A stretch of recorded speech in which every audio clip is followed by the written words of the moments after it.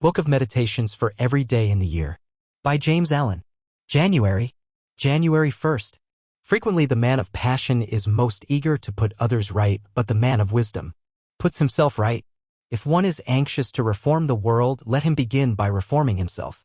The reformation of self does not end with the elimination of the sensual elements only, that is, its beginning. It ends only when every vain thought and selfish aim is overcome. Short of perfect purity and wisdom, there is still some form of self-slavery or folly which needs to be conquered. On the wings of aspiration man rises from earth to heaven, from ignorance to knowledge, from the under darkness to the upper light. Without it he remains a groveling animal, earthly, sensual, unenlightened, and uninspired. Aspiration is the longing for heavenly things. Where's peace to be found? Where is the hiding place of truth? January 2nd. Let first things be put first, work before play, duty before enjoyment, and others before self. This is an excellent rule which cannot lead astray. To make a right beginning is halfway to victory. The athlete who makes a bad start may lose his prize, the merchant who makes a false start may lose his reputation, and the truth seeker who makes a wrong start may forego the crown of righteousness. To begin with pure thoughts, sterling rectitude, unselfish purpose, noble aims, and an incorruptible conscience, this is to start right, this it is to put first things first, so that all other things will follow in harmonious order, making life simple, beautiful, successful, and peaceful. The soul will cry out for its lost heritage. If one would find peace, he must come out of passion. January 3rd. So long as animal conditions taste sweet to a man, he cannot aspire, he is so far satisfied, but when their sweetness turns to bitterness, then in his sorrow he thinks of nobler things. When he is deprived of earthly joy, he aspires to the joy which is heavenly. It is when impurity turns to suffering that purity is sought. Truly aspiration rises, phoenix-like, from the dead ashes of repentance, but on its powerful pinions man can reach the heaven of heavens. The man of aspiration has entered the way which leads to peace, and surely he will reach that end if he stays not nor turns back. If he constantly renews his mind with glimpses of the heavenly vision, he will reach the heavenly state. That which can be conceived can be achieved. Our life is what we make it by our own thoughts and deeds. January 4th. Man attains in the measure that he aspires. His longing to be is the gauge of what he can be. To fix the mind is to foreordain the achievement. As man can experience and know all low things, so he can experience and know all high things. As he has become human, so he can become divine. The turning of the mind in high and divine directions is the sole and needful task. What is impurity but the impure thoughts of the thinker? What is purity but the pure thoughts of the thinker? One man does not do the thinking of another. Each man is pure or impure of himself alone. The man of aspiration sees before him the pathway up the heavenly heights, and his heart already experiences a foretaste of the final peace. There is a life of victory over sin and triumph over evil. When a man wishes and wills, he can find the good and the true. January 5th. The gates of heaven are forever open, and no one is prevented from entering by any will or power but his own, but no one can enter the kingdom of heaven so long as he is enamored of and chooses the seductions of hell, so long as he resigns himself to sin and sorrow. There is a larger, higher, nobler, diviner life than that of sinning and suffering, which is so common, in which, indeed, nearly all are immersed, a life of victory over sin and triumph over evil, a life wise and happy, benign and tranquil, virtuous and peaceful. This life can be found and lived now, and he who lives it is steadfast in the midst of change, restful among the restless, peaceful, though surrounded by strife. Every moment is the time of choice, every hour is destiny. The lover of the pure life renews his mind daily. January 6th. As the energetic man of business is not daunted by difficulties but studies how to overcome them, so the man of ceaseless aspiration is not crushed into submission by temptations but meditates how he may fortify his mind, for the tempter is like a coward, he only creeps in at weak and unguarded points. The tempted one should study thoughtfully the nature and meaning of temptation, for until it is known it cannot be overcome. He who is to overcome temptation must understand how it arises in his own darkness and error, and must study by introspection and meditation how to disperse the darkness and supplant error by truth. A man must know himself if he is to know truth. Self-knowledge is the handmaid of self-conquest. Engage daily in holy meditation on truth and its attainment. As errors and impunities are revealed, purge them away. January 7th. Every step upward means the leaving of something behind and below. The high is reached only at the sacrifice of the low. The good is secured only by abandoning the evil. Knowledge is acquired only by the destruction of ignorance. Livery acquisition has its price, which must be paid to the uttermost farthing. Every animal, every creeping thing possesses some gift. So power, which man in his upward march has laid down, which he has exchanged for some higher gift or power. What great good men forfeit by clinging to old selfish habits. Behind every humble sacrifice a winged angel waits to bear us up the heights of knowledge and wisdom. Let him who has attained guard against falling back. Let him be careful in little things and be well fortified against the entrance of sin. Aim with ardor for the attainment of a perfect life. The strife of the world in all its forms has its origin in one common cause, namely, individual selfishness. January 8th. All the varied activities of human life are rooted in and draw their vitality from one common source, the human heart. The cause of all suffering and all happiness resides not in the outer activities of human life, but in the inner activities of the heart and mind, and every external agency is sustained by the life which it derives from human conduct. The man who cannot endure to have his errors and shortcomings brought to the surface and made known, but tries to hide them, is unfit to walk the highway of truth. He is not properly equipped to battle with and overcome temptation. He who cannot fearlessly face his lower nature cannot climb the rugged heights of renunciation. Each man comes under the laws of his own being, never under the laws of another. When the soul is most tried, its need is greatest. January 9th. Do not despair because of failure. From your particular failure there is a special greatness, a peculiar wisdom to be gained, and no teacher can lead you to that greatness, that wisdom, more surely and swiftly than your experience of failure. In every mistake you make, in every fall you encounter, there is a lesson of vital import if you will but search it out, and he who will stoop to discover the good in that which appears to be disastrous will rise superior to every event and will utilize his failures as winged steeds to bear him to a final and supreme success. Foolish men blame others for their lapses and sins, but let the truth lover blame only himself. Let him acknowledge his complete responsibility for his own conduct. Where temptation is powerful, the greater and more enduring will be the victory. The great need of the soul is the need of that permanent. January 10th. The old must pass away before the new can appear.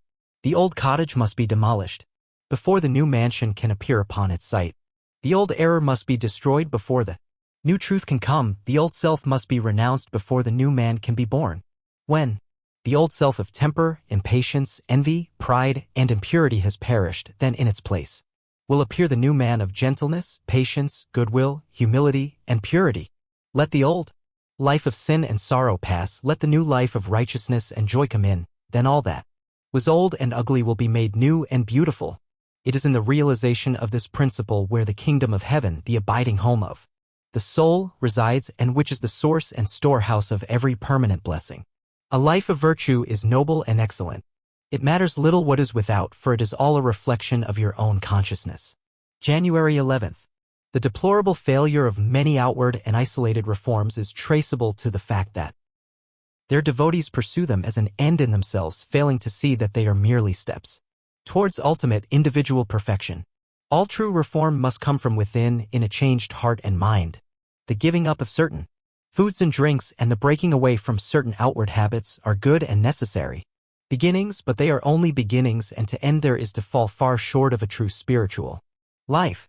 It is good, therefore, to cleanse the heart, to correct the mind, and to develop the understanding, for we know that the one thing needed is a regenerate heart.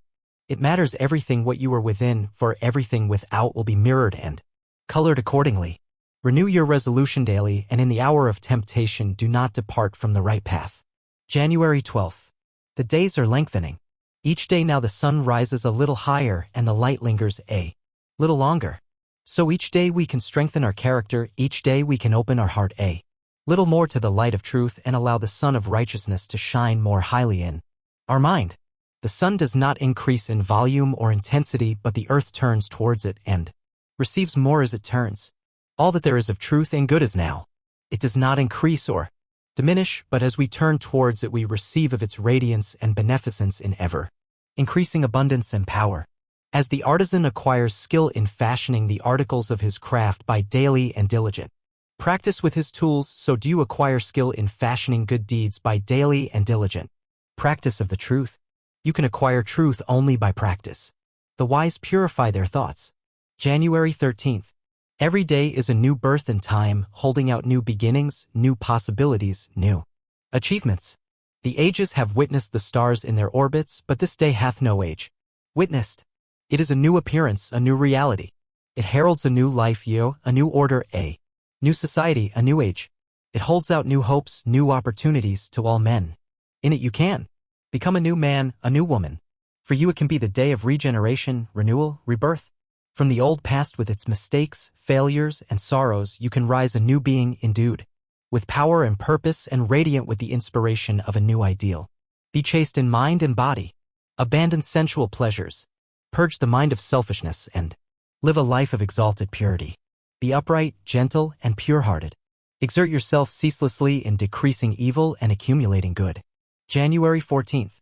Victory of all kinds is preceded by a season of preparation. It can no more appear spontaneously and erratically than can a flower or a mountain.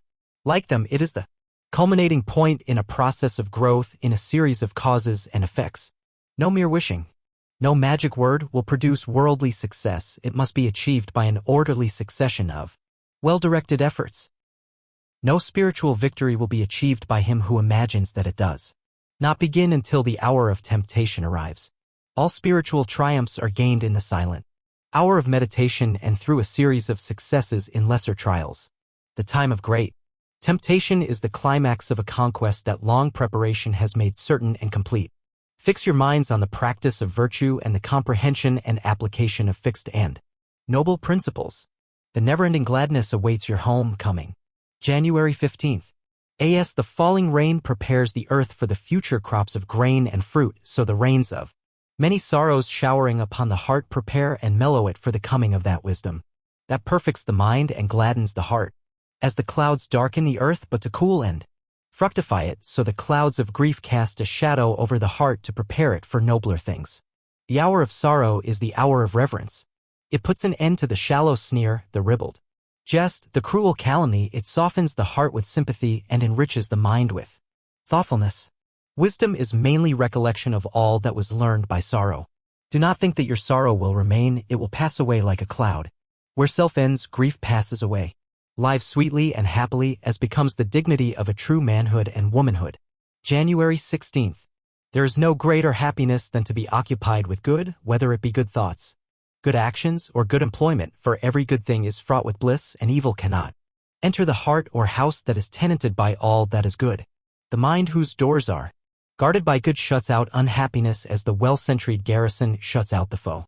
Unhappiness can only enter through unguarded doors, and even then its power over the tenant is not complete unless it find him occupied with evil. Not to entertain evil thoughts, not to do bad actions, not to engage in worthless or questionable employment, but to resort to good in all things. This is the source of supreme happiness. Pure happiness is the rightful and happy condition of the soul. All things are orderly and sequential, being governed by the law of causation. January 17th.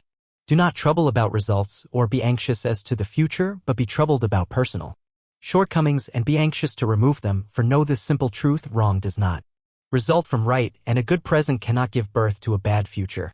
You are the custodian of your deeds, but not of the results which flow from them. The deeds of today bring the happiness or sorrow of tomorrow.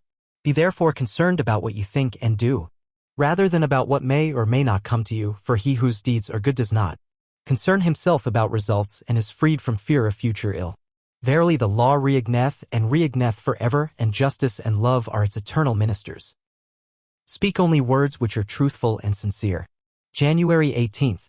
The storm may rage without, but it cannot affect us if there is peace within. As by the fireside there is security from the fiercest storm, so the heart that is steadfast in the knowledge of truth abides in peace, though all around be strife and perturbation. The bitter opposition of men and the unrest of the world cannot make us bitter and restless unless we enter into and cooperate with it. Rather, if we have peace in our heart, will the outer turmoil cause our peace to deepen, to take firmer root, and to show forth more abundantly in works of peace for the softening of human hearts and the enlightening of human minds. Blessed is he who has no wrongs to remember, no injuries to forget, in whose pure heart no Hateful thought about another can take root and flourish. He who speaks evil of another cannot find the way of peace. Purification is necessarily severe. All becoming is painful. January 19th. When a storm has subsided and all is calm again, observe how all nature seems to pause in a restorative silence. A restful quiet pervades all things, so that even inanimate objects seem to participate in the recuperative repose. So when a too violent eagerness or a sudden burst of passion has spent itself, there comes a period of reflective thought, a time of calm in which the mind is restored and things are seen in their true outlines and right proportions. It is wise to take advantage of this quiet time by gaining a truer knowledge of oneself and forming a more kindly judgment of others. The hour of calm is the hour of restoration. Joy comes and fills the self-emptied heart. It abides with the peaceful. Its reign is with the pure. Make your every thought, word, and deed sweet and pure. In the dark times of sorrow, men approach very near to truth. January 20th. When the tears flow and the heart aches, remember then the sorrow of the world. When sorrow has overtaken you, remember then that it overtakes all, that none escape it, that it is the great fact in human life that makes religion a necessity. Think not that your pain is isolated and unjustly inflicted. It is but a fragment of the great pain of the world.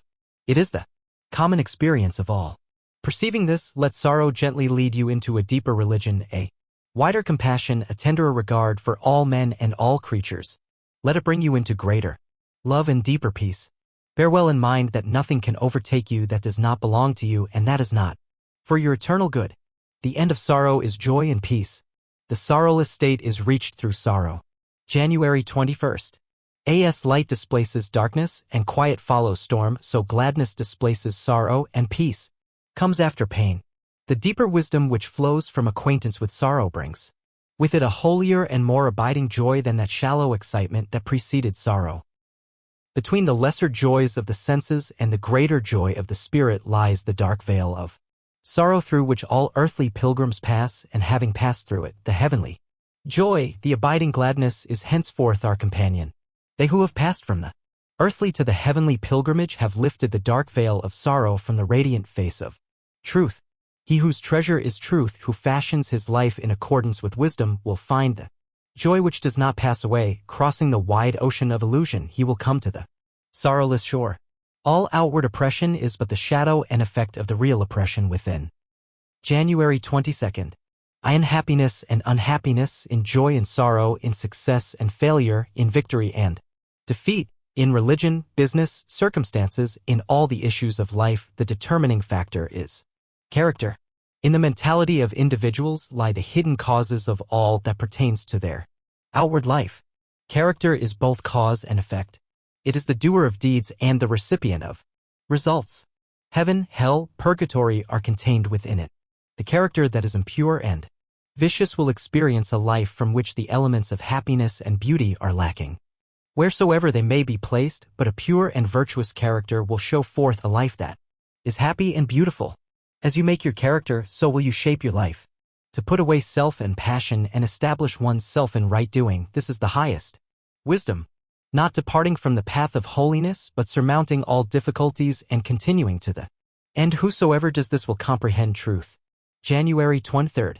When great difficulties arise and troubles beset, regard your perplexity as a call to deeper thought and more vigorous action. Nothing will attack you that you are not capable of overcoming. No problem will vex you that you cannot solve. The greater your trial, the greater your test of strength, and the more complete and triumphant your victory. However complicated your maze of confusion may be, there is a way out of it, and the finding of that way will exercise your powers to the utmost and will bring out all your latent skill, energy, and resource. When you have mastered that which threatens to master you, you will rejoice in a newfound strength. Knowing the truth by practice and being at one with truth, you will be invincible, for truth cannot be confounded or overthrown. Look not outside thee nor behind thee for the light and blessedness of truth, but look within. January 24th. We advance by a series of efforts. We gather strength, whether mental or physical, by a succession of strivings in given directions. Exertion, oft repeated, leads to power. It is by obeying this law that the athlete trains himself to accomplish wonderful feats of speed or endurance. When the exertion is along intellectual lines, it leads to unusual talent or genius. And when in spiritual channels, it leads to wisdom or transcendent greatness. We should not mourn when circumstances are driving us to greater efforts and more protracted exertion. Events are only evil to the mind that makes them so. They are good to him that accepts their discipline as salutary. Thou wilt find truth within the narrow sphere of thy duty, even in the humble and hidden sacrifices of thine own heart. There is no blessedness anywhere until impatience is sacrificed. January 25th. Despondency, anxiety, worry, and irritability cannot cure the ills against which they are directed. They only add more misery to the troubles that prompt them. The cultivation of a steadfast and serene spirit cannot be overlooked if life is to yield any measure of usefulness and happiness. The trifles and even greater troubles which annoy would soon dissolve and disappear if confronted with a temper that refuses to be ruffled and disturbed. Personal aims, wishes, schemes, and pleasures will meet with checks, rebuffs, and obstacles, and it is in learning to meet these reverses in a wise and calm spirit that we discover the true and abiding happiness within our heart. When impatience and irritability are put away, then is realized and enjoyed the blessedness of a strong, quiet, and peaceful mind. The greatest blessedness comes to him who infuses into his mind the purest and noblest thoughts. January 26th. We are becoming wise when we know and realize that happiness abides in certain habits of mind or mental characteristics rather than in material possessions or in certain combinations of circumstances. It is a common delusion to imagine that if one only possessed this or that, a little more money, a little more leisure, this man's talent or that man's opportunities, or if one had better friends or more favorable surroundings, one would be happy with a perfect felicity. Alas! Discontent and misery lie in such vain wishes. If happiness is not already found within, it will never be found without. The happiness of a wise mind abides through all vicissitudes. Your whole life is a series of effects, having their cause in thought, in your own thought. A sweet and happy soul is the ripened fruit of experience and wisdom. January 27th. There is an infinite patience in nature which it is profitable to contemplate. A comet may take 1,000 years to complete its orbit. The sea may occupy 10,000 years in wearing away the land. The complete evolution of the human race may occupy millions of years. This should make us ashamed of our hurry, fussiness, discontent, disappointments, and ridiculous self-importance over trifling things of an hour or a day.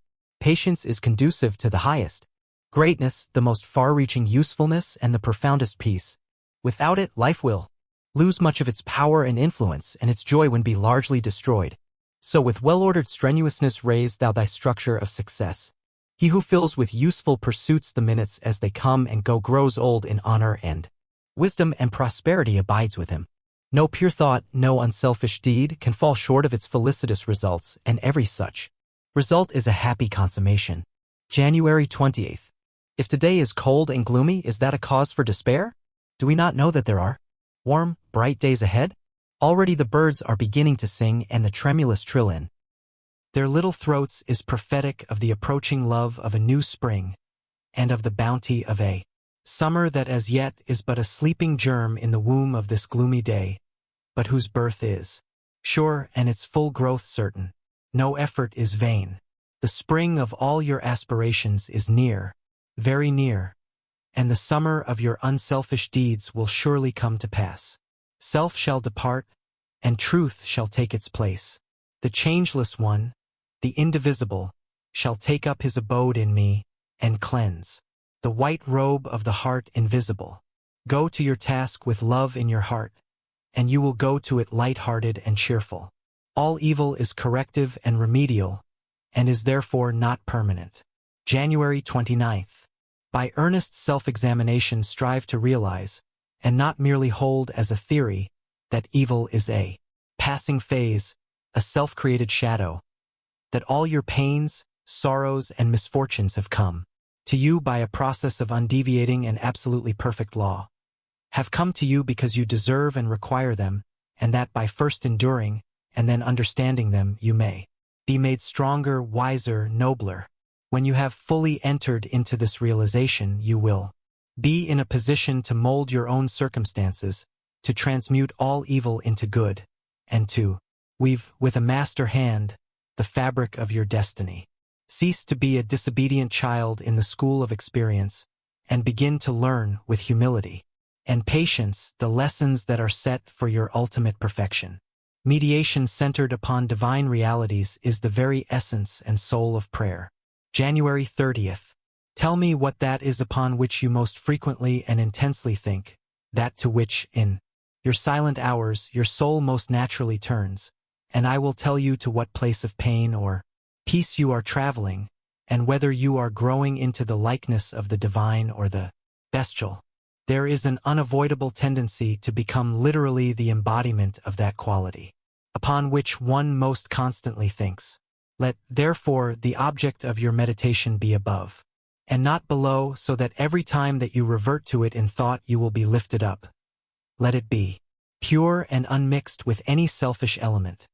So shall your heart become purified and drawn nearer to truth, and not defiled and dragged more hopelessly into error. Meditation is the secret of all growth in spiritual life and knowledge. If you ceaselessly think upon that which is pure and unselfish, you will surely become pure and unselfish. January 31st. If you are daily praying for wisdom, for peace, for loftier purity, and a fuller realization of truth, and that for which you pray is still far from you, it means that you are praying for one thing whilst living out in thought and act another. If you will cease from such waywardness, taking your mind off those things, the selfish clinging to which debars you from the possession of the stainless realities for which you pray.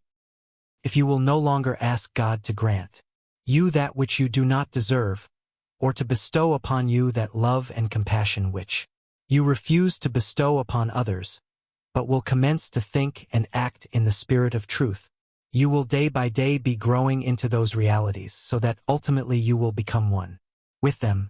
Enter the path of meditation, and let the supreme object of your meditation be truth. Unrest and pain and sorrow are the shadows of life. February 1st. Is there no way of escape from pain and sorrow? Are there no means by which the bonds of evil may be broken? Is permanent happiness and abiding peace a foolish dream?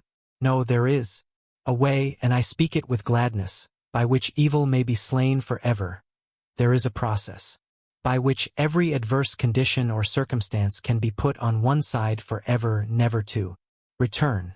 And there is a practice by which unbroken and unending peace and bliss can be partaken of and realized.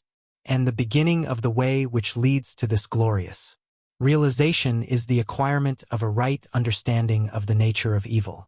It is not sufficient to deny or ignore evil. It must be understood.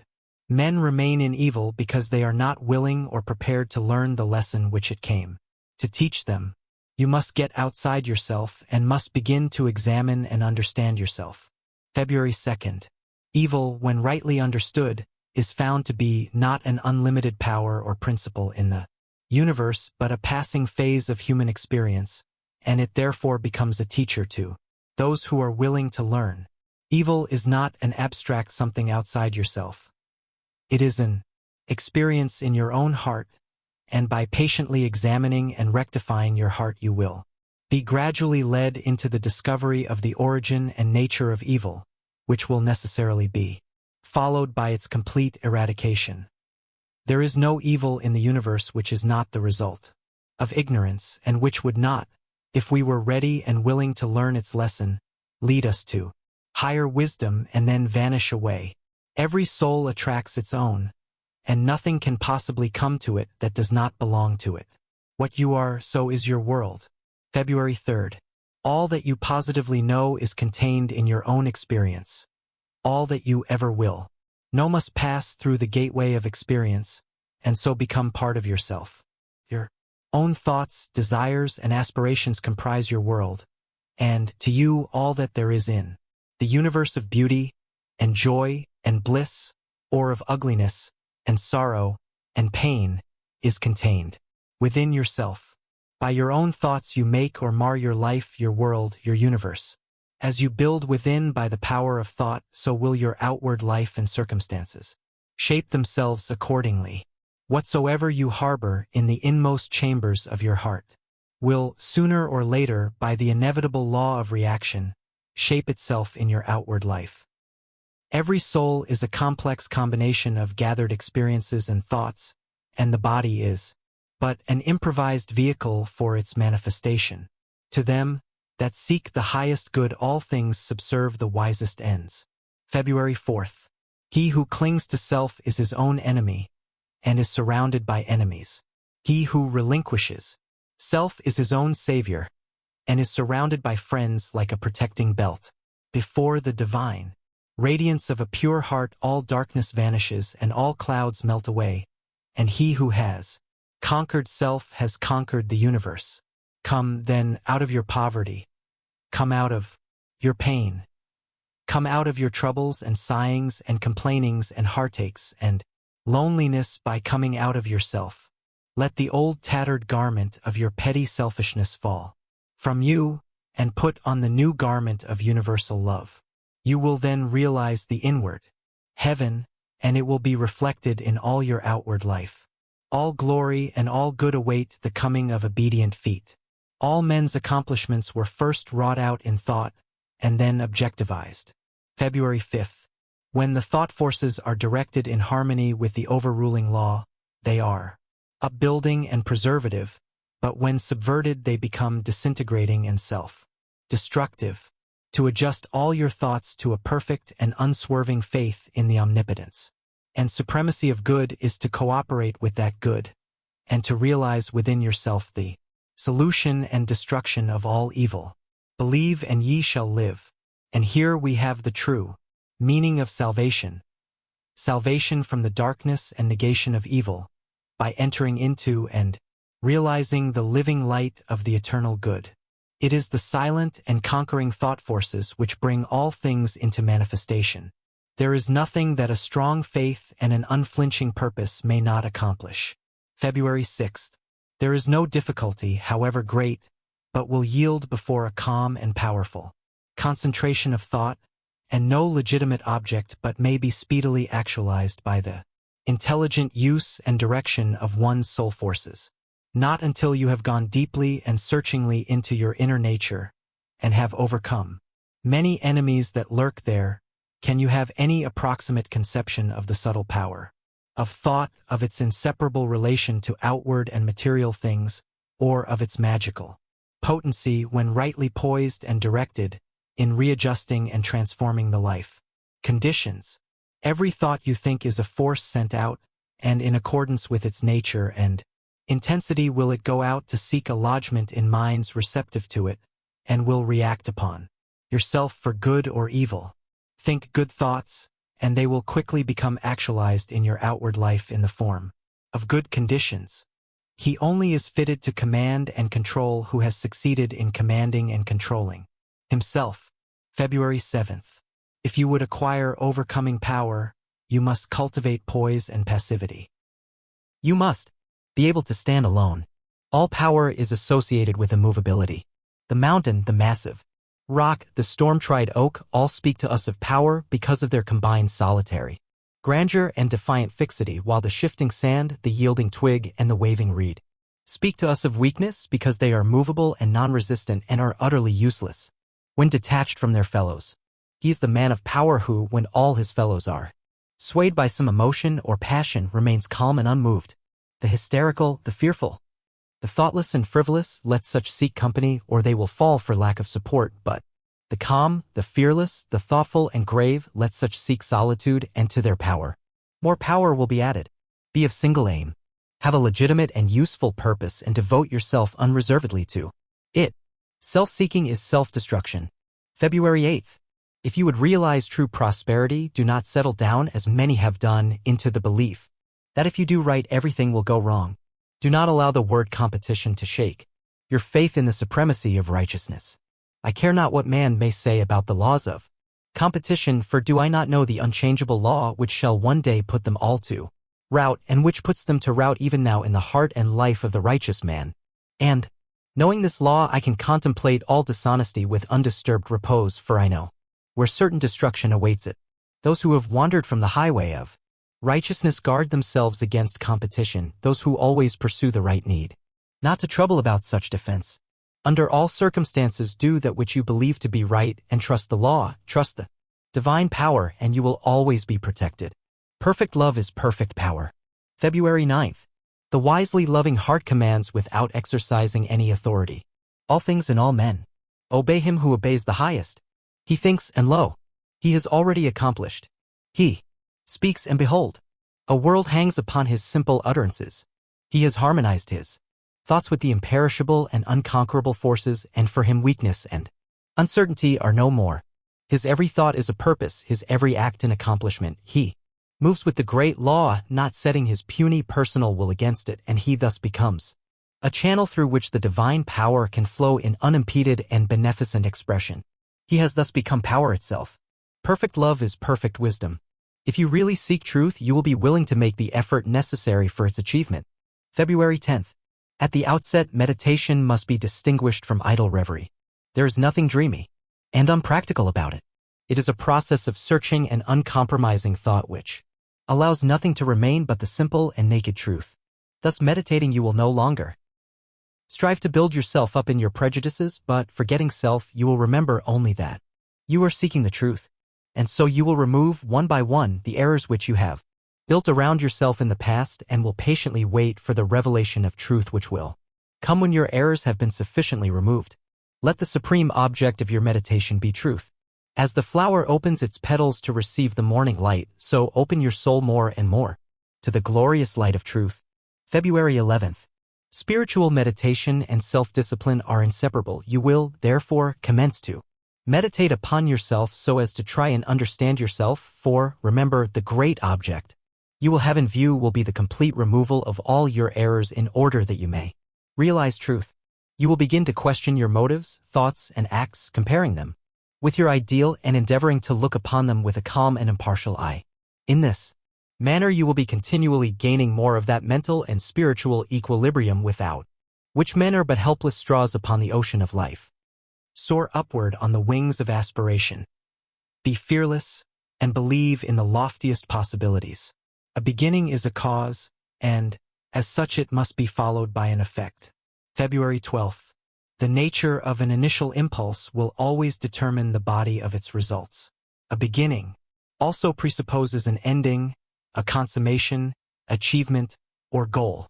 A gate leads to a path, and the path leads to some particular destination, so a beginning leads to results, and results lead to a completion. There are right beginnings and wrong beginnings which are followed by effects of a like nature. You can, by careful thought, avoid wrong beginnings and make right beginnings, and so escape evil results and enjoy good results. In aiming at the life of blessedness, one of the simplest beginnings to be considered and rightly made is that which we all make every day, namely, the beginning of each day's life. The effect will always be of the same nature as the cause. Wisdom inheres in the common details of everyday existence. February 13th. Everything in the universe is made of little things, and the perfection of the great is based upon the perfection up of the small. If any detail of the universe were imperfect, the whole would be imperfect. If any particle were omitted, the aggregate would cease to be. Without a grain of dust there would be no world, and the whole is perfect because the grain of dust is perfect. Neglect of the small is confusion of the great. The snowdrop is as perfect as the star. The dewdrop is as symmetrical as the planet. The microbe is not less mathematically proportioned than the man. By laying stone upon stone, plumbing and fitting each with perfect adjustment, the temple at last stands forth in all its architectural beauty. When the parts are made perfect, the whole will be without blemish. To neglect small tasks, or to execute them in a perfunctory manner, is a mark of weakness and folly. February 14th. The great man knows the vast value that inheres in moments, words, greetings, meals, apparel, correspondence, rest, work, detached efforts, fleeting obligations, in the 1,001 little things which press upon him for attention, briefly, in the common details of life. He sees everything as divinely apportioned, needing only the application of dispassionate thought and action on his part to render life blessed and perfect. He neglects nothing, does not hurry, seeks to escape nothing but error and folly, attends to every duty as it is presented to him and does not postpone and regret. By giving himself unreservedly to his nearest duty, he attains to that combined childlike simplicity and unconscious power which is greatness. There is no way to strength and wisdom but by acting strongly and wisely in the present moment. He who masters the small becomes the rightful possessor of the great. February 15th. The foolish man thinks that little faults, little indulgences, little sins are of no consequence. He persuades himself that so long as he does not commit flagrant immoralities he is virtuous, and even holy, but he is thereby deprived of virtue and holiness, and the world knows him. Accordingly, it does not reverence, adore, and love him, it passes him by, he is reckoned of no account, his influence is destroyed. The efforts of such a man to make the world virtuous, his exhortations to his fellow men to abandon great vices, are empty of substance and barren of fruitage. The insignificance which he attaches to his small vices permeates his whole character and is the measure of his manhood. He who regards his smallest delinquencies as of the gravest nature becomes a saint. Truth is wrapped up in infinitesimal details. February 16th. As the year consists of a given number of sequential moments, so a man's character and life consists of a given number of sequential thoughts and deeds, and the finished whole will bear the impress of the parts. Little kindnesses, generosities, and sacrifices make up a kind and generous character. The truly honest man is honest in the minutest details of his life. The noble man is noble in every little thing he says and does. You do not live your life in the mass, you live it in fragments, and from these the mass emerges. You can will to live each fragment nobly if you choose, and this being done, there can be no particle of baseness in the finished whole. Thoroughness is genius. Truth in its very nature is ineffable and can only be lived. February 17th. Truth is the one reality in the universe, the inward harmony, the perfect justice, the eternal love. Nothing can be added to it nor taken from it. It does not depend upon any man, but all men depend upon it. You cannot perceive the beauty of truth while you are looking out from the eyes of self. If you are vain, you will color everything with your own vanities. If lustful, your heart and mind will be clouded with the smoke and flames of passion, and everything will appear distorted through them. If proud and opinionative, you will see nothing in the whole universe except the magnitude and importance of your own opinions. The humble truth lover has learned to distinguish between opinion and truth. He who has most of charity has most of truth. There is but one religion, the religion of truth. February 18th. You may easily know whether you are a child of truth or a worshipper of self if you will silently examine your mind, heart, and conduct. Do you harbor thoughts of suspicion, enmity, envy, lust, pride, or do you strenuously fight against these? If the former, you are chained to self, no matter what religion you may profess. If the latter, you are a candidate for truth, even though outwardly you may profess no religion.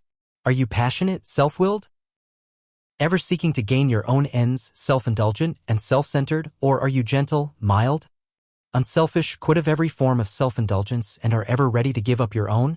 If the former, self is your master; if the latter, truth is the object of your affection. The signs by which the truth lover is known are unmistakable. That which temptation appeals to and arouses is unconquered desire. February 19th. Temptation waylays the man of aspiration until he touches the region of the divine consciousness, and beyond that border temptation cannot follow him. It is when a man begins to aspire that he begins to be tempted. Aspiration rouses up all the latent good and evil in order that the man may be fully revealed to himself, for a man cannot overcome himself unless he fully knows himself. It can scarcely be said of the merely animal man that he is tempted, for the very presence of temptation means that there is a striving for a purer state. Animal desire and gratification is the normal condition of the man who has not yet risen into aspiration. He wishes for nothing more, nothing better than his sensual enjoyments, and is, for the present, satisfied. Such a man cannot be tempted to fall, for he has not yet risen. Aspiration can carry a man to heaven. A man must know himself if he is to know truth. February 20th. Let the tempted one know this, that he himself is both tempter and tempted, that all his enemies are within, that the flatterers which seduce, the taunts which stab, and the flames which burn all spring from that inner region of ignorance and error in which he has hitherto lived, and knowing this, let him be assured of complete victory over evil. When he is sorely Tempted, let him not mourn, therefore, but let him rejoice in that his strength is tried and his weakness exposed. For he who truly knows and humbly acknowledges his weakness will not be slow in setting about the acquisition of strength. He who cannot fearlessly face his lower nature cannot climb the rugged heights of renunciation. Seek diligently the path of holiness. February 21st. The giving up of self is not merely the renunciation of outward things. It consists of the renunciation of the inward sin, the inward error. Not by giving up vain clothing, not by relinquishing riches, not by abstaining from certain foods, not by speaking smooth words, not by merely doing these things is the truth found, but by giving up the spirit of vanity, by relinquishing the desire for riches, by abstaining from the lust of self-indulgence, by giving up all hatred, strife, condemnation, and self-seeking, and becoming gentle and pure at heart. By doing these things is the truth found. The renunciation of self is the way of truth. He who ceases to be passion's slave becomes a master builder in the temple of destiny. February 22nd. A man commences to develop power when, checking his impulses and selfish inclinations, he falls back upon the higher and calmer consciousness within him and begins to steady himself upon a principle. The realization of unchanging principles in consciousness is at once the source and secret of the highest power. When, after much searching and suffering and sacrificing, the light of an eternal principle dawns upon the soul, a divine calm ensues and joy unspeakable gladdens the heart. He who has realized such a principle ceases to wander and remains poised and self-possessed. Only that work endures that is built upon an indestructible principle. Men and women of real power and influence are few. February 23rd. It is easy for a man, so long as he is left in the enjoyments of his possessions, to persuade himself that he believes in and adheres to the principles of peace, brotherhood, and universal love. But if, when his enjoyments are threatened or he imagines they are threatened, he begins to clamor loudly for war, he shows that he believes in and stands upon not peace, brotherhood, and love, but strife, selfishness, and hatred. He who does not desert his principles when threatened with the loss of every earthly thing, even to the loss of reputation and life, is the man of power, is the man whose every word endures, is the man whom the afterworld honors, reveres, and worships. There is no way to the acquirement of spiritual power except by that inward illumination and enlightenment. All pain and sorrow is spiritual starvation, and aspiration is the cry for food. February 24th. Man's essential being is inward, invisible, spiritual, and as such it derives its life, its strength, from within, not from without. Outward things are channels through which its energies are expended, but for renewal it must fall back on the inward silence.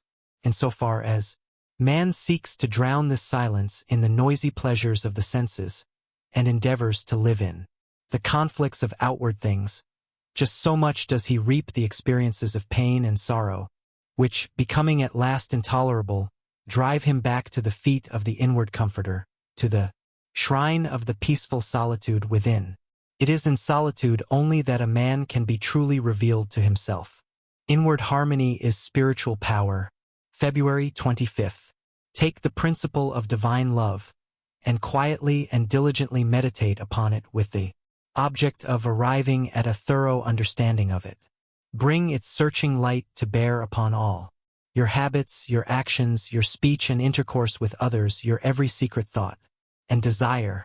As you persevere in this course, the divine love will become more and more perfectly revealed to you, and your own shortcomings will stand out in more and more vivid contrast, spurring you on to renewed endeavor, and having once caught a glimpse of the incomparable majesty of that imperishable principle, you will never again rest in your weakness, your selfishness, your imperfection, but will pursue that love until you have relinquished every discordant element and have brought yourself into perfect harmony with it. Make no stay, no resting place, until the inmost garment of your soul is bereft of every stain. In solitude a man gathers strength to meet the difficulties and temptations of life. February 26th. Just as the body requires rest for the recuperation of its forces, so the spirit requires solitude for the renewal of its energies. Solitude is as indispensable to man's spiritual welfare as sleep is to his bodily well-being, and pure thought or meditation which is evoked in solitude is to the spirit what activity is to the body. As the body breaks down when deprived of the needful rest and sleep, so do the spirits of men break down when deprived of the necessary silence and solitude. Man, as a spiritual being, cannot be maintained in strength, uprightness, and peace except he periodically withdraw himself from the outer world of perishable things and reach inwardly towards the abiding and imperishable realities. He who loves truth, who desires and seeks wisdom, will be much alone. Human loves are reflections of the divine love. February 27th. Men, clinging to self and to the comfortless shadows of evil, are in the habit of thinking of divine love as something belonging to a God who is out of reach, as something outside themselves and that must forever remain outside.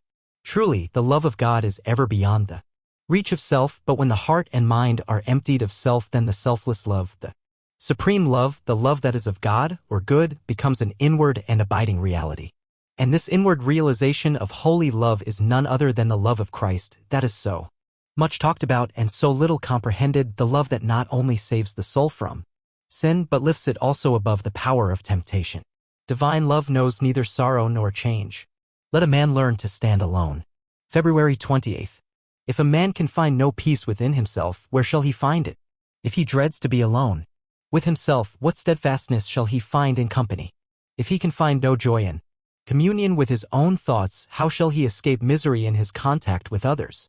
The man who has yet found nothing within himself upon which to stand will nowhere find a place of constant rest.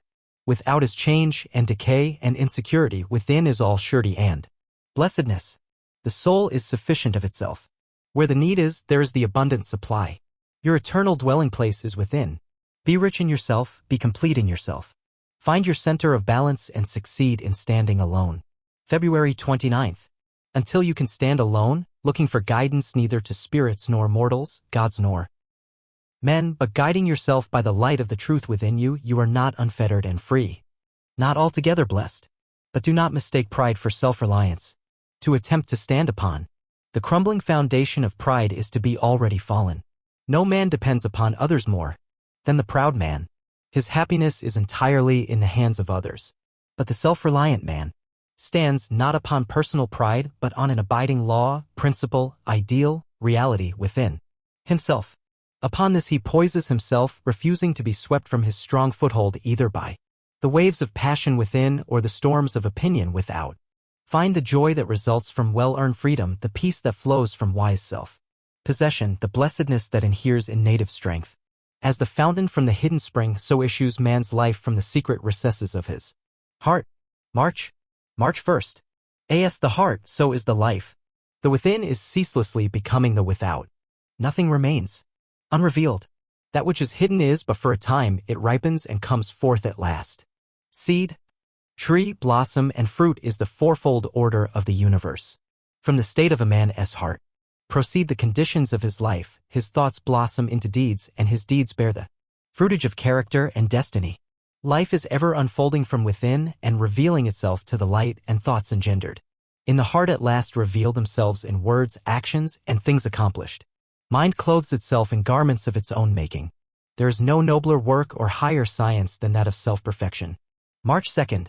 Let man realize that life in its totality proceeds from the mind, and lo, the way of blessedness is open to him. For he will then discover that he possesses the power to rule his mind and to fashion it in accordance with his ideal. So will he elect to strongly and steadfastly walk those pathways of thought and action which are altogether excellent to him. Life will become beautiful and sacred, and sooner or later he will put to flight all evil, confusion, and suffering, for it is impossible for a man to fall short of liberation, enlightenment, and peace who guards with unwearying diligence the gateway of his heart. He who aims at the possession of a calm, wise, and seeing mind engages in the most sublime task that man can undertake. A thought constantly repeated at last becomes a fixed habit. March 3rd. It is in the nature of the mind to acquire knowledge by the repetition of its experiences.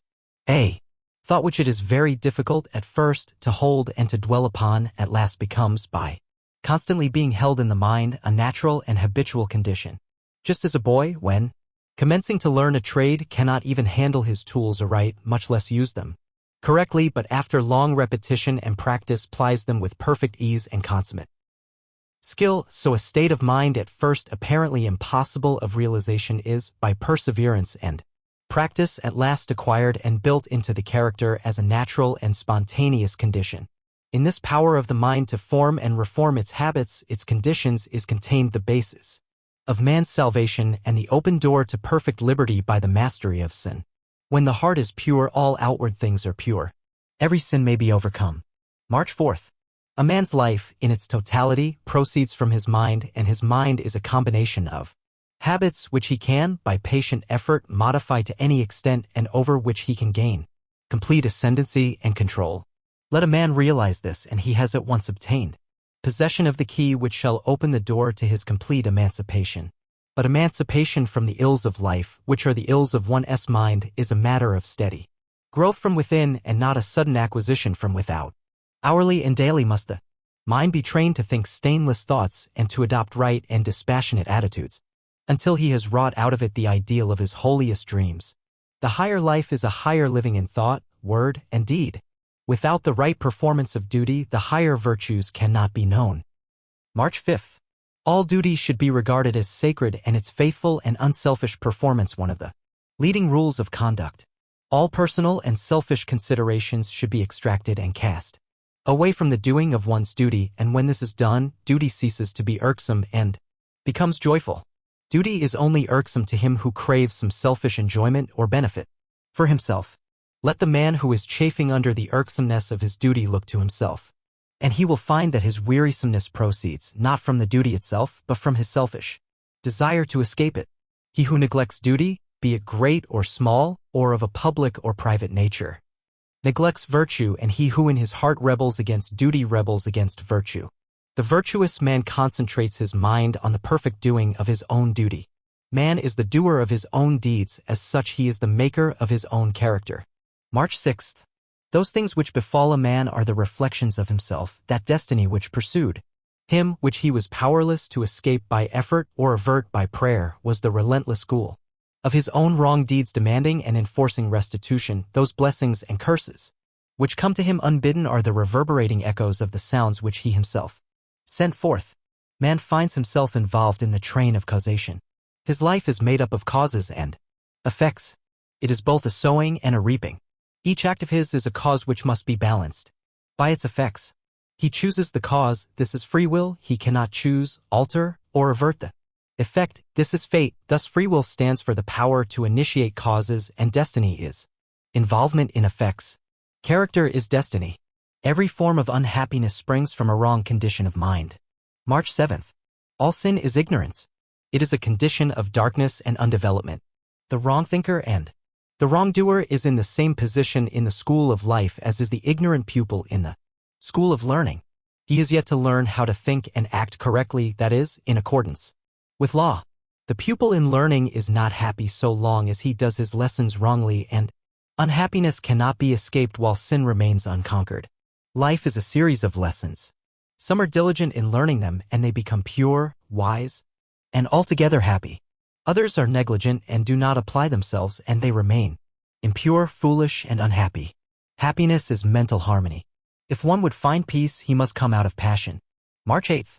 Selfishness, or passion, not only subsists in the gross forms of greed and glaringly ungoverned conditions of mind, it informs also every hidden thought which is subtly connected with the assumption and glorification of one's self, and it is most deceiving and subtle when it prompts one to dwell upon the selfishness of others, to accuse them of it, and to talk about it.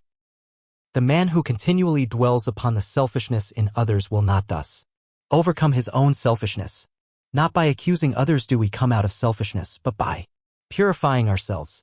The way from passion to peace is not by hurling painful charges against others, but by overcoming one's self.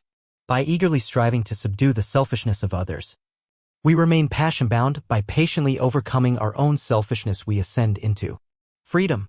The ascending pathway is always at hand. It is the way of self-conquest. Aspiration, the rapture of the saints. March 9th. On the wings of aspiration, man rises from earth to heaven, from ignorance to knowledge, from the under darkness to the upper light. Without it he remains a groveling animal, earthly, sensual, unenlightened, and uninspired. Aspiration is the longing for heavenly things, for righteousness, compassion, purity, love, as distinguished from desire, which is the longing for earthly things, for selfish possessions, personal dominance, low pleasures, and sensual gratifications. For one to begin to aspire means that he is dissatisfied with his low estate and is aiming at a higher condition. It is a sure sign that he is roused out of his lethargic sleep of animality and has become conscious of nobler attainments and a fuller life. Aspiration makes all things possible. The man of aspiration sees before him the pathway up to the heavenly heights. March 10th. When the rapture of aspiration touches the mind, it at once refines it, and the dross of its impurities begins to fall away. Yeah, while aspiration holds the mind, no impurities can enter it, for the impure and the pure cannot at the same moment occupy the thought. But the effort of aspiration is at first spasmodic and short-lived. The mind falls back into its habitual error and must be constantly renewed. To thirst for righteousness, to hunger for the pure life, to rise in holy rapture on the wings of angelic aspiration, this is the right road to wisdom, this is the right striving for peace, this is the right beginning of the way divine. The lover of the pure life renews his mind daily with the invigorating glow of aspiration. Error is sifted away. The gold of truth remains. March 11th.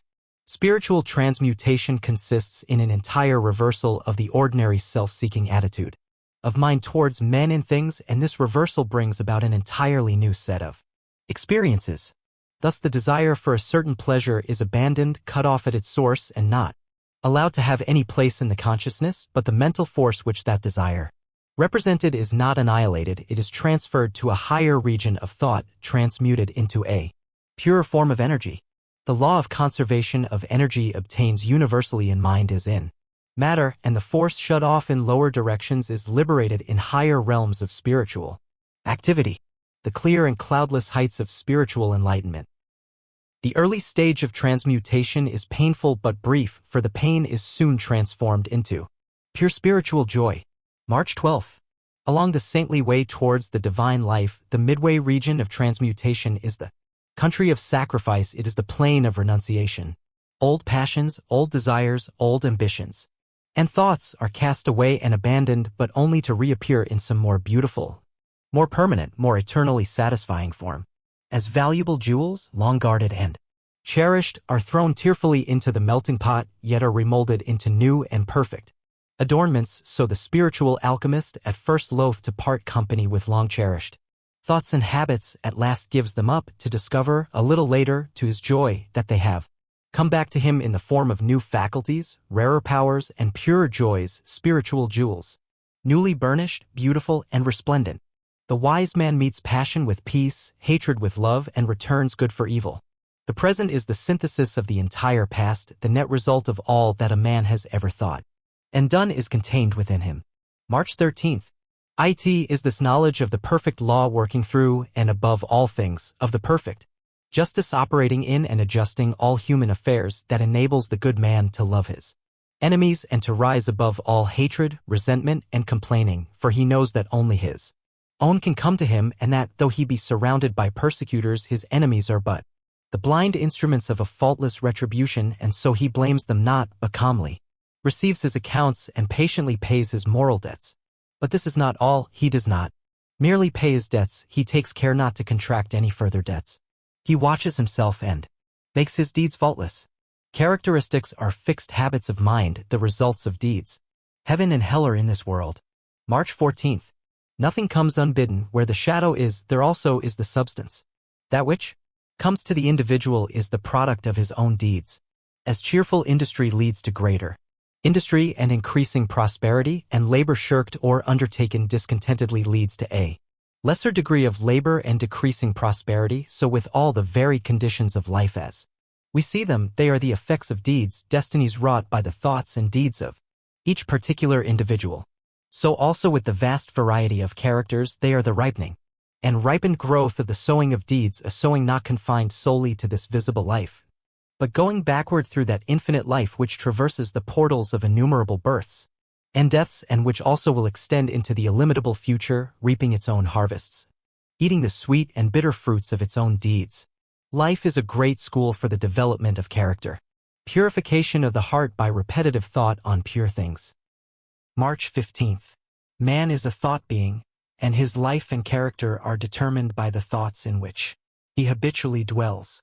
By practice, association, and habit, thoughts tend to repeat themselves with greater and greater ease and frequency, and so fix the character in a given direction by producing that automatic action which is called habit. By daily dwelling upon pure thoughts, the man of meditation forms the habit of pure and enlightened thinking, which leads to pure and enlightened actions and well-performed actions. By the ceaseless repetition of pure thoughts, he at last becomes one with those thoughts, and is a purified being, manifesting his attainment in pure actions. Attainment of divine knowledge by embodying such purity in practical life. He who will control himself will put an end to all his sufferings. March 16th.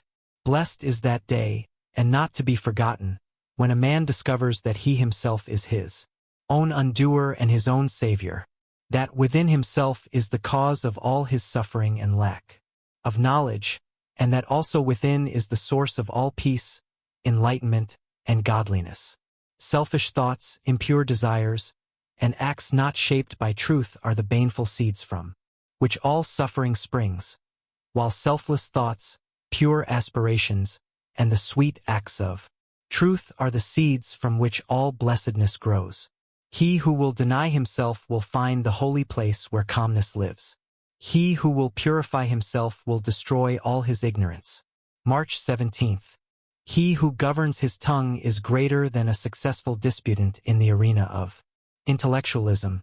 He who controls well his mind is more powerful than the king of many nations, and he who holds himself in entire subjection is more than gods and angels.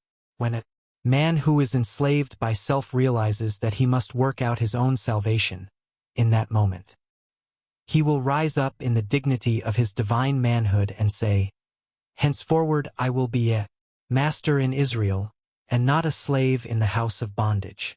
Not until a man realizes this, and commences to patiently purify his inner life, can he find the way which leads to lasting peace. A life of perfect peace and blessedness by means of self-government and self-enlightenment. Impatience is a handmaid of impulse, and never helped any man. March 18th. You will be greatly helped if you devote at least 1 hour every day to quiet meditation on lofty moral subjects and their application to everyday life. In this way you will cultivate a calm, quiet strength and develop right perception and correct judgment. Do not be anxious to hurry matters. Do your duty to the very uttermost. Live a disciplined and self-denying life. Conquer impulse, and guide your actions by moral and spiritual principles, as distinguished from your feelings, firmly believing that your object will be, in its own time, completely accomplished. Still go on becoming, and as you grow more perfect you will make fewer mistakes and will suffer less. The diadem of the King of Truth is a righteous life, his scepter is the scepter of peace, and his throne is in the hearts of mankind. March 19th. In every heart there are 2 kings, but one is a usurper and tyrant. He is named Self, and his thoughts and deeds are those of lust, hatred, passion, and strife. The other, the rightful monarch, is named Truth, and his thoughts and deeds are those of purity and love, meekness and peace. Brother, sister, to what monarch dost thou bow? What king hast thou crowned in thy heart? Well is it with thy soul if thou canst say, I bow down to the monarch of truth. In my inmost heart I have crowned the King of Peace. Blessed indeed and immortal shall he be, who shall find in the inward and heavenly places the King of righteousness, and shall bow his heart to him. Power resides in blamelessness of heart. All earthly things are symbols. It is by the eradication of the inward errors and impurities alone that a knowledge of truth can be gained. There is no other way to wisdom and peace. March 20th. The peace which passeth understanding is a peace which no event or circumstance can shake or mar, because it is not merely a passing calm between 2 storms, but is an abiding peace that is born of knowledge. Men have not this peace because they do not understand, because they do not know, and they do not understand and know because they are blinded and rendered ignorant by their own errors and impurities, and whilst they are unwilling to give these up, they cannot but remain entirely ignorant of impersonal principles. Whilst a man loves his lusts, he cannot love wisdom. If we could suffer, even partly, through others, our sufferings would be unjust. March 21st. Are our sufferings and troubles entirely the result of our own ignorance and wrongdoing, or are they partly or wholly brought about by others and by outward conditions? Our sufferings are just and are entirely the result of our own ignorance, error, and wrongdoing. Ye suffer from yourselves, none else compels. If this were not so, if a man could commit an evil deed and escape the consequences of that deed being visited upon an innocent person, then there would be no law of justice, and without such a law the universe could not, even for a single moment, exist. All would be chaos. Upon the surface, men appear to suffer through others, but it is only an appearance which a deeper knowledge dispels. Man is not the result of outward conditions are the result of man. In the knowledge of truth there is freedom. March 22nd. Men suffer because they love self and do not love righteousness, and loving self they love their delusions, and it is by these that they are bound. There is one supreme liberty of which no man can be deprived by any but himself, the liberty to love and to practice righteousness. This includes all other liberties. It belongs to the whipped and chained slave equally as to the king, and he who will enter into this liberty will cast from him every chain. By this the slave will walk out from the presence of his oppressor, who will be powerless to stay him. By this, the king will cease to be defiled by his surrounding luxuries and will be a king indeed. No outward oppressor can burden the righteous heart. Joy is to the sinless. March 23rd. The wise man knows.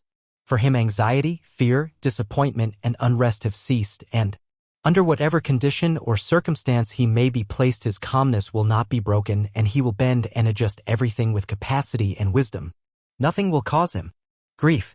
When friends yield up the body of flesh, he knows that they still are, and does not sorrow over the shell they have discarded. None can injure him, for he has identified himself with that which is unaffected by change.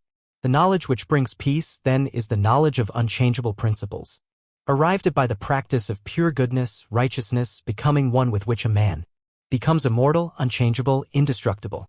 Peace is to the pure love, meekness, gentleness, self-accusation, forgiveness, patience, compassion, reproof. These are the works of the Spirit. March 24th. The flesh flatters, the Spirit reproves. The flesh blindly gratifies, the Spirit wisely disciplines. The flesh loves secrecy, the Spirit is open and clear. The flesh remembers the injury of a friend, the Spirit forgives the bitterest enemy. The flesh is noisy and rude, the Spirit is silent and gracious. The flesh is subject to moods, the Spirit is always calm. The flesh incites to impatience and anger, the Spirit controls with patience and serenity. The flesh is thoughtless, the Spirit is thoughtful. Hatred, pride, harshness, accusing others, revenge, anger, cruelty, and flattery, these are the works of the flesh.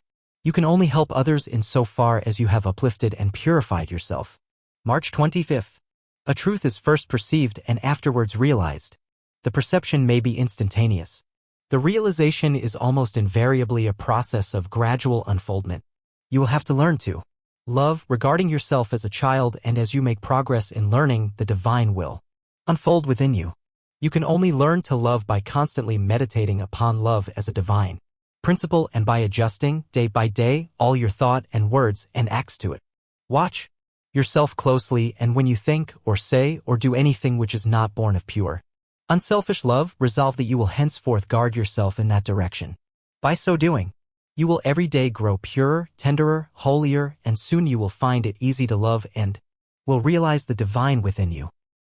When love is perfected and revealed in the heart, Christ is known. Follow faithfully where the inward light leads you. March 26th. It is well to become conscious of your shortcomings, for, having realized them and feeling the necessity of overcoming them, you will, sooner or later, rise above them into the pure atmosphere of duty and unselfish love. You should not picture dark things in the future, but if you think of the future at all, think of it as bright. Above all, do your duty each day and do it cheerfully and unselfishly, and then each day will bring its own measure of joy and peace. And the future will hold much happiness for you. The best way to overcome your faults is to perform all your duties faithfully without thinking of any gain to yourself, and to do all you can to make others happy, speaking kindly to all, doing kind things when you can, and not retaliating when others do or say unkind things. Put your whole heart into the present, living it, minute by minute, hour by hour, and day by day, self-governed and pure. the righteous man is invincible. No enemy can possibly overcome him. March 27th.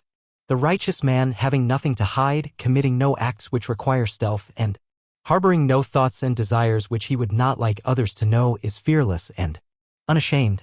His step is firm, his body upright, and his speech direct and without ambiguity. He looks everybody in the face. How can he fear any who wrongs none? How can he be ashamed before any who deceives none? And ceasing from all wrong, he can never be wronged. Ceasing from all deceit, he can never be deceived. It is impossible for evil to overcome good, so the righteous man can never be brought low by the unrighteous. He cannot be afflicted by weariness and unrest, whose heart is at peace with all. It is better to love than to accuse and denounce. March 28th. There is that outburst of passion which is called righteous indignation, and it appears to be righteous, but looked at from a higher conception of conduct, it is seen to be not righteous. There is a certain stamp of nobility about indignation at wrong or injustice, and it is certainly far higher and nobler than indifference, but there is a loftier nobility still by which it is seen that indignation is never necessary, and where love and gentleness take its place, they overcome the wrong much more effectually. A person that is apparently wronged requires our pity, but the one who wrongs requires still more our compassion, for he is ignorantly laying up for himself a store of suffering. He must reap the wrong he is sowing. When divine compassion is perceived in its fullness and beauty, indignation and all forms of passion cease to exercise any influence over us. If a man would do a noble thing and does not do it, he is not exalted thereby, but debased. March 29th. The term goodness does not mean sickly sentiment, but inward virtue, the direct result of which is strength and power. Therefore, the good man is not weak, the weak man is not good. We should not judge the souls of others in the spirit of condemnation, but we can judge of our own life and conduct by results. There is nothing more certain than this: the evildoer speedily proves that his evil produces misery, the good man demonstrates that his goodness results in happiness. It is a fact that one may flourish like a green bay tree and yet be unrighteous, but we should also remember that the bay tree at last perishes or is cut down, and such is the fate of the unrighteous. An exalted being apart from an exalted life is inconceivable and cannot be. We know nothing higher than goodness. March 30th. The teachers of mankind are few. 1,000 years may pass by without the advent of such a one, but when the true teacher does appear, the distinguishing feature by which he is known is his life. His conduct is different from other men, and his teaching is never derived from any man or book, but from his own life. The teacher first lives and then teaches others how they may likewise live. The proof and witness of his teaching is in himself, his life. Out of millions of preachers, one only is ultimately accepted by mankind as the true teacher, and the one who is thus accepted and exalted is he who lives. The supreme aim of all religions is to teach men how to live. Love is far beyond the reach of all selfish argument and can only be lived. March 31st. Jesus gave to the world a code of rules by the observance of which all men could become sons of God, could live the perfect life. These rules or precepts are so simple, direct, and unmistakable that it is impossible to misunderstand them. So plain and unequivocal are they, that even an unlettered child could grasp their meaning without difficulty. All of them are directly related to human conduct and can be applied only by the individual in his own life.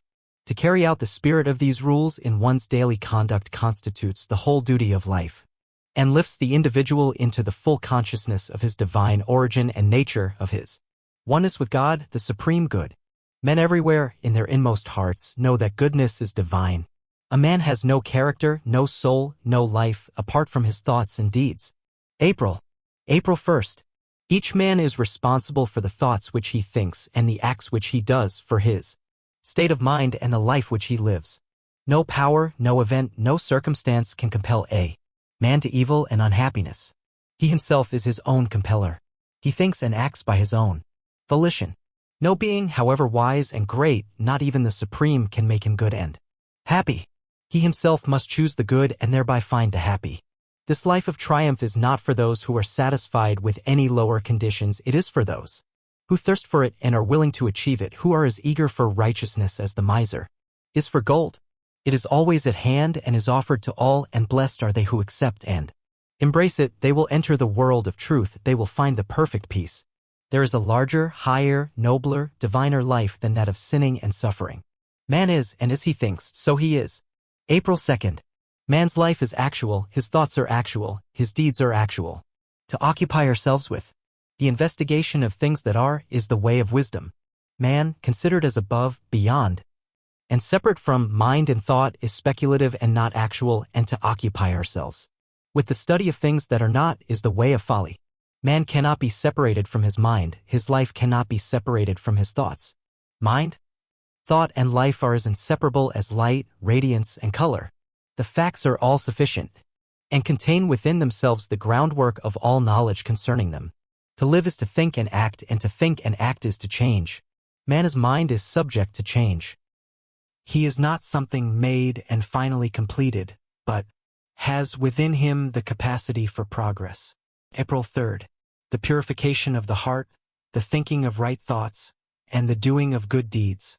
What are they but calls to a higher, nobler mode of thought, energizing forces urging men to effort in the choosing of thoughts which shall lift them into realms of greater power, greater good, greater bliss, aspiration, meditation, devotion. These are the chief means which men in all ages employ to reach up to higher modes of thought, wider airs of peace, vaster realms of knowledge. For as he thinketh in his heart, so is he. He is saved from himself, from his own folly and suffering, by creating within new habits of thought, by becoming a new thinker, a new man. Man's being is modified by every thought he thinks. Every experience affects his character. Only the choosing of wise thoughts, and necessarily the doing of wise deeds, leads to wisdom. April 4th. The multitudes, unenlightened concerning their spiritual nature, are the slaves of thought, but the sage is the master of thought. They follow blindly, he chooses intelligently. They obey the impulse of the moment, thinking of their immediate pleasure and happiness. He commands and subdues impulse, resting upon that which is permanently right. They, obeying blind impulse, violate the law of righteousness. He, conquering impulse, obeys the law of righteousness. The sage stands face to face with the facts of life. He knows the nature of thought. He understands and obeys the law of his being. Thought determines character, conditions, knowledge. Law cannot be partial, it is an unvarying mode of action. Disobeying which we are hurt. Obeying we are made happy. April 5th. It is not less kind that we should suffer the penalty of our wrongdoing than that we should enjoy the blessedness of our right doing. If we could escape the effects of our ignorance and sin, all security would be gone, and there would be no refuge, for we could then be equally deprived of the result of our wisdom and goodness. Such a scheme would be one of caprice and cruelty, whereas law is a method of justice and kindness. Indeed, the supreme law is the principle of eternal kindness, faultless in working and infinite in application. It is none other than that eternal love, forever full, forever flowing free, of which the Christian sings, and the boundless compassion of Buddhistic precept and poetry. Every pain we suffer brings us nearer to the knowledge of the divine wisdom. Seers of the cosmos do not mourn over the scheme of things. April 6th.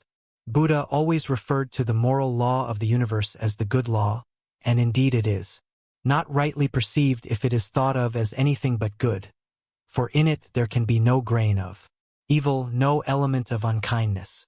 It is no iron-hearted monster crushing the weak and destroying the ignorant, but a soothing love and brooding compassion shielding the tenderest from harm and protecting the strongest from a too destructive use of their strength. It destroys an evil, it preserves an good. It enfolds the tiniest seedling in its care, and it destroys the most colossal wrong with a breath. To perceive it is the beatific vision, to know it is the beatific bliss, and they who perceive and know it are at peace, they are glad forevermore. The wise man bends his will and subjects his desire to the divine order. Rise above the allurements of sin and enter the divine consciousness, the transcendent life. April 7th. There comes a time in the process of transmutation when, with the decrease of evil and the accumulation of good, there dawns in the mind a new vision, a new consciousness, a new man. And when this is reached, the saint has become a sage, he is passed from the human life to the divine life. He is born again, and there begins for him a new round of Experiences, he wields a new power, a new universe opens out before his spiritual gaze. This is the stage of transcendence, this I call the transcendent life. When transcendence is attained, then the limited personality is outgrown and the divine life is known, evil is transcended and good is all in all. As passion is the keynote of the self-life, so serenity is the keynote of the transcendent life. When perfect good is realized and known, then calm vision is acquired. April 8th. The transcendent life is ruled not by passions but by principles. It is founded not upon fleeting impulses but upon abiding laws. In its clear atmosphere, the orderly sequence of all things is revealed so that there is seen to be no more room for sorrow, anxiety, or regret. While men are involved in the passions of self, they load themselves with cares and trouble over many things, and more than all else do they trouble over their own little, burdened pain. Stricken personality, being anxious for its fleeting pleasures, for its protection and preservation, and for its eternal safety and continuance. Now in the life that is wise and good, all this is transcended. Personal interests are replaced by universal purposes, and all cares, troubles, and anxieties concerning the pleasure and fate of the personality are dispelled like the feverish dreams of a night. Universal good is seen. Evil is an experience and not a power. April 9th. If evil were an independent power in the universe, it could not be transcended by any being. But though not real as a power, it is real as a condition and experience for all. Experience is of the nature of reality. It is a state of ignorance, of undevelopment, and as such, it recedes and disappears before the light of knowledge as the intellectual ignorance of the child vanishes before the gradually accumulating learning, or as darkness dissolves before the rising light. The painful experiences of evil pass away as the new experiences of good enter into and possess the field of consciousness. The transcendent man is he who is above and beyond the dominion of self. He has transcended evil. Whatsoever happens to the good man cannot cause him perplexity or sorrow, for he knows its cause and issue. April 10th. I am looking back on the self-life which he has transcended. The divinely enlightened man sees that all the afflictions of that life were his schoolmasters teaching him and leading him upward, and that in the measure that he penetrated their meaning and lifted himself above them, they departed from him. Their mission to teach him having ended, they left him triumphant master of the field, for the lower cannot teach the higher, ignorance cannot instruct wisdom, evil cannot enlighten good, nor can the pupil set lessons for the master. That which is transcended cannot reach up to that which transcends. Evil can only teach in its own sphere, where it is regarded as a master. In the sphere of good it has no place, no authority. The strong traveler on the high road of truth knows no such thing as resignation to evil. He knows only obedience to good.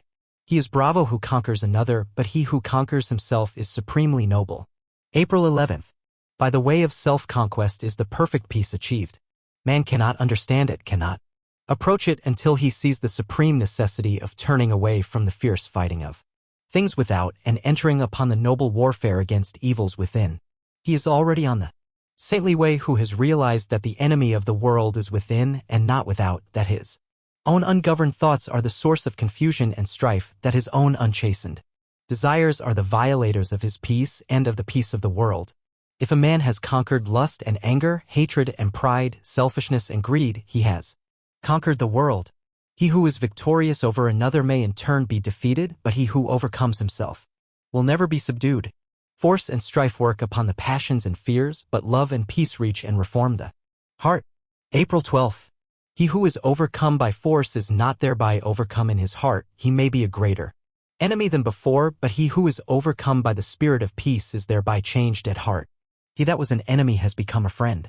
The pure-hearted and wise have peace in their hearts. It enters into their actions. They apply it in their lives. It is more powerful than strife. It conquers where force would fail. Its wings shield the righteous. Under its protection, the harmless are not harmed. It affords a secure shelter from the heat of selfish struggle. It is a refuge for the defeated, a tent for the lost, and a temple for the pure. When divine good is practiced, life is bliss. Bliss is the normal condition of the good man. He who has realized the love that is divine has become a new man. April 13th. And this love, this wisdom, this peace, this tranquil state of mind and heart may be attained to, may be realized by all who are willing and ready to and who are prepared to humbly enter into a comprehension of all that the giving up of self involves. There is no arbitrary power in the universe, and the strongest chains of fate by which men are bound are self-forged. Men are chained to that which causes suffering because they desire to be so, because they love their chains, because they think their little dark prison of self is sweet and beautiful, and they are afraid that if they desert that prison they will lose all that is real and worth having. Ye suffer from yourselves, none else compels, none other holds ye that ye live and die. To the divinely wise, knowledge and love are one and inseparable. The world does not understand the love that is selfless because it is engrossed in the pursuit of its own pleasures. April 14th. As the shadow follows the form, and as smoke comes after fire, so effect follows cause, and suffering and bliss follow the thoughts and deeds of men. There is no effect in the world around us but has its hidden or revealed cause, and that cause is in accordance with absolute justice. Men reap a harvest of suffering because in the near or distant past they have sown the seeds of evil. They reap a harvest of bliss also as a result of their own sowing of the seeds of good. Let a man meditate upon this, let him strive to understand it, and he will then begin to sow only seeds of good, and will burn up the tares and weeds which he has formerly grown in the garden of his heart. It is toward the complete realization of this divine love that the whole world is moving. He who purifies his own heart is the world's greatest benefactor. April 15th. The world is, and will be for many years to come, shut out from that golden age which is the realization of selfless love. You, if you are willing, may enter it now by rising above your selfish self. If you will pass from prejudice, hatred, and condemnation to gentle and forgiving love, where hatred, dislike, and condemnation are, selfless love does not abide. It resides only in the heart that has ceased from all condemnation. He who knows that love is at the heart of all things, and has realized the all-sufficing power of that love, has no room in his heart for condemnation. Let men and women take this course, and lo, the golden age is at hand. Only the pure in heart see God. April 16th. He whose heart is centered in the supreme love does not brand and classify men, does not seek to convert men to his own views, nor to convince them of the superiority of his methods. Knowing the law of love, he lives it and maintains the same calm attitude of mind and sweetness of heart towards all. The debased and the virtuous, the foolish and the wise, the learned and the unlearned, the selfish and the unselfish receive alike the benediction of his tranquil thought. You can only attain to this supreme knowledge, this divine love, by unremitting endeavor in self-discipline and by gaining victory after victory over yourself. Enter into the new birth, and the love that does not die will be awakened within you, and you will be at peace. Where there is pure spiritual knowledge, love is perfected and fully realized. April 17th. Train your mind in strong, impartial, and gentle thought. Train your heart in purity and compassion. Train your tongue to silence and to true and stainless speech. So shall you enter the way of holiness and peace, and shall ultimately realize the immortal love. So living, without seeking to convert, you will convince; without arguing, you will teach, not cherishing ambition, the wise will find you out; and without striving to gain men's opinions, you will subdue their hearts. For love is all-conquering, all-powerful, and the thoughts and deeds and words of love can never perish. This is the realization of selfless love. Rejoice, for the morning has dawned, the truth has awakened us. April 18th. We have opened our eyes, and the dark night of terror is no more. Long have we slept in matter and sensation, long did we struggle in the painful nightmare of evil, but now we are awake in spirit and truth. We have found the good, and the struggle with evil is ended. We slept, yet knew not that we slept. We suffered, yet knew not that we suffered. We were troubled in our dreaming, yet none could awake us, for all were dreaming like ourselves. Yet there came a pause in our dreaming, our sleep was stayed. Truth spoke to us, and we heard. And lo, we opened our eyes and saw. We slumbered and saw not, we slept and knew not. But now we are awake and see. Yeah, we know we are awake because we have seen holiness, and we love sin no more. How beautiful is truth! How glorious is the realm of reality! How ineffable is the bliss of holiness! Abandon error for truth and illusion for reality. April 19th. Sin is to dream and to love. Sin is to love darkness. They who love darkness are involved. In the darkness they have not yet seen the light. He who has seen the light does not choose to walk in darkness. To see the truth is to love it, and in comparison error has no beauty. The dreamer is now in pleasure, now in pain, this hour in confidence, the next in fear. He is without stability and has no abiding refuge. When the monsters of remorse and retribution pursue him, whither can he fly?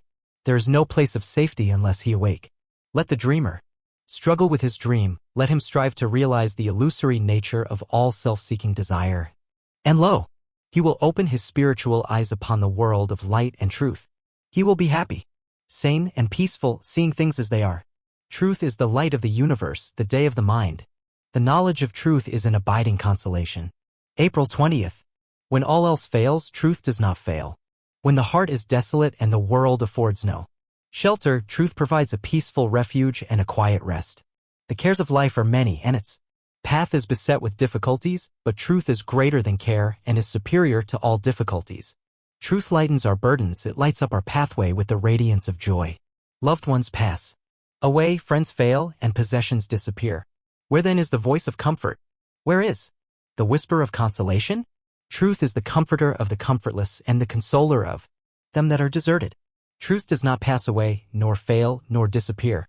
Truth bestows the consolation of abiding peace. Be alert and listen that ye may hear the call of truth, even the voice of the great awakener.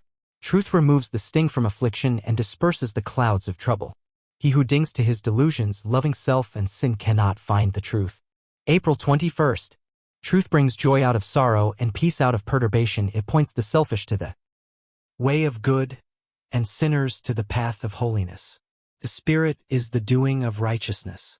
To the earnest and faithful it brings consolation. Upon the obedient it bestows the crown of peace. I take refuge in truth. Yeah, in the spirit of good, in the knowledge of good, and in the doing of good I abide. And I am reassured and comforted. It is to me as though malice were not, and hatred had vanished away. Lust is confined to the nethermost darkness. It hath no way in truth's transcendent light. Pride is broken up and dissolved, and vanity is melted away as a mist. I have set my face towards the perfect good, and my feet in the blameless way. And because of this I am consoled. I am strengthened and comforted, having found refuge in truth. A pure heart and a blameless life avail. They are filled with joy and peace. April 22nd. Our good deeds remain with us. They save and protect us. Evil deeds are error. Our evil deeds follow us. They overthrow us in the hour of temptation. The evildoer is not protected from sorrow, but the good doer is shielded from all harm. The fool says unto his evil deed, Remain thou hidden, be thou unexposed. But his evil is already published, and his sorrow is sure. If we are in evil, what shall protect us? What keep us from misery and confusion? Nor man nor woman, nor wealth nor power, nor heaven nor earth, shall keep us from confusion. From the results of evil there is no escape, no refuge and no protection. If we are in good, what shall overtake us? What bring us to misery and confusion? Nor man nor woman, nor poverty nor sickness, nor heaven nor earth, shall bring us to confusion. There is a straight way and a quiet rest. Be glad and not sorrowful, all ye who love truth, for your sorrows shall pass away, like the mists of the morning. April 23rd. Disciple, teacher of teachers, instruct thou me. Master, ask and I will answer. Disciple, I have read much but am ignorant still. I have studied the doctrines of the schools, but have not become wise thereby. I know the scriptures by heart, but peace is hidden from me. Point out to me, O Master, the way of knowledge. Reveal to me the highway of divine wisdom. Lead thou thy child into the path of peace. Master, the way of knowledge, O disciple, is by searching the heart. The highway of wisdom is by the practice of righteousness, and by a sinless life is found the way of peace. Behold where love eternal rests concealed. the deathless love that seemed so far away. E'en in the lowly heart, it stands revealed to him who lives the sinless life today. Great is the conquest which thou hast entered upon, even the mighty conquest of thyself. Be faithful and thou shalt overcome. April 24th. Disciple. Lead me, O Master, for my darkness is very great. Will the darkness lift, O Master? Will trial end in victory? And will there be an end to my many sorrows? Master, when thy heart is pure, the darkness will disappear. When thy mind is freed from passion, thou wilt reach the end of trial, and when the thought of self-preservation is yielded up, there will be no more cause for sorrow. Thou art now upon the way of discipline and purification. All my disciples must walk that way. Before thou canst enter the white light of knowledge, before thou canst behold the full glory of truth, all thy impurities must be purged away, thy delusions all dispelled, and thy mind fortified with endurance. Relax not thy faith. In truth, forget not that truth is eternally supreme. Remember that I, the Lord of truth, am watching over thee. Be faithful and endure, and I will teach thee all things. Blessed is he who obeys the truth. He shall not remain comfortless. April 25th. Disciple, what are the greater and the lesser powers? Master, hear me again, O disciple, walking faithfully the path of discipline and purification, not abandoning it, but submitting to its austerities, thou wilt acquire the three lesser powers of discipleship. Thou wilt also receive the three greater powers, and the greater and the lesser powers will render thee invincible. Self-control, self-reliance, and watchfulness, these are the three lesser powers. Steadfastness, patience, gentleness, these are the three greater powers. When thy mind is well controlled, and in thy keeping, when thou reliest upon no external aid, but upon truth alone, and when thou art ceaselessly watchful over thy thoughts and actions, then thou wilt approach the supreme light. Thy darkness will pass away forever, and joy and light will wait upon thy footsteps. Be strenuous in effort, patient in endurance, strong in resolution. April 26th. By these four things is the heart defiled: the craving for pleasure, the clinging to temporal things, the love of self, the lust for personal continuance. From these four defilements spring all sins and sorrows. Wash thou thy heart, put away sensual cravings, detach thy mind from the wish for possessions, abandon self-defense and self-importance. Thus putting away all cravings, thou wilt attain to satisfaction. Detaching thy mind from the love of perishable things, thou wilt acquire wisdom. Abandoning the thought of self, thou wilt come to peace. He who is pure is free from desire. He does not crave for sensual excitements. He sets no value on perishable things. He is the same in riches and poverty, in success or failure, in victory or defeat, in life or death. His happiness remains, his rest is sure. Hold fast to love, and let it shape thy doing. Instruct me in the doing which is according to the eternal, so that I may be watchful and fail not. April 27th. The unrighteous man is swayed by his feelings. Likes and dislikes are his masters. Prejudices and partialities blind him. Desiring and suffering, craving and sorrowing, self-control he knows not, and great is his unrest. The righteous man is master of his moods. Likes and dislikes he has abandoned as childish things. Prejudice and partiality he has put away. Desiring nothing, he does not suffer. Not craving enjoyment, sorrow does not overtake him. Perfect in self-control, great peace abides with him. Do not condemn, resent, or retaliate. Do not argue, or become a partisan. Maintain thy calmness with all sides. Be just, and speak the truth. Act in gentleness, compassion, and charity. Be infinitely patient. Hold fast to love, and let it shape thy doing. Have goodwill to all without distinction. Think equally of all, and be disturbed by none. Be thoughtful and wise, strong and kind-hearted. Be watchful, that no thought of self creep in again and stain thee. April 28th. Think of thyself as abolished. In all thy doing think of the good of others and of the world, and not of pleasure or reward to thyself. Thou art no longer separate and divided from men. Thou art one with all. No longer strive against others for thyself, but sympathize with all. Regard no man as thine enemy, for thou art the friend of all men. Be at peace with all. Pour out compassion on all living things, and let boundless charity adorn thy words and deeds. Such is the glad way of truth. Such is the doing which is according to the eternal. Ruled with joy is the right doer. He acts from principles which do not change and pass away. He is one with the eternal and has passed beyond unrest. The peace of the righteous man is perfect. It is not disturbed by change and impermanence. Freed from passion, he is equal-minded, calm, and does not sorrow.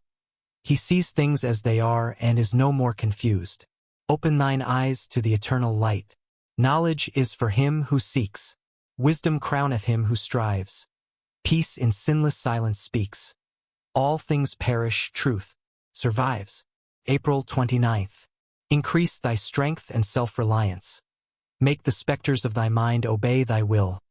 See, thou command thyself, nor let no mood, no subtle passion nor no swift desire hurl thee to baseness. But, shouldst thou be hurled, rise, and regain thy manhood, taking gain of lowliness and wisdom from thy fall. Strive ever for the mastery of thy mind, and glean some good from every circumstance that shall confront thee. Make thy store of strength richer for ills encountered and o'ercome. Submit to naught but nobleness. Rejoice like a strong athlete, straining for the prize when thy full strength is tried. Follow where virtue leads high and still higher. Listen where pureness pleads, quench not her fire. Lo, he shall see reality, who cometh upward, cleansed from all desire. Deliverance shall him entrance who strives with sifts and sorrows, tears and pains, till he attains. April 30th. Be not the slave of lusts and cravings and indulgences, of disappointments, miseries and griefs, fears, doubts and lamentations, but control thyself with calmness. Master that in thee, which masters others and which heretofore has mastered thee. Let not thy passions rule, but rule thy passions, subjugate thyself, till passion is transmuted into peace. And wisdom crown thee, so shalt thou attain. And by attaining know, look thou within. Lo, in the midst of change, abides the changeless. At the heart of strife, the perfect peace reposes. At the root of all the restless striving of the world is passion. Whoso follows passion findeth pain, but whoso conquers passion findeth peace. I am ignorant, yet strive to know, nor will I cease to strive till I attain. Comfort ye. The heights of blessed vision ye shall reach. May 1st. He allows, I know that sorrow follows passion, no, that grief and emptiness and heartaches wait upon all earthly joys, so am I sad. Yet truth must be, and being can be found. And though I am in sorrow, this I know I shall be glad when I have found the truth.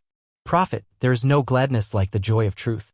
The pure in heart swim in a sea of bliss, that evermore nor sorrow knows, nor pain. For who can see the cosmos and be sad? To know is to be happy, they rejoice. Who have attained perfection, these are they, who live and know and realize the truth. He findeth truth who findeth self-control. Not in any of the three worlds can the soul find lasting satisfaction apart from the realization of righteousness. May 2nd. Every soul, consciously or unconsciously, hungers for righteousness, and every soul seeks to gratify that hunger in its own particular way and in accordance with its own particular state of knowledge. The hunger is one and the righteousness is one, but the pathways by which righteousness is sought are many. They who seek consciously are blessed and shall shortly find that final and permanent satisfaction of soul which righteousness alone can give. For they have come into a knowledge of the true path. They who seek unconsciously, although for a time they may bathe in a sea of pleasure, are not blessed, for they are carving out for themselves pathways of suffering over which they must walk with torn and wounded feet, and the soul will cry out for its lost heritage, the eternal heritage of the righteous. Blessed are they who earnestly and intelligently seek. Glorious, radiant, free, detached from the tyranny of self. May 3rd. The journey to the kingdom may be a long and tedious one, or it may be short and rapid. It may occupy a minute, or it may take 1,000 ages. Everything depends on the faith and belief of the searcher. The majority cannot enter in because of their unbelief, for how can men realize righteousness when they do not believe in it, nor in the possibility of its accomplishment? Neither is it necessary to leave the outer world and one's duties therein. Nay, it can only be found through the unselfish performance of one's duty.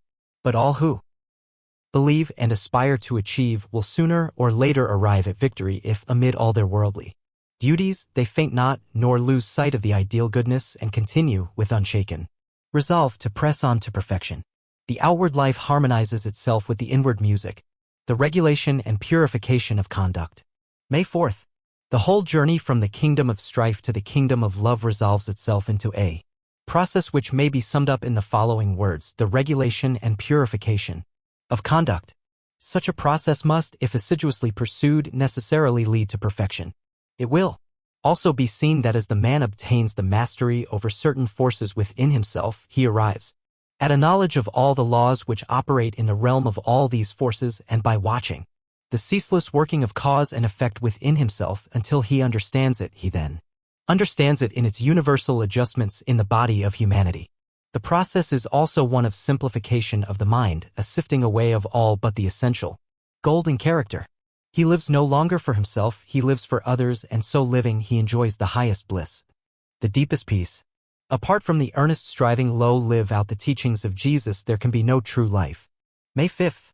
A good man is the flower of humanity, and to daily grow purer, nobler, more godlike, by overcoming some selfish tendency, is to be continually drawing nearer to the divine heart. He that would be my disciple, let him deny himself daily, is a statement which none can misunderstand or misapply, howsoever he may ignore it. Nowhere in the universe is there any substitute for goodness, and until a man has this, he has nothing worthy or enduring. To the possession of goodness there is only one way, and that is to give up all and everything that is opposed to goodness. Every selfish desire must be eradicated, every impure thought must be yielded up, every clinging to opinion must be sacrificed, and it is in the doing of this that constitutes the following of Christ. That which is above all creeds, beliefs, and opinions is a loving and self-sacrificing heart. To dwell in love always and towards all is to live the true life, is to have life itself. May 6th. Jesus so lived, and all men may so live if they will humbly and faithfully carry out his precepts. So long as they refuse to do this, clinging to their desires, passions, and opinions, they cannot be ranked as his disciples, they are the disciples of self. Verily, verily, I say unto you, whosoever committeth sin is the servant of sin, is the searching declaration of Jesus. Let men cease to delude themselves with the belief that they can retain their bad tempers, their lusts, their harsh words and judgments, their personal hatreds, their petty contentions and darling opinions, and yet have Christ. All that divides man from man, and man from goodness, is not of Christ, for Christ is love. Sin and Christ cannot dwell together, and he who accepts the Christ life of pure goodness ceases from sin. When Christ is disputed about, Christ is lost. May 7th. It is no less selfish and sinful to cling to opinion than to cling to impure desire. Knowing this, the good man gives up himself unreservedly to the spirit of love and dwells in love towards all, contending with none, condemning none, hating none, but loving all, seeing behind their opinions, their creeds, and their sins into their striving, suffering, and sorrowing hearts. He that loveth his life shall lose it. Eternal life belongs to him who, when obediently relinquishes petty, narrowing, sin-loving, strife-producing personal self, for only by so doing can he enter into the large, beautiful, free, and glorious life of abounding love. Herein is the path of life, for the straight gate is the gate of goodness. The narrow way is the way of renunciation or self-sacrifice. A man can learn nothing unless he regards himself as a learner. May 8th. How am I acting towards others? What am I doing for others? How am I thinking of others? Are my thoughts of and acts towards others prompted by unselfish love, as I would theirs should be to me, or are they the outcome of personal dislike, of petty revenge, or of narrow bigotry and condemnation? As a man, in the sacred silence of his soul, asks himself these Searching questions, applying all his thoughts and acts to the spirit of the primary precept of the Christ, his understanding will become illuminated so that he will unerringly see where he has hitherto failed, and he will see what he has got to do in rectifying his heart and conduct, and the way in which it is to be done. Evil is not worth resisting. The practice of the good is supremely excellent. Personal antipathies, however natural they may be to the animal man, can have no place in the divine life. May 9th. Whilst a man is engaged in resisting evil, he is not only not practicing the good, he is actually involved in the like passion and prejudice which he condemns in another, and as a direct result of his attitude of mind, he himself is resisted by others as evil. Resist a man, a party, a religion, a government as evil, and you yourself will be resisted as evil. He who considers it as a great evil that he should be persecuted and condemned, let him cease to persecute and condemn. Let him turn away from all that he has hitherto regarded as evil and begin to look for the good. So deep and far-reaching is this precept that the practice of it will take a man far up the heights of spiritual knowledge and attainment. He who will keep the precepts of Jesus will conquer himself and will become divinely illuminated. Humanity is essentially divine. May 10th. So long has man dwelt in the habitations of sin that he has at last come to regard himself as native to it and as being cut off from the divine source which he believes to be outside and away from him. Man is primarily a spiritual being, and as such is of the nature and substance of the eternal spirit, the unchangeable reality which men call God. Goodness, not sin, is his rightful condition. Perfection, not imperfection, is his heritage, and this a man may enter into and realize now if he will grant the condition, which is the denial or abandonment of self, that is, of his feverish desires, his proud will, his egotism and self-seeking, all that which St. Paul calls the natural man. Jesus, in his divine goodness, knew the human heart, and he knew that it was good. He who would find how good at heart men are, let him throw away all his ideas and suspicions about the evil in others and find and practice the good within himself. May 11th.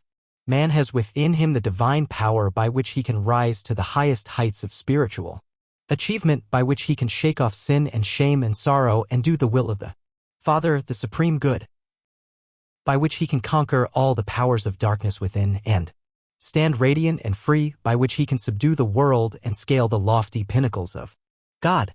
This can man, by choice, by resolve, and by his divine strength, accomplish, but he can only accomplish it in and by obedience. He must choose meekness and lowliness of heart. He must abandon strife for peace, passion for purity, hatred for love, self-seeking for self-sacrifice, and must overcome evil with good. This is the holy way of truth. This is the safe and abiding salvation. This is the yoke and burden of the Christ. The gospel of Jesus is a gospel of living and doing. May 12th. That Jesus was meek and lowly and loving and compassionate and pure is very beautiful. But it is not sufficient. It is necessary that you also should be meek and lowly and loving and compassionate and pure. That Jesus subordinated his own will to the will of the Father. It is inspiring to know, but it is not sufficient. It is necessary that you too should likewise subordinate your will to that of the overruling good. The grace and beauty and goodness that were in Jesus can be of no value to you, cannot be understood by you unless they are also in you, and they can never be in you until you practice them, for, apart from doing, the qualities which constitute goodness do not, as far as you are concerned, exist. Pure goodness is religion, and outside it there is no religion. They are the doers of the Father's will who shape their conduct to the divine precepts. May 13th. To us and to all there is no sufficiency, no blessedness, no peace to be derived from the goodness of another, not even the goodness of God, not until the goodness is done by us, not until it is, by constant effort, incorporated into our being, can we know and possess its blessedness and peace. Therefore, thou who adorest Jesus for his divine qualities, practice those qualities thyself, and thou too shalt be divine. The teaching of Jesus brings men back to the simple truth that righteousness, or right-doing, is entirely a matter of individual conduct and not a mystical something apart from a man's thoughts and actions, and that each must be righteous for himself, each must be a doer of the word, and it is a man's own doing that brings him peace and gladness of heart, not the doing of another. It is only the doer of forgiveness who tastes the sweets of forgiveness. The Christ is the spirit of love. May 14th. When Jesus said, "Without me ye can I do nothing," he spoke not of his perishable form, but of the universal spirit of love, of which his conduct was a perfect manifestation, and This utterance of his is the statement of a simple truth, for the works of men are vain and worthless when they are done for personal ends, and he himself remains a perishable being, immersed in darkness and fearing death so long as he lives in his personal gratifications. The animal in man can never respond to and know the divine, only the divine can respond to the divine. The spirit of hatred in man can never vibrate in unison with the spirit of love. Love only can apprehend love and become linked with it. Man is divine, man is of the substance of love. This he may realize if he will relinquish the impure, personal elements which he has hitherto been blindly following, and will fly to the impersonal realities of the Christ Spirit. In this principle of love, all knowledge, intelligence, and wisdom are contained. Love is not complete until it is lived by man. May 15th. Every precept of Jesus demands the unconditional sacrifice of some selfish, personal element before it can be carried out. Man cannot know the real whilst he clings to the unreal. He cannot do the work of truth whilst he clings to error. Whilst a man cherishes lust, hatred, pride, vanity, self-indulgence, covetousness, he can do nothing for the works of all. These sinful elements are unreal and perishable. Only when he takes refuge in the spirit of love within and becomes patient, gentle, pure, pitiful, and forgiving does he the works of righteousness and bears the fruits of life. The vine is not a vine without its branches, and even then it is not complete until those branches bear fruit. Daily practicing love towards all in heart and mind and deed, harboring no injurious or impure thoughts, he discovers the imperishable principles of his being. Man's only refuge from sin is sinless love. Before a man can know love as the abiding reality within him, he must utterly abandon all those human tendencies which frustrate us perfect manifestation. May 16th. A man can only consciously ally himself to the vine of love by deserting all strife and hatred and condemnation and impurity and pride and self-seeking, and by thinking and doing loving deeds. By so doing he awakens within him the divine nature which he has heretofore been crucifying and denying. Every time a man gives way to anger, impatience, greed, pride, vanity, or any form of personal selfishness, he denies the Christ, he shuts himself out from love. And thus only is Christ denied, and not by refusing to adopt a formulated creed. Christ is only known to him who by constant striving has converted himself from a sinful to a pure being, who by noble moral effort has succeeded in relinquishing that perishable self which is the source of all suffering and sorrow and unrest, and has become rational, gentle, peaceful, loving, and pure. Such glorious realization is the crown of evolution, the supreme aim of existence. As self is the root cause of all strife and suffering, so love is the root cause of all peace and bliss. May 17th. Those who are at rest in the kingdom do not look for happiness in any outward possession. They see that all such possessions are mere transient effects that come when they are required and after their purpose is served pass away. They never think of these things, money, clothing, food, etc., except as mere accessories and effects of the true life. They are, therefore, freed from all anxiety and trouble, and resting in love, they are the embodiment of happiness. Standing upon the imperishable principles of purity, compassion, wisdom, and love, they are immortal and know they are immortal. They are one with God, the Supreme Good, and know they are one with God. Seeing the realities of things, they can find no room anywhere for condemnation. All men are essentially divine, though unaware of their divine nature. All so-called evil is seen to be rooted in ignorance. May 18th. Let it not be supposed that the children of the kingdom live in ease and indolence. These two sins are the first that have to be eradicated when the search for the kingdom is entered upon. They live in a peaceful activity. In fact, they only truly live, for the life of self with its train of worries, griefs, and fears is not real life. They perform all their duties with the most scrupulous diligence, apart from thoughts of self, and employ all their means as well as powers and faculties which are greatly intensified in building up the kingdom of righteousness in the hearts of others and in the world around them. This is their work, first by example, then by precept. They sorrow no more, but live in perpetual gladness, for, though they see the suffering in the world, they also see the final bliss and the eternal refuge. Whosoever is ready may come now. Heaven is not a speculative thing beyond the tomb, but a real, ever-present heaven in the heart. May 19th.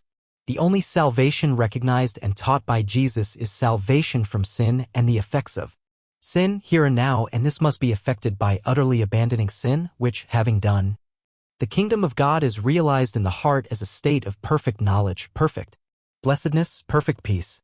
Except a man be born again, he cannot see the kingdom of God. A man must become a new creature, and how can he become new except by utterly abandoning the old? That man's last state is worse than his first, who imagines that, though still continuing to cling to his old temper, his old opinionativeness, his old vanity, his old selfishness, he is constituted a new creature in some mysterious and unexplainable way by the adoption of some particular theology or religious formula. Heaven is where love rules and where peace is never absent. To the faithful, humble, and true will be revealed the sublime vision of the perfect one. May 20th. Good news indeed is that message of Jesus which reveals to man his divine possibilities, which says in substance to sin-stricken humanity, take up thy bed and walk, which tells man that he need no longer remain the creature of darkness and ignorance and sin if he will, but believe in goodness and will watch and strive and conquer until he has actualized in his life the goodness that is sinless. And in thus believing and overcoming, man has not only the guide of that perfect rule which Jesus has embodied in his precepts, he has also the inward guide, the spirit of truth in his own heart, the light that lighteth every man that cometh into the world, which as he follows it will infallibly witness to the divine origin of those precepts. Realize the perfect goodness of the eternal Christ. The kingdom of heaven is perfect trust, perfect knowledge, perfect peace. May 21st. The children of the kingdom are known by their life. They manliest the fruits of the Spirit: love, joy, peace, long-suffering, kindness, goodness, faithfulness, meekness, temperance, self-control under all circumstances and vicissitudes. They are entirely free from anger, fear, suspicion, jealousy, caprice, anxiety, and grief. Living in the righteousness of God, they manifest qualities which are the very reverse of those which obtain in the world and which are regarded by the world as foolish. They demand no rights, they do not defend themselves, do not retaliate, do good to those who attempt to injure them, manifest the same gentle spirit towards those who oppose and attack them as towards those who agree with them, do not pass judgment on others, condemn no man and no system, and live at peace with all. That kingdom is in the heart of every man and woman. Find the kingdom by daily effort and patient work. May 22nd. The temple of righteousness is built, and its four walls are the four principles: purity, wisdom, compassion, love. Peace is its roof, its floor is steadfastness, its entrance door is selfless duty, its atmosphere is inspiration, and its music is the joy of the perfect. It cannot be shaken, and, being eternal and indestructible, there is no more need to seek protection in taking thought for the things of the morrow. And the kingdom of heaven being established in the heart, the obtaining of the material necessities of life is no more considered, for, having found the highest, all these things are added as effect to cause, the struggle for existence has ceased, and the spiritual, mental, and material needs are daily supplied from the universal abundance. Pay the price, the unconditional abandonment of self. All things are possible now and only now. May 23rd. Now is the reality in which time is contained. It is more and greater than time, it is an ever-present reality. It knows neither past nor future and is eternally potent and substantial. Livery.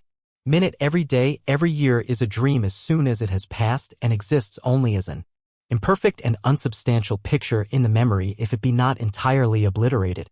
Past and future are dreams, now is a reality. All things are now, all power, all possibility, all action is now. Not to act and accomplish now is not to act and accomplish at all. To live in thoughts of what you might have done, or in dreams of what you mean to do, this is folly, but to put away regret, to anchor anticipation, and to do and to work now, this is wisdom. Man has all power now. Cease to tread every byway that tempts thy soul into the shadowland. May 24th. Man has all power now, but not knowing this, he says, I will be perfect next year, or in so many years, or in so many lives. The dwellers in the kingdom of God who live only in the now say, I am perfect now, and refraining from all sin now, and ceaselessly guarding all the portals of the mind, not looking to the past nor to the future, nor turning to the left or right. They remain eternally holy and blessed. Now is the accepted time, now is the day of salvation. Say to yourself, I will live in my ideal now, I will be my ideal now, and all that tempts me away from my ideal I will not listen to, I will listen only to the voice of my ideal. Thus resolving and thus doing, you shall not depart from the highest and shall eternally manifest the truth. Manifest thy native and divine strength now. Be resolute. Be of single purpose. Renew your resolution daily. May 25th. In the hour of temptation, do not depart from the right path. Avoid excitement. When passions are aroused, restrain and subdue them. When the mind would wander, bring it back to rest on higher things. Do not think, I can get truth from the teacher or from the books. You can acquire truth only by practice. The teacher and the books can do no more than give instructions, and you must apply them. Those only who practice faithfully the rules and lessons given and rely entirely upon their own efforts will become enlightened. The truth must be earned. Do not be led away by phenomenal appearances or seek communications with spirits or the dead, but attain to virtue, wisdom, and knowledge of the supreme law by the practice of truth. Trust the teacher, trust the law, trust the path of righteousness. Put away all wavering and doubt and practice the lessons of wisdom with unlimited faith. Avoid exaggerations. The truth is sufficient. May 26th. Speak only words which are truthful and sincere. Do not deceive either by word, look, or gesture. Avoid slander as you would a deadly snake, lest you be caught in its toils. He who speaks evil of another cannot find the way of peace. Put away all dissipations of idle gossip. Do not talk about the private affairs of others or discuss the ways of society or criticize the eminent. Do not recriminate or accuse others of offenses, but meet all offenses with blameless conduct. Do not condemn those who are not walking in the righteous path, but protect them with compassion, walking the path yourself. Quench the flame of anger with the pure water of truth. Be modest in your words and do not utter or participate in coarse, frivolous, or unseemly jests. Gravity and reverence are marks of purity and wisdom. Do not dispute about truth, but live it. Abstinence, sobriety, and self-control are good. May 27th. Do your duty with the utmost faithfulness, putting away all thought of reward. Let no thought of pleasure or self entice you from your duty. Do not interfere with the duties of others. Be upright in all things. Under the most severe trial, though your happiness and life should seem to be at stake, do not swerve from the right. The man of unconquerable integrity is invincible, he cannot be confounded, and he escapes from the painful mazes of doubt and bewilderment. If one should abuse or accuse or speak ill of you, remain silent and self-controlled, striving to understand that the wrongdoer cannot injure you unless you retaliate, and allow yourself to be carried away by the same wrong condition of mind. Strive also to meet the evildoer with compassion, seeing how he is injuring himself. The pure-minded cannot think, I have been injured by another. They know no enemy but self. Let your charity increase and extend till self is swallowed up in kindness. May 28th. Bear no ill will.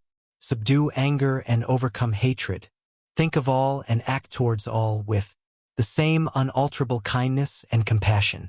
Do not, under the severest trial, give way to bitterness or words of resentment, but meet anger with calmness, mockery with patience, and hatred with love. Do not be a partisan, but be a peacemaker. Do not increase division between man and man or promote strife by taking sides with one party against another, but give equal justice, equal love, equal goodwill to all. Do not disparage other teachers, other religions, or other schools of thought. Do not set up barriers between rich and poor, employer and employed, governor and governed, master and servant, but be equal-minded towards all, perceiving their several duties. By constantly controlling the mind, subduing bitterness and resentment, and striving to acquire a steadfast kindness, the spirit of goodwill will at last be born. Be strong, energetic, steadfast. Be right-minded, intelligent, and clear-seeing. May 29th. Bring reason to bear on all things. Test all things.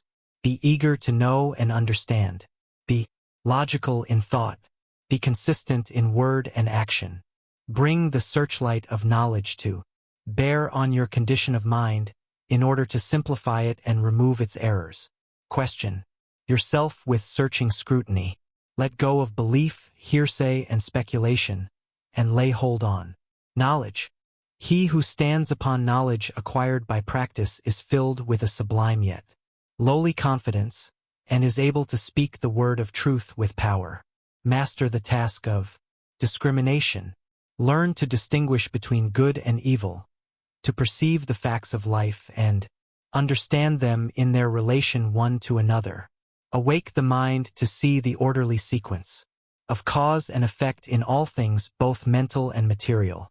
Thus will be revealed the worthlessness of pleasure-seeking and sin, and the glory and gladness of a life of sublime virtue and spotless purity. Truth is, there is no chaos.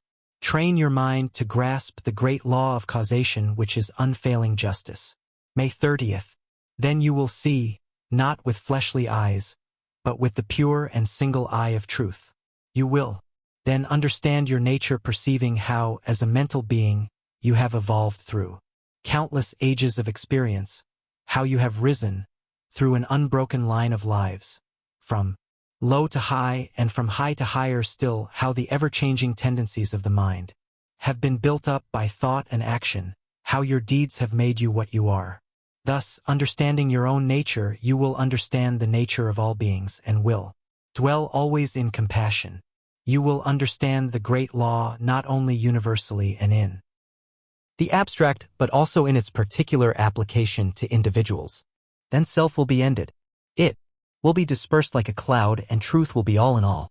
Find no room for hatred, no room for self, no room for sorrow. Be self-reliant, but let thy self-reliance be saintly and not selfish. May 31st. Folly and wisdom, weakness and strength are within a man and not in any external thing. Neither do they spring from any external cause. A man cannot be strong for another, he can only be strong for himself. He cannot overcome for another, he can only overcome for himself. You may learn of another, but you must accomplish for yourself. Put away all external props and rely upon the truth within you. A creed will not bear a man up in the hour of temptation. He must possess the inward knowledge which slays temptation. A speculative philosophy will prove a shadowy thing in the time of calamity. A man must have the inward wisdom which puts an end to grief. The unfailing wisdom is found only by constant practice in pure thinking and well-doing, by harmonizing one's mind and heart to those things which are beautiful, lovable, and true. Goodness is the aim of all religions. The incentive to self-sacrificing labor does not reside in any theory about the universe, but in the spirit of love and compassion. June 1st. The spirit of love does not decrease when a man realizes that perfect justice obtains in the spiritual government of the world. On the other hand, it is increased and intensified, for he knows that men suitor because they do not understand, because they err in ignorance. The comfortably conditioned are frequently involved in greater suffering than the poor, and, like others, are garnering their own mixed harvest of happiness and suffering. This teaching of absolute justice is not more encouraging for the rich than for the poor, for while it tells the rich who are selfish and oppressive or who misuse their wealth that they must reap the results of all their actions, it also tells the suffering and oppressed that, as they are now reaping what they have formerly sown, they may and surely will, by sowing the good seeds of purity, love, and peace, shortly also reap a harvest of good, and so rise above their present woes. The painful consequences of all self-seeking must be met and passed through. Man is the maker of happiness and misery. June 2nd. Fixed attitudes of mind determine courses of conduct, and from courses of conduct come those reactions gained happinesses and unhappinesses. This being so, it follows that to alter the reactive condition, one must alter the active thought. To exchange misery for happiness, it is necessary to reverse the fixed attitude of mind and habitual course of conduct, which is the cause of misery, and the reverse effect will appear in the mind and life. A man has no power to be happy while thinking and acting selfishly. He cannot be unhappy while thinking and acting unselfishly. Wheresoever the cause is, there the effect will appear. Man cannot abrogate effects, but he can alter causes. He can purify his nature, he can remold his character. There is great power in self-conquest, there is great joy in transforming oneself. Each man is circumscribed by his own thoughts. Men live in spheres low or high according to the nature of their thoughts. June 3rd. Consider the man whose mind is suspicious, covetous, envious. How small and mean and drear everything appears to him. Having no grandeur in himself, he sees no grandeur anywhere. Being ignoble himself, he is incapable of seeing nobility in any being. Selfish as he himself is, he sees in the most exalted acts of unselfishness only motives that are mean and base. Consider again the man whose mind is unsuspecting, generous, magnanimous. How wondrous and beautiful is his world. He sees men as true, and to him they are true. In his Presents the meanest forget their nature and for the moment become like himself, getting a glimpse, albeit confused, in that temporary upliftment of a higher order of things, of an immeasurably nobler and happier life. Refrain from harboring thoughts that are dark and hateful and cherish thoughts that are bright and beautiful. The small-minded man and the large-hearted man live in two different worlds, though they be neighbors. June 4th.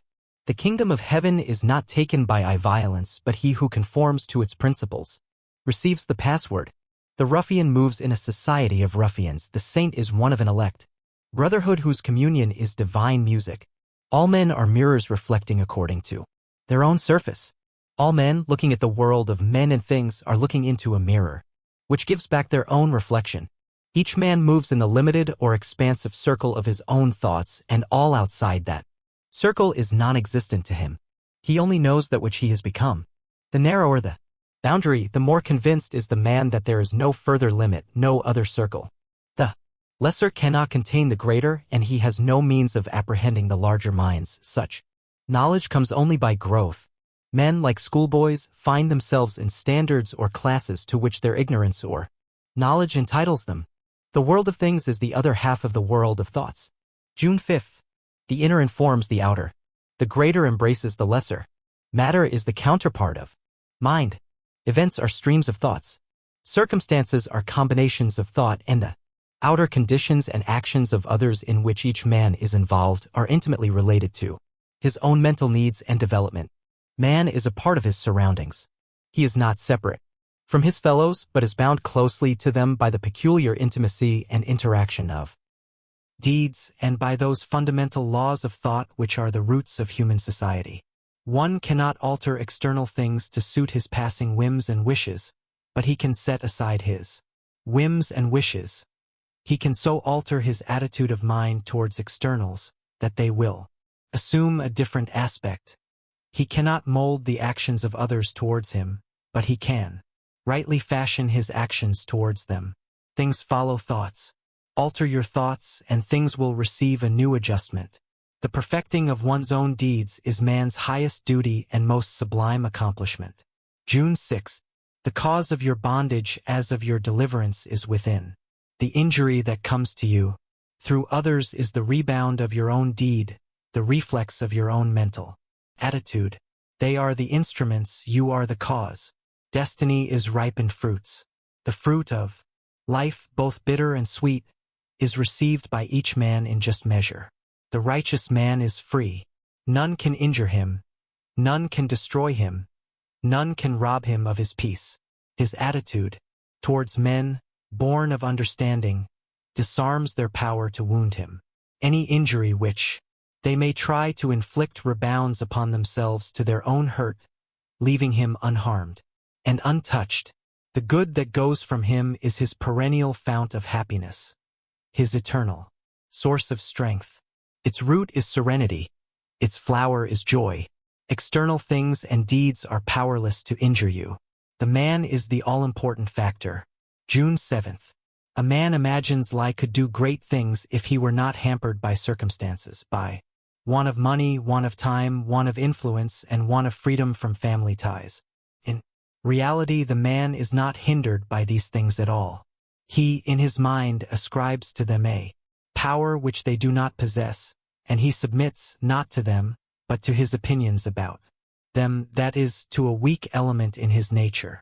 The real want that hampers him is the want of the right attitude of mind. When he regards his circumstances as spurs to his resources, when he sees that his so-called drawbacks are the very steps up which he is to mount successfully to his achievement, then his necessity gives birth to invention, and the hindrances are transformed into aids. He who complains of his circumstances has not yet become a man. Nothing can prevent us from accomplishing the aims of our life. June 8th. Man's power subsists in discrimination and choice. Man does not create one jot of the universal conditions or laws. They are the essential principles of things, and are neither made nor unmade. He discovers, not makes, them. Ignorance of them is at the root of the world's pain. To defy them is folly and bondage. Who is the freer man? The thief who deans the laws of his country, or the honest citizen who obeys them?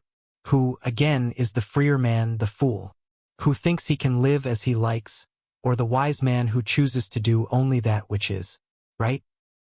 Man is, in the nature of things, a being of habit, and this he cannot alter. But he can alter his habits.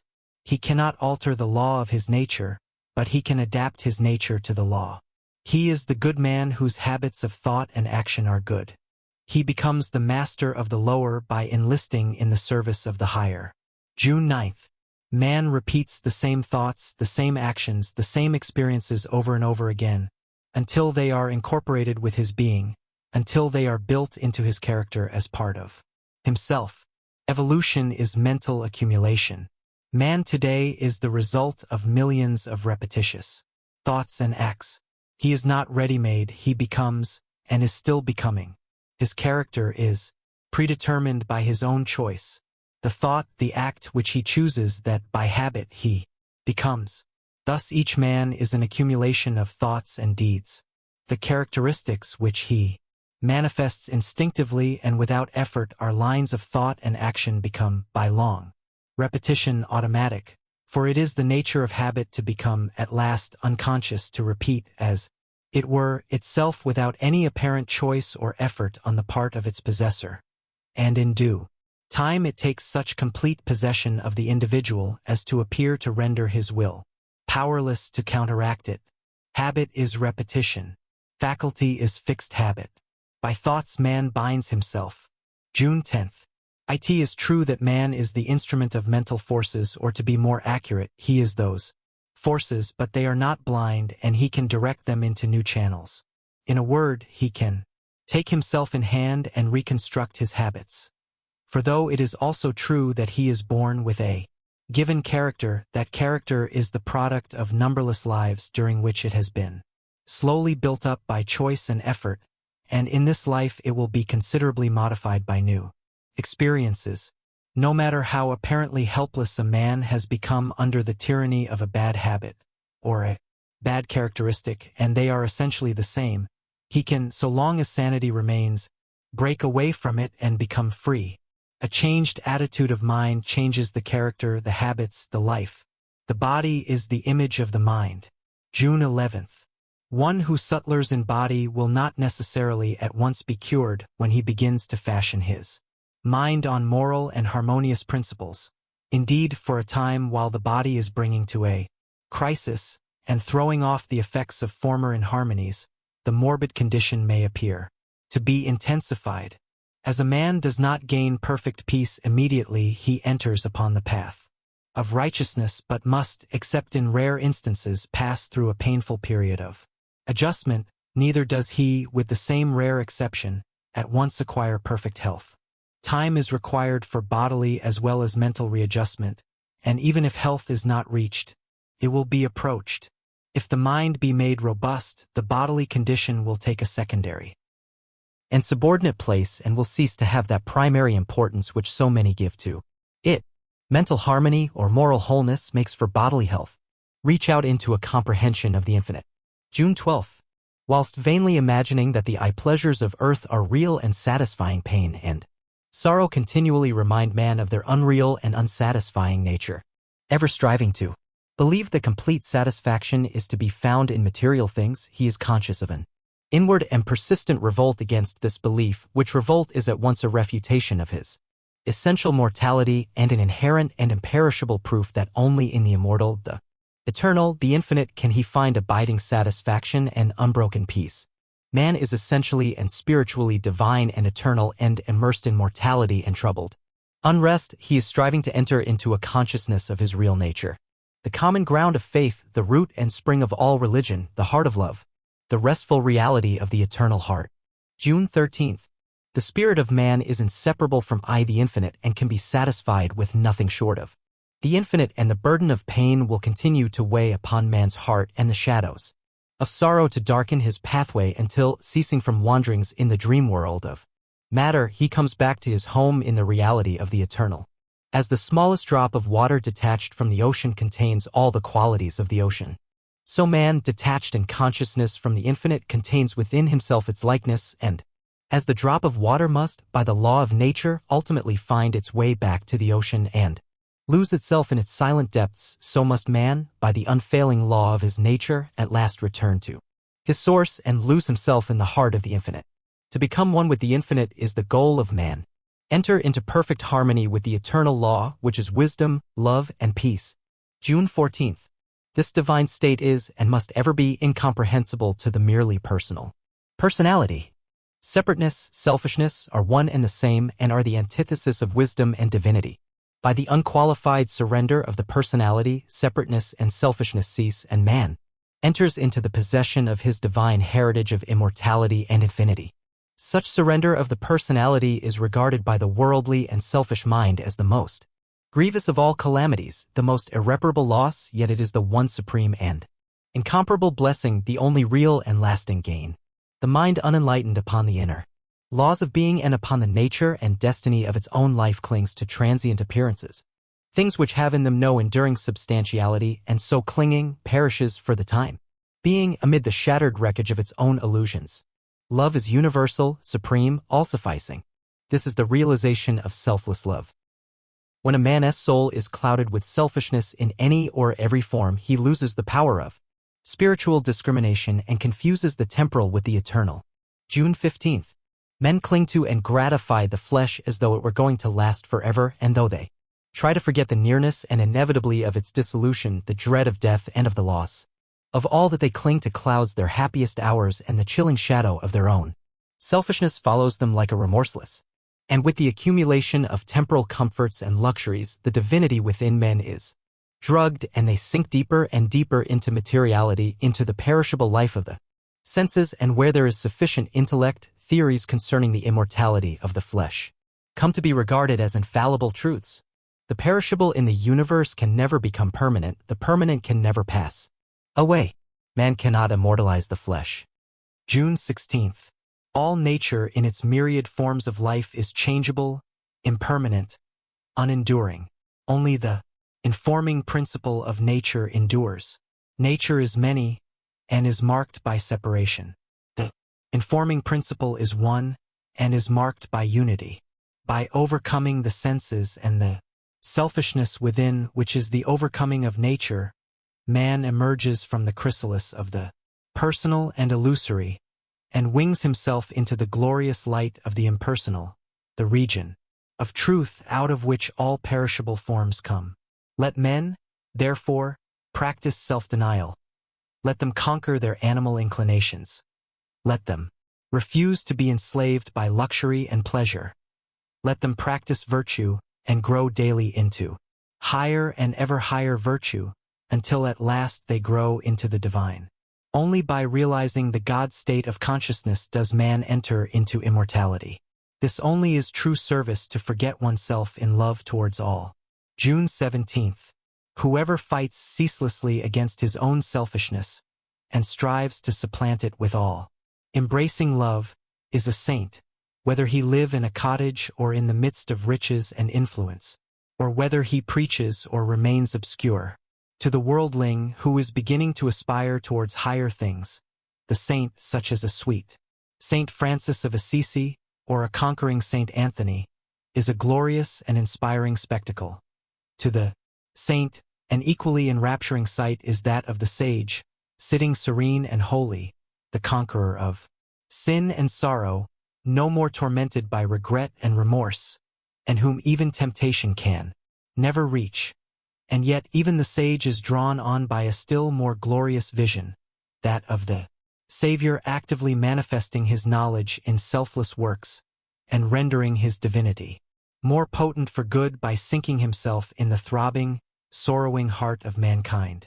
Only the work that is impersonal can live, where duties, howsoever humble, are done without self-interest, and with joyful sacrifice. There is true service and enduring work. June 18th. It is given to the world to learn one great and divine lesson, the lesson of absolute unselfishness. The saints, sages, and saviors of all time are they who have submitted themselves to this task and have learned and lived it. All the scriptures of the world are framed to teach this one lesson. All the great teachers reiterate it. It is too simple for the world, which, scorning it, stumbles along in the complex ways of selfishness. To search for this righteousness is to walk the way of truth and peace, and he who enters this way will soon perceive that immortality which is independent of birth and death, and will realize that in the divine economy of the universe the humblest effort is not lost. The world will not have finished its long journey until every soul has entered into the blissful realization of its own divinity. A pure heart is the end of all religion and the beginning of divinity. In the external universe there is ceaseless turmoil, change, and unrest. At the heart of all things there is undisturbed repose. In this deep silence dwelleth the eternal. June 19th. As there are depths in the ocean which the fiercest storm cannot reach, so there are silent, holy depths in the heart of man which the storms of sin and sorrow can never disturb. To reach this silence and to live consciously in it is peace. Discord is rife in the outward world, but unbroken harmony holds sway at the heart of the universe. The human soul reaches blindly toward the harmony of the sinless state, and to reach this state and to live consciously in it is peace.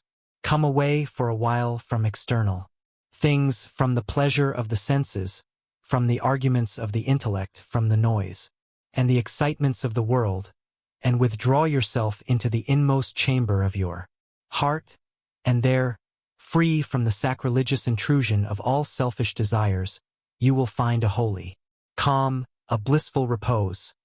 The faultless eye of truth will open within you, and you will see things as they really are.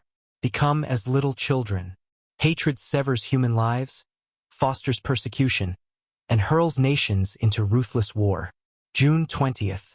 Men cry peace, peace, where there is no peace, but, on the contrary, discord, disquietude, and strife.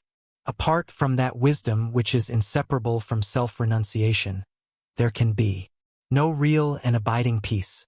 The peace which results from social comfort, passing gratification, or worldly victory is transitory in its nature and is burnt up in the heat of fiery trial. Only the peace of heaven endures through all trial, and only the selfless heart can know the peace of heaven. Holiness alone is undying peace. Self-control leads to it, and the ever-increasing light of wisdom guides the pilgrim on his way. It is partaken of in a measure as soon as the path of virtue is entered upon, but it is only realized in its fullness when self disappears in the consummation of a stainless life. This inward peace, this silence, this harmony, this love is the kingdom of heaven. Realize the light that never fades. June 21st.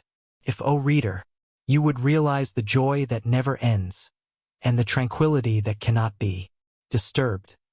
If you would leave behind forever your sins, your sorrow, your anxieties, and perplexities. If, I say, you would partake of this salvation, this supremely glorious life, then conquer yourself. Bring every thought, every impulse, every desire into perfect obedience to the divine power resident within you. There is no other way to peace but this, and if you refuse to walk it, your much praying and your strict adherence to ritual will be fruitless and unavailing, and neither gods nor angels can help you. Only to him that overcometh is given the white stone of the regenerate life, on which is written the new and ineffable name. The holy place within you is your real and eternal self. It is the divine within you. Spiritual principles can only be acquired after long discipline in the pursuit and practice of virtue. June 22nd. The schoolmaster never attempts to teach his pupils the abstract principles of mathematics at the commencement. He knows that by such a method teaching would be vain and learning impossible. He first places before them a very simple sum and, having explained it, leaves them to do it. When, after repeated failures and ever-renewed effort, they have succeeded in doing it correctly, a more difficult task is set them, and then another, and not until the pupils have, through many years of diligent application, mastered all the lessons in arithmetic does he attempt to unfold to them the underlying mathematical principles. Thus practice ever precedes knowledge even in the ordinary things of the world, and in Spiritual things, in the living of the higher life, this law is rigid in its exactions. Truth can only be arrived at by daily and hourly doing the lessons of virtue. June 23. In a properly governed household, the child is first taught to be obedient and to conduct itself properly under all circumstances. The child is not even told why it must do this, but is commanded to do it, and only after it has so far succeeded in doing what is right and proper is it told why it should do it. No father would attempt to teach his child the principles of ethics before exacting from it the practice of filial duty and social virtue. Virtue can only be known by doing, and the knowledge of truth can only be arrived at by perfecting oneself in the practice of virtue, and to be complete in the practice and acquisition of virtue is to be complete in the knowledge of truth. Undaunted by failure and made stronger by difficulties, learn the lessons of virtue and thus build up in the strength of knowledge, destroying ignorance and the ills of life. June 24. Where love is, God is, and where goodness lives, there Christ abides, and he who daily strives against self and selfishness, shaping his mind for truth and purity, shall surely find the Master's presence in his inmost heart. God shall be one with him and not apart, who overcomes himself and makes his life godlike and holy, banishing all strife far from him, letting hate and anger die, and greed and pride and fleshly lusts that lie. To God and goodness, great shall be his peace, happy and everlasting his release from pain and sorrow, who doth conquer sin. To the pure heart comes God and dwells therein. He only who the path of good hath trod hath found the life that's hid with Christ in God. Make pure thy heart, and thou wilt make thy life rich, sweet, and beautiful, unmarred by strife. Stimulate the mind to watchfulness and reflection. June 25. It will be seen that the first step in the discipline of the mind is the overcoming of indolence. This is the easiest step, and until it is perfectly accomplished, the other steps cannot be taken. The clinging to indolence constitutes a complete barrier to the path of truth. Indolence consists in giving the body more ease and sleep than it requires, in procrastinating, and in shirking and neglecting those things which should receive immediate attention. This condition of laziness must be overcome by rousing up the body at an early hour, giving it just the amount of sleep it requires for complete recuperation, and by doing promptly and vigorously every task and duty, no matter how small, as it comes along. The heart must be purified of sensual and gustatory lust. A listless mind could not achieve any kind of success. June 26. Success is rooted in a subtle mental brooding along a given line. It subsists in an individual characteristic or combination of characteristics, and not in a particular circumstance or set of circumstances. The circumstances appear, it is true, and form part of the success, but these would be useless without the mind that can penetrate and utilize them. At the root of every success there is some form of well-husbanded and well-directed energy. There has been some persistent brooding of the mind upon a project. Success is like a flower. It may appear more or less suddenly, but it is the finished product of a long series of efforts, of preparatory stages.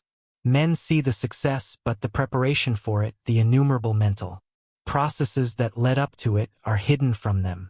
Without exertion nothing can be accomplished. In order to achieve the higher forms of success, a man must give up anxiety, hurry, and fussiness. June 27th. Pressing forward persistently along a given way is sure to lead to a destination that is definitely associated with that way. Frequent going aside or turning back will render effort fruitless. No destination will he reach. Success will remain afar off. Effort, and the more effort, and then effort again, is the keynote of success. As the simple old saying has it, if at first you don't succeed, try again. All the precepts of successful businessmen are precepts of doing. All the precepts of the wise teachers are precepts of doing. To cease to do is to cease to be of any use in the economy of life. Doing means effort, exertion. Transmute the energy that wears and breaks down into that deeper and less obtrusive kind, that preserves and builds up. The silent, calm people will manifest a more enduring form of success than those who are noisy and restless. June 28th. When a man exchanges coppers for silver, and silver for gold, he does not thereby give up the use of money. He exchanges a heavy mass for one that is lighter and smaller but more valuable. So when a man exchanges hurry for deliberation, and deliberation for calmness, he does not give up effort, he merely exchanges a diffusive and more or less ineffective energy for a more highly concentrated, effective, and valuable form. Yet even the crudest forms of effort are necessary at first, for without them to begin with the higher forms could not be acquired. The child must crawl before it can walk.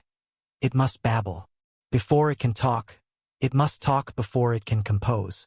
Man begins in weakness and ends in strength, but from beginning to end he advances by the efforts he makes, by the exertion he puts forth. The root of success is in character. The law which punishes us is the law which preserves us. June 29th. When in their ignorance men would destroy themselves, its everlasting arms are thrown about them in loving, albeit sometimes painful, protection. Every pain we suffer brings us nearer to the knowledge of the divine wisdom.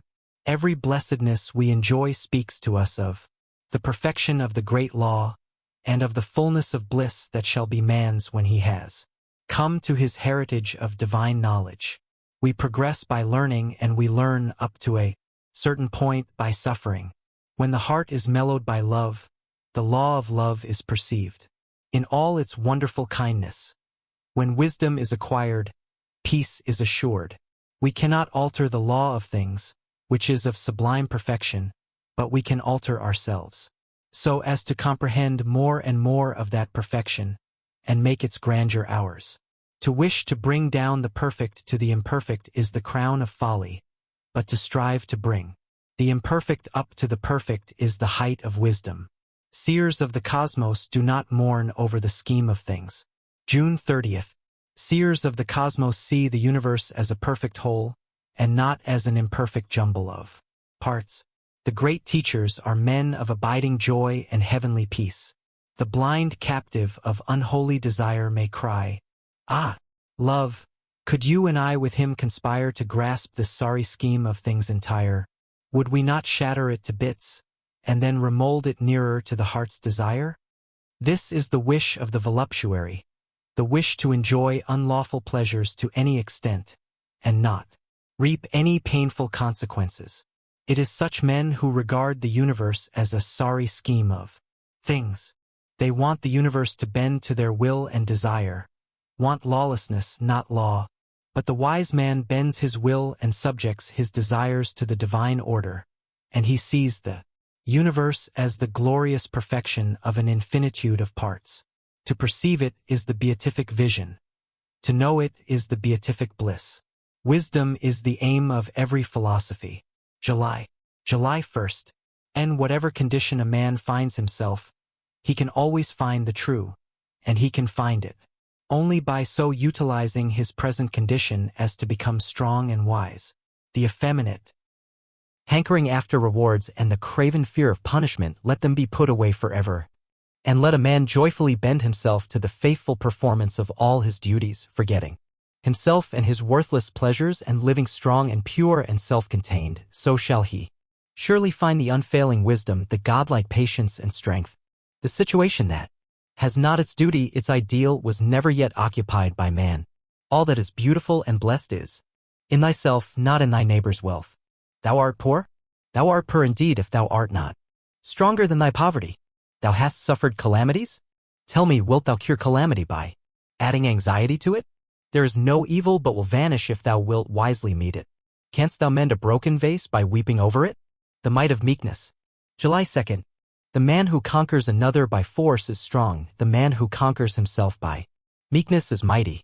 He who conquers another by force will himself likewise be conquered. He who conquers himself by meekness will never be overthrown, for the human cannot overcome the divine. The meek man is triumphant in defeat. Socrates lives the more by being put to death. In the crucified Jesus the risen Christ is revealed, and Stephen, in receiving his stoning, defies the hurting power of stones. That which is real cannot be destroyed, but only that which is unreal. When a man finds that within him which is real, which is constant, abiding, changeless, and eternal, he enters into that reality and becomes meek. All the Powers of darkness will come against him, but they will do him no hurt and will at last depart from him. Meekness is a divine quality and as such is all-powerful. Nothing is hidden from him who overcomes himself. July 3rd. Into the cause of causes shalt thou penetrate, and lifting, one after another, every veil of illusion shalt reach at last the inmost heart of being. Thus becoming one with life thou shalt know all life, and, seeing into causes and knowing realities, thou shalt be no more anxious about thyself and others and the world, but shalt see that all things that are engines of the great law.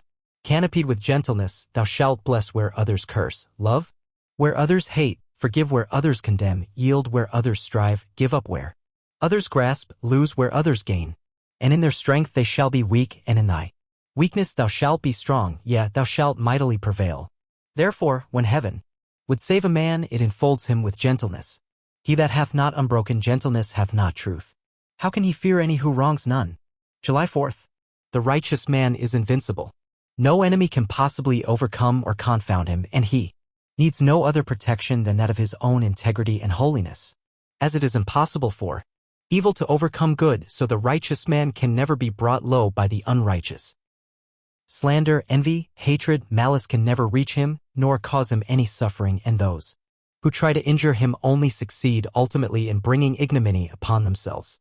The righteous man, having nothing to hide, committing no acts which require stealth, and harboring no thoughts and desires which he would not like others to know, is fearless and unashamed.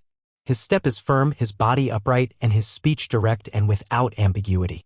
He looks everybody in the face. How can he be ashamed before any who deceives none?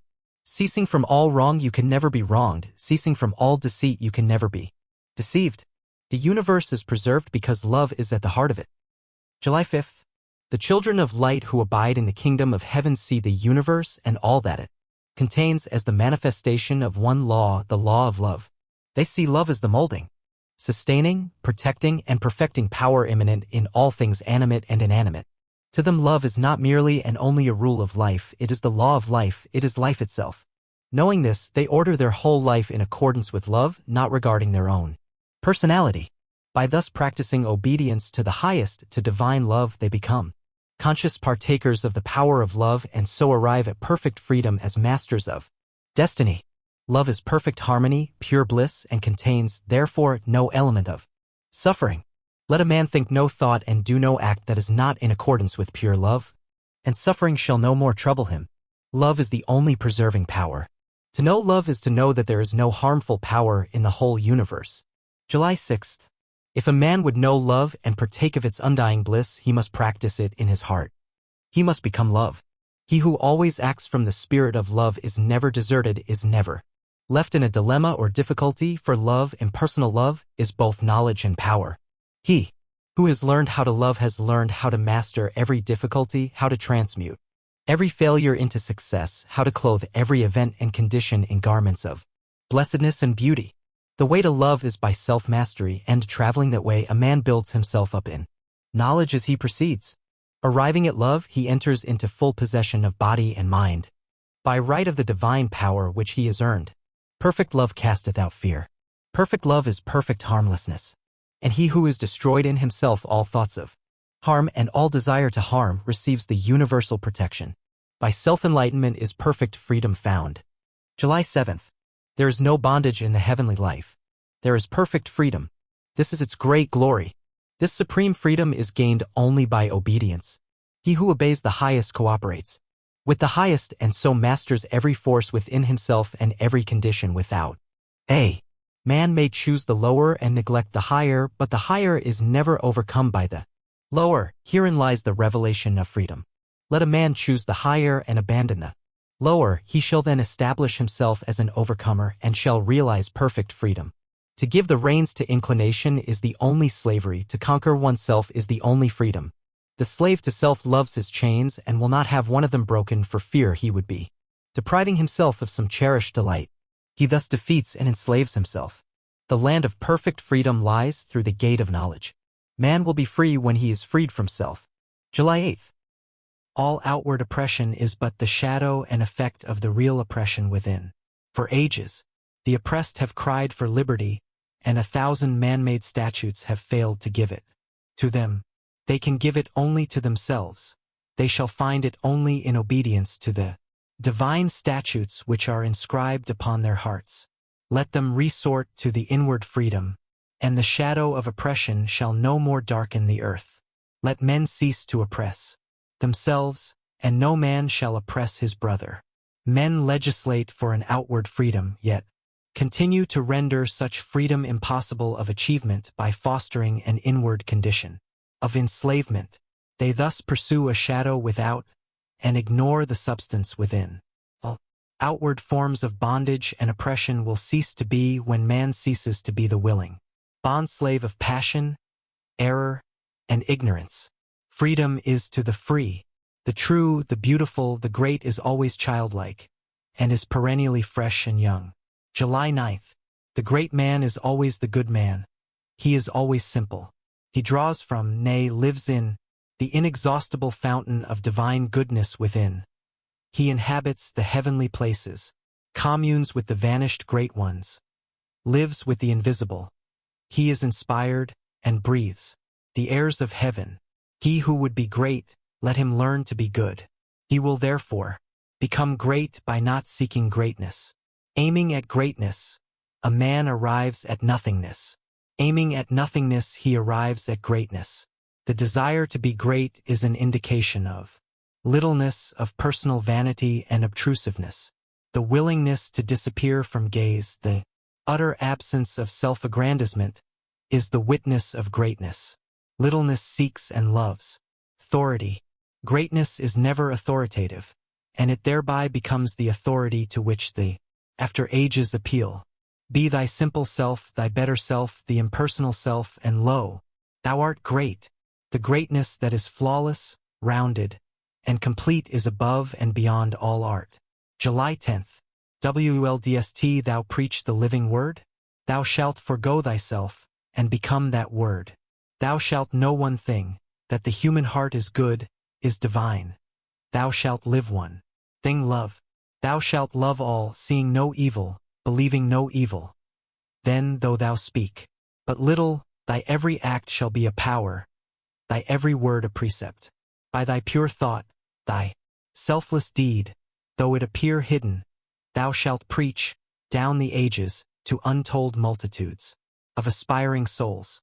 To him who chooses goodness, sacrificing all, is given that which includes all. He becomes the possessor of the best, communes with the highest, and enters the company of the great. The greatness that is flawless, rounded, and complete is above and beyond all art. It is perfect goodness in manifestation. Therefore the greatest souls are always teachers. Every natural law has its spiritual counterpart. July 11th. Thoughts are seeds which, falling in the soil of the mind, germinate and develop until they reach the completed stage, blossoming into deeds good or bad, brilliant or stupid, according to their nature, and ending as seeds of thought to be again sown in other minds. A teacher is a sower of seed, a spiritual agriculturist, while he who teaches himself is the wise farmer of his own mental plot. The growth of a thought is as the growth of a plant. The seed must be sown seasonably, and time is required for its full development into the plant of knowledge and the flower of wisdom. The seen is the mirror of the unseen. Energy to be productive must not only be directed towards good ends, it must be carefully controlled and conserved. July 12th. The advice of one of the great teachers to his disciples, keep wide awake, tersely expresses the necessity for tireless energy if one's purpose is to be accomplished, and is equally good advice to the salesman as to the saint. Eternal vigilance is the price of liberty, and liberty is the reaching of one's fixed ends. It was the same teacher who said, if anything is to be done, let a man do it at once, let him attack it vigorously. The wisdom of this advice is seen when it is remembered that action is creative, that increase and development follow upon legitimate use. To get more energy we must use to the full that which we already possess. Only to him that puts his hand vigorously to some task do power and freedom come. Noise and hurry are so much energy running to waste. It is a great delusion that noise means power. July 13th. Where calmness is, there is the greatest power. Calmness is the sure indication of a strong, well-trained, patiently disciplined mind. The calm man knows his business, be sure of it. His words are few, but they tell. His schemes are well planned and they work true like a well-balanced machine. He sees a long way ahead and makes straight for his object. The enemy. Difficulty he converts into a friend and makes profitable use of him, for he has studied well how to agree with his adversary while he is in the way with him. Like a wise general, he has anticipated all emergencies. Indeed, he is the man who is prepared beforehand. In his meditations in the councils of his judgment, he has conferred with causes and has caught the bend of all contingencies. He is never taken by surprise, is never in a hurry, is safe in the keeping of his own steadfastness, and is sure of his ground. Working steam is not heard. It is the escaping steam which makes a great noise. Energy is the first pillar in the temple of prosperity. July 14th. Calmness, as distinguished from the dead placidity of languor, is the acme of concentrated energy. There is a focused mentality behind it. In agitation and excitement, the mentality is dispersed. It is irresponsible and is without force or weight. The fussy, peevish, irritable man has no influence. He repels, not attracts. He wonders why his easygoing neighbor succeeds and is sought after, while he, who is always hurrying, worrying, and troubling, he miscalls it striving, fails, and is avoided. His neighbor, being a calmer man, not more easygoing but more deliberate, gets through more work, does it more skillfully, and is more self-possessed and manly. This is the reason of his success and influence. His energy is controlled and used, while the other man's energy is dispersed and abused. No energy means no capacity. The spendthrift can never become rich, but if he begin with riches, must soon become poor. July 15th. The poor man who is to become rich must begin at the bottom and must not wish or try to appear affluent by attempting something far beyond his means. There is always plenty of room and scope at the bottom, and it is a safe place from which to begin, as there is nothing below and everything above. Many a young businessman comes at once to grief by swagger and display which he foolishly imagines are necessary to success, but which, deceiving no one but himself, lead quickly to ruin. A modest and true beginning in any sphere will better ensure success than an exaggerated advertisement of one's standing and importance. The thrifty and prudent are on the way to riches. Vanity leading to excessive luxury in clothing is a vice which should be studiously avoided by virtuous people. July 16th. An obtrusive display in clothing and jewelry bespeaks a vulgar and empty mind. Modest and cultured people are modest and becoming in their dress, and their spare money is wisely used in further enhancing their culture and virtue. Education and progress are of more importance to them than needless, vain apparel, and literature, art, and science are encouraged thereby. A true refinement is in the mind and behavior, and a mind adorned with virtue and intelligence cannot add to its attractiveness, though it may detract from it by an ostentatious display of the body. Simplicity in dress, as in other things, is the best. Money wasted can be restored, health wasted can be restored, but time wasted can never be restored. July 17th.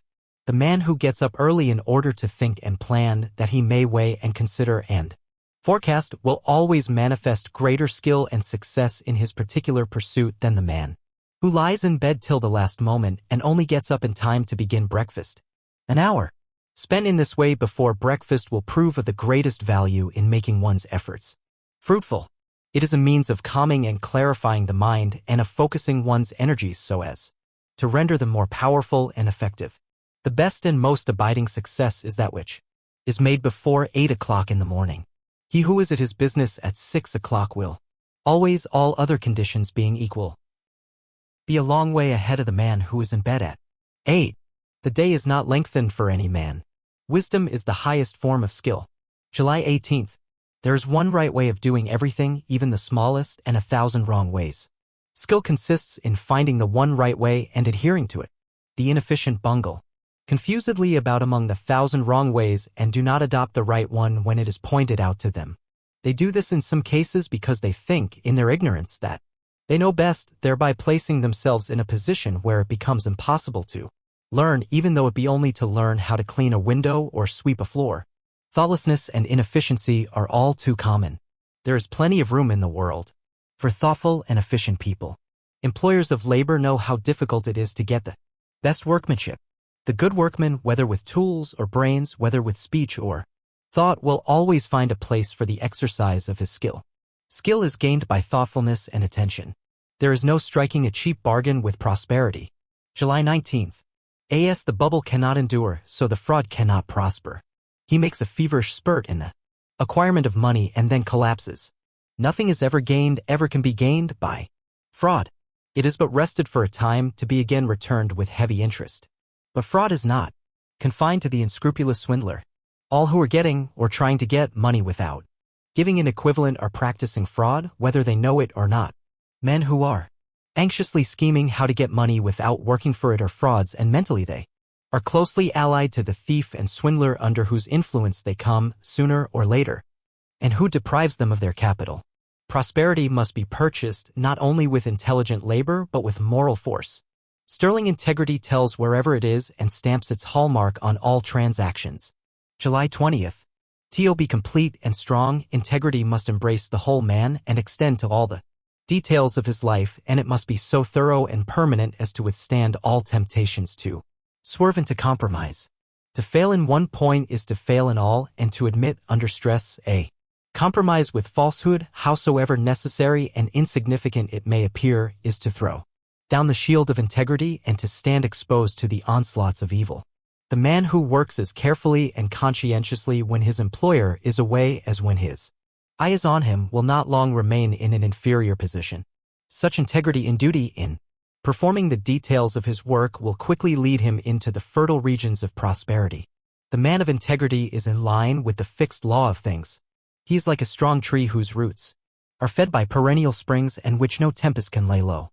Ignorant men imagine that dishonesty is a short cut to prosperity. July 21st. Honesty is the surest way to success. The clay at last comes when the dishonest man repents in sorrow and suffering, but no man ever needs to repent of having been honest. Even when the honest man fails, as he does sometimes through lacking other of those pillars such as energy, economy, or system, his failure is not the grievous thing that it is to the dishonest man, for he can always rejoice in the fact that he has never defrauded a fellow being. Even in his darkest hour he finds repose in a clear conscience. The dishonest man is morally short-sighted. Strong men have strong purposes, and strong purposes lead to strong achievements. July 22nd. Invincibility is a glorious protector, but it only envelopes the man whose integrity is perfectly pure and unassailable. Never to violate even in the most insignificant particular is to be invincible against all the assaults of innuendo, slander, and misrepresentation. The man who has failed in one point is vulnerable, and the shaft of evil, like the arrow in the heel of Achilles, will lay him low. Pure and perfect integrity is proof against all attack and injury, enabling its possessor to meet all opposition and persecution with dauntless courage and sublime equanimity. No amount of talent, intellect, or business acumen can give a man that power of mind and peace of heart which come from an enlightened acceptance and observance of lofty moral principles. Moral force is the greatest power. The test of a man is in his immediate acts and not in his ultra sentiments. July 23rd. Sympathy should not be confounded with that maudlin and superficial sentiment which, like a pretty flower without root, presently perishes and leaves behind neither seed nor fruit. To fall into hysterical weeping when parting with a friend or on hearing of some suffering abroad is not sympathy. Neither are bursts of violent indignation against the cruelties and injustices of others any indication of a sympathetic mind. If one is cruel at home, if he badgers his wife, or beats his children, or abuses his servants, or stabs his neighbors with shafts of sarcasm, what hypocrisy is in his profession of love for suffering people who are outside the immediate range of his influence? What shallow sentiment informs his bursts of indignation against the injustices and hard-heartedness in the world around him? Sympathy is a deep, inexpressible tenderness which is shown in a consistently self-forgetful, gentle character. Lack of sympathy arises in egotism, sympathy arises in love. July 24th. Sympathy leads us to the hearts of all men so that we become spiritually united to them. And when they suffer we feel the pain, when they are glad we rejoice with them, when they are despised and persecuted we spiritually descend with them into the depths and take into our hearts their humiliation and distress, and he who has this binding, uniting spirit of sympathy can never be cynical and condemnatory, can never pass thoughtless and cruel judgments upon his fellows, because in his tenderness of heart he is ever with them in their pain. But to have reached this ripened sympathy, it must needs be that he has loved much, suffered much, and sounded the dark depths of sorrow. It springs from acquaintance with the profoundest experiences, so that a man has had conceit, thoughtlessness, and selfishness burnt out of his heart. Sympathy, in its real and profound sense, is oneness with others in their strivings and sufferings. Gentleness is the hallmark of spiritual culture. July 25th. Let a man beware of greed, of meanness, of envy, of jealousy, of suspicion. For these things, if harbored, will rob him of all that is best in life, even all that is best in material things, as well as all that is best in character and happiness. Let him be liberal of heart and generous, of hand, magnanimous and trusting, not only giving cheerfully and often of his substance, but allowing his friends and fellow men freedom of thought and action. Let him be thus, and honor, plenty, and prosperity will come knocking at his door for admittance as his friends and guests. Gentleness is akin to divinity. A gentle man, one whose good behavior is prompted by thoughtfulness and kindliness, is always loved, whatever may be his origin. July 26th. The man who has perfected himself in gentleness never quarrels. He never returns the hard word. He leaves it alone, or meets it with a gentle word, which is far more powerful than wrath. Gentleness is wedded to wisdom, and the wise man has overcome all anger in himself, and so understands how to overcome it in others. The gentle man is saved from most of the disturbances and turmoils with which uncontrolled men afflict themselves. While they are wearing themselves out with wasteful and needless strain, he is quiet and composed, and such quietness and composure are strong to win in the battle of life. Argument analyses the outer skin, but sympathy reaches to the heart. Spurious things have no value, whether they be bric-a-brac or men. July 27th. It is all-important that we be real, that we harbor no wish to appear other than what we are, that we simulate no virtue, assume no excellency, adopt no disguise. The hypocrite thinks he can hoodwink the world and the eternal law of the world. There is but one person that he hoodwinks, and that is himself, and for that the law of the world inflicts its righteous penalty. There is an old theory that the excessively wicked are annihilated. I think to be a pretender is to come as near to annihilation as a man can get, for there is a sense in which a man is gone, and in his place there is but a mirage of shams. The sound-hearted man becomes an exemplar. He is more than a man. He is a reality, force, a molding principle. Evil is an experience and not a power. July 28th. The painful experiences of evil pass away as the new experiences of good enter into and possess the field of consciousness. And what are the new experiences of good?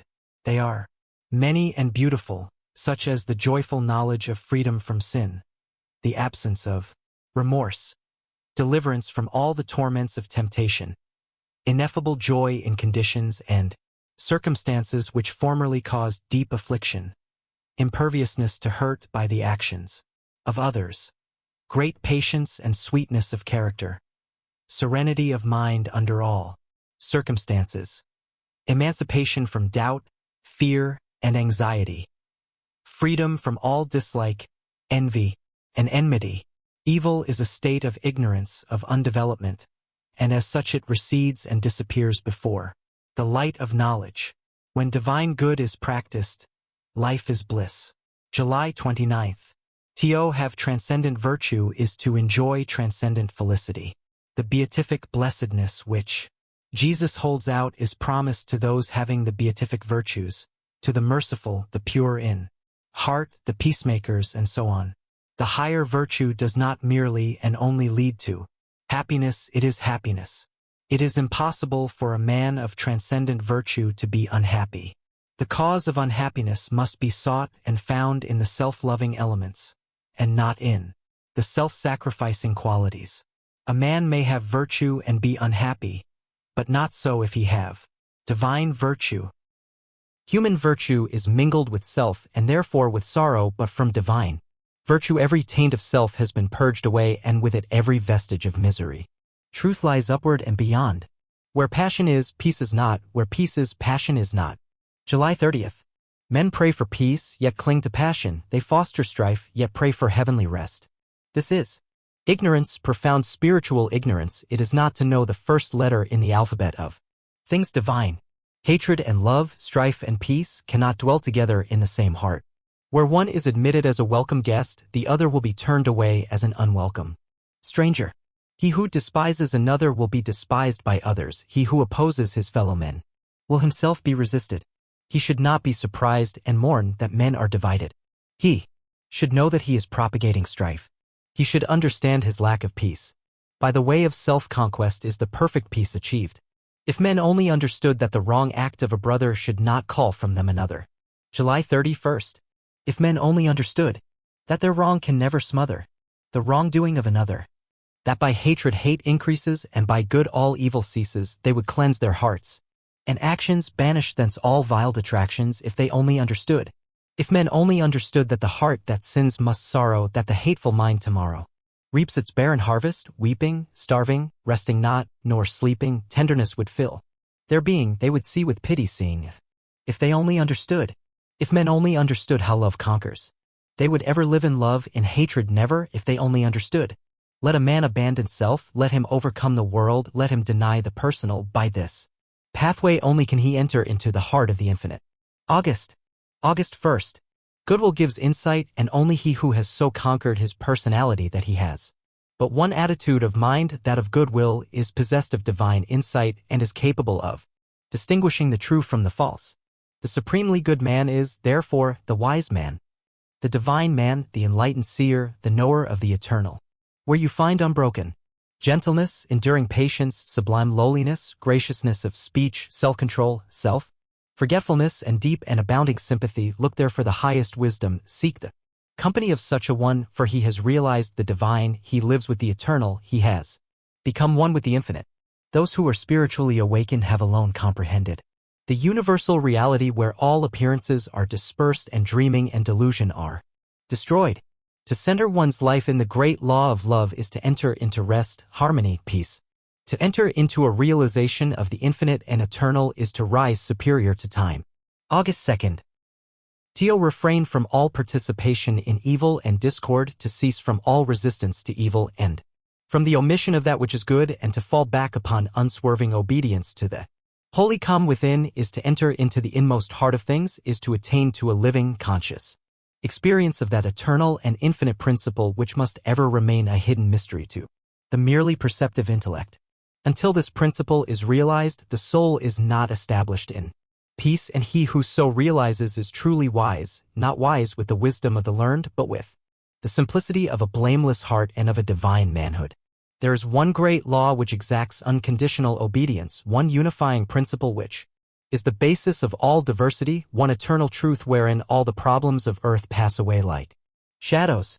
To realize this law, this unity, this truth, is to enter into the infinite, is to become one with the eternal, become established in immortality, heaven, and the spirit which make up the empire of light. August 3rd. Entering into the infinite is not a mere theory or sentiment. It is a vital experience which is the result of assiduous practice in inward purification. When the body is no longer to be even remotely the real man, when all appetites and desires are thoroughly subdued and purified, when the emotions are rested and calm, and when the oscillation of the intellect ceases and perfect poise is secured, then and not till then does consciousness become one with the infinite. Not till then is childlike wisdom and profound peace secured. Men grow weary and gray over the dark problems of life and finally pass away and leave them unsolved because they cannot see their way out of the darkness of the personality, being too much engrossed in its limitations. Seeking to save his personal life, man forfeits the greater impersonal life of truth. Clinging to the perishable, he is shut out from a knowledge of the eternal. Self and error are synonymous. August 4th. Error is involved in the darkness of unfathomable complexity, but eternal simplicity is the glory of truth. Love of self shuts men out from truth, and seeking their own personal happiness they lose the deeper, purer, and more abiding bliss. Says Carlyle, there is in man a higher than happiness. He can do without happiness, and instead thereof find blessedness. Love not pleasure, love God. This is the everlasting yea, wherein all contradiction is solved. Wherein whoso walks and works, it is well with him. He who has yielded up that self, that personality that most men love and to which they cling, with such fierce tenacity has left behind him all perplexity and has entered into a simplicity, so profoundly simple as to be looked upon by the world, involved as it is in a network of error as foolishness, at rest in the infinite, the region of reality, unchanging principle. August 5th. When a man has yielded up his lusts, his errors, his opinions and prejudices, he has entered into possession of the knowledge of God, having slain the selfish desire for heaven, and along with it the ignorant fear of hell, having relinquished even the love of life itself, he has gained supreme bliss and life eternal, the life which bridges life and death and knows its own immortality. Having yielded up all without reservation, he has gained all and rests in peace on the bosom of the infinite. Only he who has become so free from self as to be equally content to be annihilated as to live, or to live as to be annihilated, is fit to enter into the infinite. Only he who, ceasing to trust his perishable self, has learned to trust in boundless measure the great law, the supreme good, is prepared to partake of undying bliss. By the surrender of self all difficulties are overcome. There is no more regret, nor disappointment, nor remorse, where all selfishness has ceased. August 6th. The spirit of love which is manifested as a perfect and rounded life is the crown of being, and the supreme end of knowledge upon this earth. How does a man act under trial and temptation? Many men boast of being in possession of truth who are continually swayed by grief, disappointment, and passion, and who sink under the first little trial that comes along. Truth is nothing if not unchangeable, and in so far as a man takes his stand upon truth does he become steadfast in virtue, does he rise superior to his passions and emotions and changeable personality. Men formulate perishable dogmas and call them truth.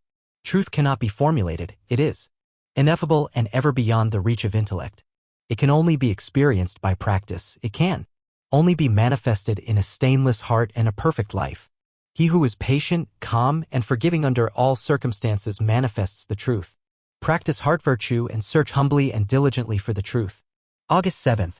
Truth will never be proved by wordy arguments and learned treatises, for if men do not perceive the truth in infinite patience, undying forgiveness, and all-embracing compassion, no words can ever prove it to them. It is an easy matter for the passionate to be calm and patient when they are in the midst of calmness or when they are alone.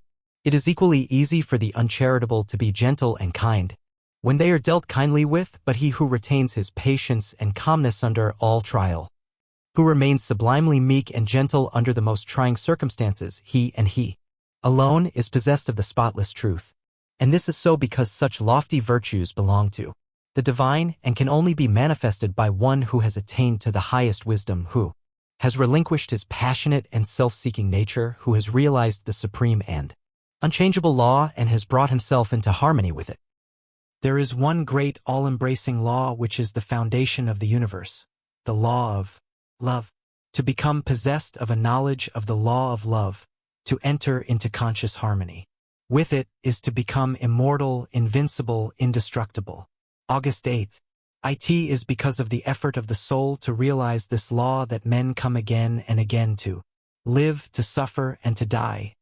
And when realized, suffering ceases, personality is dispersed, and the fleshly life and death are destroyed, for consciousness becomes one with the eternal. The law is absolutely impersonal, and its highest manifested expression is that of service. When the purified heart has realized truth, it is then called upon to make the last, the greatest and holiest sacrifice, the sacrifice of the well-earned enjoyment of truth. It is by virtue of this sacrifice that the divinely emancipated soul comes to dwell amongst the lowliest and least, and to be esteemed the servant of all mankind. The spirit of love is alone singled out as worthy to receive the unstinted worship of posterity. Truth cannot be limited. August 9th. The glory alike of the saint, the sage, and the Savior is this, that he has realized the most profound lowliness, the most sublime unselfishness. Having given up all, even his own personality, all his works are holy and enduring, for they are freed from every taint of self. He gives, yet never thinks of receiving. He works, yet without regretting the past or anticipating the future, and never looks for reward. When the farmer has tilled and dressed his land and put in the seed, he knows that he has done all that he can possibly do, and that now he must trust to the elements and wait patiently for the course of time to bring about the harvest, and that no amount of expectancy on his part will affect the result. Liven so, he who has realized the truth goes forth as a sower of the seeds of goodness, purity, love, and peace, without expectancy, and never looking for results, knowing that there is the great overruling law which brings about its own harvest in due time, and which is alike the source of preservation and destruction. Every holy man became such by unremitting perseverance in self-sacrifice. He who enters upon the holy way begins by restraining his passions. August 10th. What the saints, sages, and saviors have accomplished, you likewise may accomplish if you will only tread the way which they trod and pointed out, the way of self-sacrifice, of self-denying service. Truth is very simple. It says, "Give up self, come unto me, away from all that defile, and I will give you rest." All the mountains of commentary that have been piled upon it cannot hide it from the heart that is earnestly seeking for righteousness. It does not require learning. It can be known in spite of learning, disguised under many forms by erring, self-seeking men, the beautiful simplicity and clear transparency of truth remains unaltered and undimmed, and the unselfish heart enters into and partakes of its shining radiance, not by weaving complex theories, not by building up speculative philosophies is truth realized, but by weaving the web of inward purity, by building up the temple of a stainless life is truth realized. Saintship is the beginning of holiness. Only when you identify yourself with the divine can you be said to be clothed and in your right mind. August 11th. The divine within is the abode of peace, the temple of wisdom, the dwelling place of immortality. Apart from this inward resting place, this mount of vision, there can be no true peace, no knowledge of the divine, and if you can remain there for 1 minute, 1 hour, or 1 day, it is possible for you to remain there always. All your sins and sorrows, your fears and anxieties are your own, and you can cling to them. Or you can give them up. Of your own accord you cling to your unrest, of your own accord you can come to abiding peace. No one else can give up sin for you, you must give it up yourself. The greatest teacher can do no more than walk the way of truth for himself and point it out to you. You yourself must walk it for yourself. You can obtain freedom and peace alone by your own efforts, by yielding up that which binds the soul and which is destructive of peace. Give up all self-seeking, give up self, and lo, the peace of God is yours. Come out of the storms of sin and anguish. August 12th. O thou who wouldst teach men of truth, hast thou passed through the desert of doubt? Art thou purged by the fires of sorrow? Hath truth the fiends of opinion cast out of thy human heart? Is thy soul so fair that no false thought can ever harbor there? O thou who wouldst teach men of love, hast thou passed through the place of despair? Hast thou wept through the dark night of grief? Does it move, now freed from its sorrow and care, thy human heart to pitying gentleness, looking on wrong and hate and ceaseless stress? O thou who wouldst teach men of peace, hast thou crossed the wide ocean of strife? Hast thou found on the shores of the silence release from all the wild unrest of life? From thy human heart hath all striving gone, leaving but truth and love and peace alone? Enter the inward resting place. Make yourself pure and lovable, and you will be loved by all. August 13th. Think of your servants with kindness, consider their happiness and comfort, and never demand of them that extremity of service which you yourself would not care to perform were you in their place. Rare and beautiful is that humility of soul by which a servant entirely forgets himself in his master's good, but far rarer and more beautiful with a divine beauty is that nobility of soul by which a man, forgetting his own happiness, seeks the happiness of those who are under his authority and who depend upon him for their bodily sustenance. And such a man's happiness is increased tenfold, nor does he need to complain of those whom he employs, said a well-known and extensive employer of labor who never needs to dismiss an employee. I have always had the happiest relations with my workpeople. If you ask me how it is to be accounted for, I can only say that it has been my aim from the first to do to them as I would wish to be done by. Be friendly towards others, and friends will soon flock round you. To dwell continually in good thoughts is to throw around oneself a psychic atmosphere of sweetness and power which leaves its impress upon all who come in contact with it. August 14th. As the rising sun puts to rout the helpless shadows, so are all the impotent forces of evil put to flight by the searching rays of positive thought which shine forth from a heart made strong in purity and faith. Where there is sterling faith and uncompromising purity, there is health, there is success, there is power. In such a one, disease, failure, and disaster can find no lodgment, for there is nothing on which they can feed. Even physical conditions are largely determined by mental states, and to this truth the scientific world is rapidly being drawn. The old materialistic belief that a man is what his body makes him is rapidly passing away and is being replaced by the inspiring belief that man is superior to his body and that his body is what he makes it by the power of thought.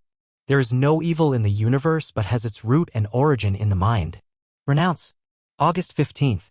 If you are given to anger, worry, jealousy, greed, or any other inharmonious state of mind, and expect perfect physical health, you are expecting the impossible, for you are continually sowing the seeds of disease in your mind. Such conditions of mind are carefully shunned by the wise man, for he knows them to be far more dangerous than a bad drain or an infected house. If you would be free from all physical aches and pains and would enjoy perfect physical harmony, then put your mind in order and harmonize your thoughts. Think joyful thoughts, think loving thoughts, let the elixir of goodwill course through your veins and you will need no other medicine. Put away your jealousies, your suspicions, your worries, your hatreds, your selfish indulgences, and you will put away your dyspepsia, your biliousness, your nervousness and aching joints. If you would secure health, you must learn to work without friction. Order your thoughts and you will order your life. August 16th. Pour the oil of tranquility upon the turbulent waters of the passions and prejudices, and the tempests of misfortune, however they may threaten, will be powerless to wreck the bark of your soul as it threads its way across the ocean of life. And if that bark be piloted by a cheerful and never-failing faith, its course will be doubly sure and many perils will pass it by, which would otherwise attack it. By the power of faith every enduring work is accomplished. Faith in the Supreme, faith in the overruling law, faith in your work and in your power to accomplish that work. Here is the rock upon which you must build if you would achieve, if you would stand and not fall. Follow, under all circumstances, the highest promptings within you. Let your heart grow large and loving and unselfish, and great and lasting will be your influence and success. August 17th. Cultivate a pure and unselfish spirit and combine with purity and faith singleness of purpose, and you are evolving from the elements enduring success of greatness and power. If your present position is distasteful to you and your heart is not in your work, nevertheless, perform your duties with scrupulous diligence, and whilst resting your mind in the idea that the better position and greater opportunities are waiting for you, ever keep an active mental outlook for budding possibilities, so that when the critical moment arrives and the new channel presents itself, you will step into it with your mind fully prepared for the undertaking, and with that intelligence and foresight which is born of mental discipline. Whatever your task may be, concentrate your whole mind upon it, throw into it all the energy of which you are capable. The faultless completion of small tasks leads inevitably to larger tasks. Learn by constant practice how to husband your resources and to concentrate them at any moment upon a given point. Passion is not power, it is the abuse of power, the dispersion of power. August 18th. When that young man whom I knew, passing through continual reverses and misfortunes, was mocked by his friends and told to desist from further effort, and he replied, "The time is not far distant when you will marvel at my good fortune and success," he showed that he was possessed of that silent and irresistible power which has taken him over innumerable difficulties and crowned his life with success. If you have not this power, you may acquire it by practice, and the beginning of power is likewise the beginning of wisdom. You must commence by overcoming those purposeless trivialities to which you have hitherto been a willing victim. Boisterous and uncontrolled laughter, slander, and idle talk, and joking merely to raise a laugh, all these things must be put on one side as so much waste of valuable energy. Be of single aim, have a legitimate and useful purpose, and devote yourself unreservedly to it. Happiness is that inward state of perfect satisfaction which is joy and peace. August 19th. The satisfaction which results from gratified desire is brief and illusionary, and is always followed by an increased demand for gratification. Desire is insatiable as the ocean, and clamors louder and louder as its demands are attended to. It claims ever-increasing service from its deluded devotees, until at last they are struck down with physical or mental anguish, and are hurled into the purifying fires of suffering. Desire is the region of hell, and all Torments are centered there. The giving up of desire is the realization of heaven and all. Delights await the pilgrim there.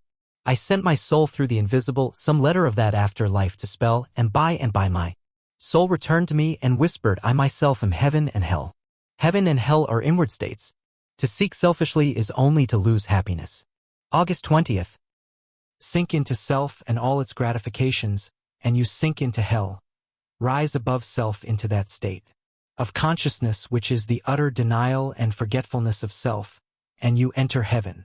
Self is blind, without judgment, not possessed of true knowledge, and always leads to suffering. Correct perception, unbiased judgment, and true knowledge belong only to the divine state, and only insofar as you realize this divine consciousness can you know what real happiness is. So long as you persist in selfishly seeking for your own happiness, so long will happiness elude you, and you will be sowing the seeds of wretchedness. Insofar as you succeed in losing yourself in the service of others, in that measure will happiness come to you, and you will reap a harvest of bliss. Abiding happiness will come to you when, ceasing to selfishly cling, you are willing to give. Whatsoever you constantly meditate upon, you will not only come to understand, but will grow more and more into its likeness. August 21st. Spiritual meditation is the pathway to divinity. It is the mystic ladder which reaches from earth to heaven, from error to truth, from pain to peace. Every saint has climbed it. Every sinner must sooner or later come to it, and every weary pilgrim that turns his back upon self and the world, and sets his face resolutely towards the Father's home, must plant his feet upon its golden rounds. Without its aid you cannot grow into the divine state, the divine likeness, the divine peace, and the fadeless glories and unpolluting joys of truth will remain hidden from you. If you constantly dwell upon that which is selfish and debasing, you will ultimately become selfish and debased. If you would enter into possession of profound and abiding peace, come now and enter the path of meditation. August 22nd. Select some portion of the day in which to meditate, and keep that period sacred to your purpose. The best time is the very early morning, when the spirit of repose is upon everything. All natural conditions will then be in your favor. The passions, after the long bodily fast of the night, will be subdued. The excitements and worries of the previous day will have died away, and the mind, strong and yet restful, will be receptive to spiritual instruction. Indeed, one of the first efforts you will be called upon to make will be to shake off lethargy and indulgence, and if you refuse you will be unable to advance. For the demands of the spirit are imperative. The sluggard and the self-indulgent can have no knowledge of truth. The direct outcome of your meditations will be a calm, spiritual strength. August 23rd.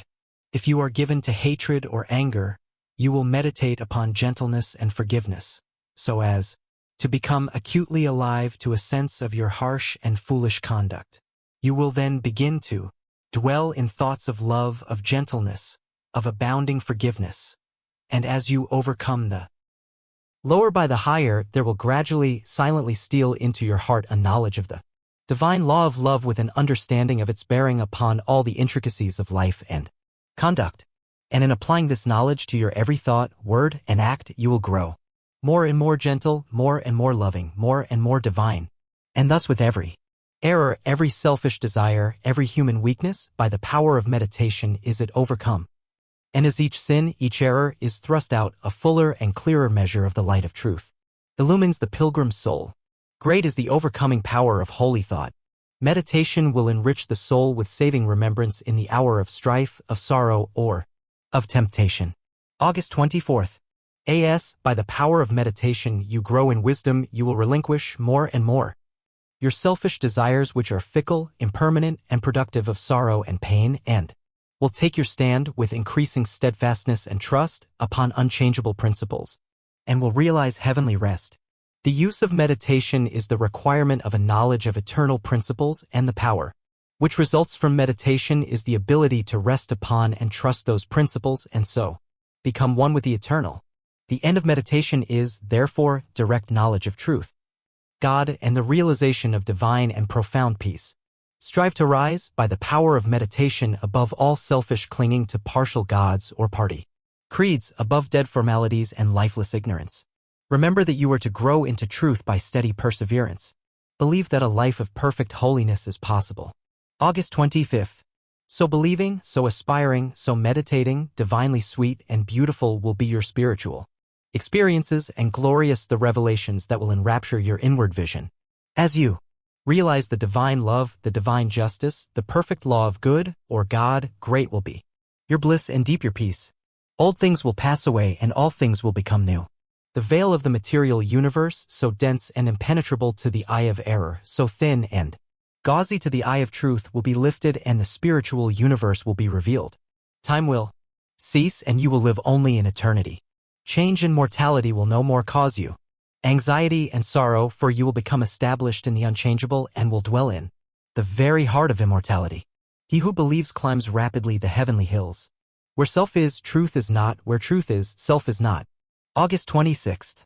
Upon the battlefield of the human soul, two masters are ever contending for the crown of supremacy, for the kingship and dominion of the heart, the master of self, called also the prince of this world, and the master of truth, called also the Father God.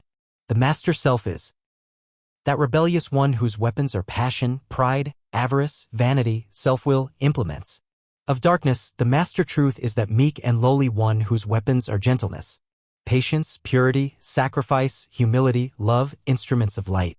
In every soul the battle is waged, and as a soldier cannot engage at once in two opposing armies, so every heart is enlisted either in the ranks of self or of truth. There is no half course. Jesus, the manifested Christ, declared that no man can serve two masters, for either he will hate the one and love the other, or else he will hold to the one and despise the other. You cannot serve God and mammon. You cannot perceive the beauty of truth while you are looking out through the eyes of self. The lovers of truth worship truth with the sacrifice of self. August 27th.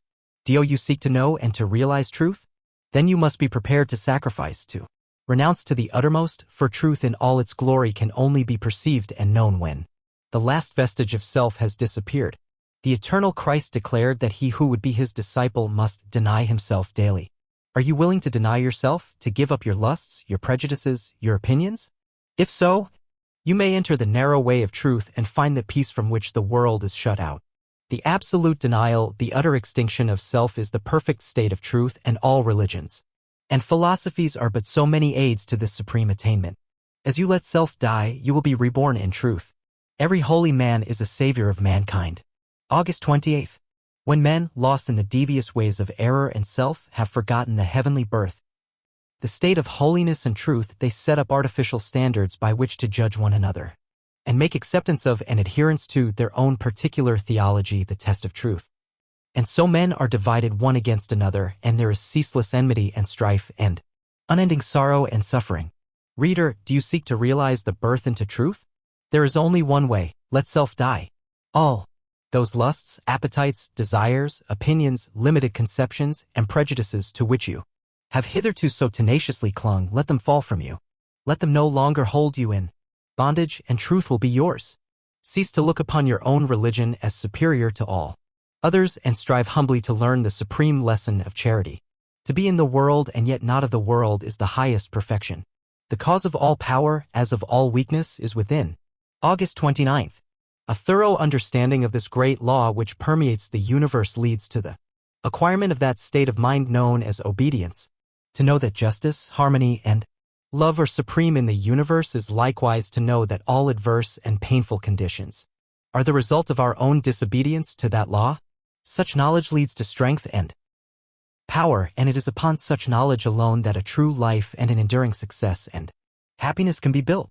To be patient under all circumstances and to accept all circumstances as necessary factors in your training is to rise superior to all painful conditions and to overcome them with an overcoming which is sure and which leaves no fear of their return.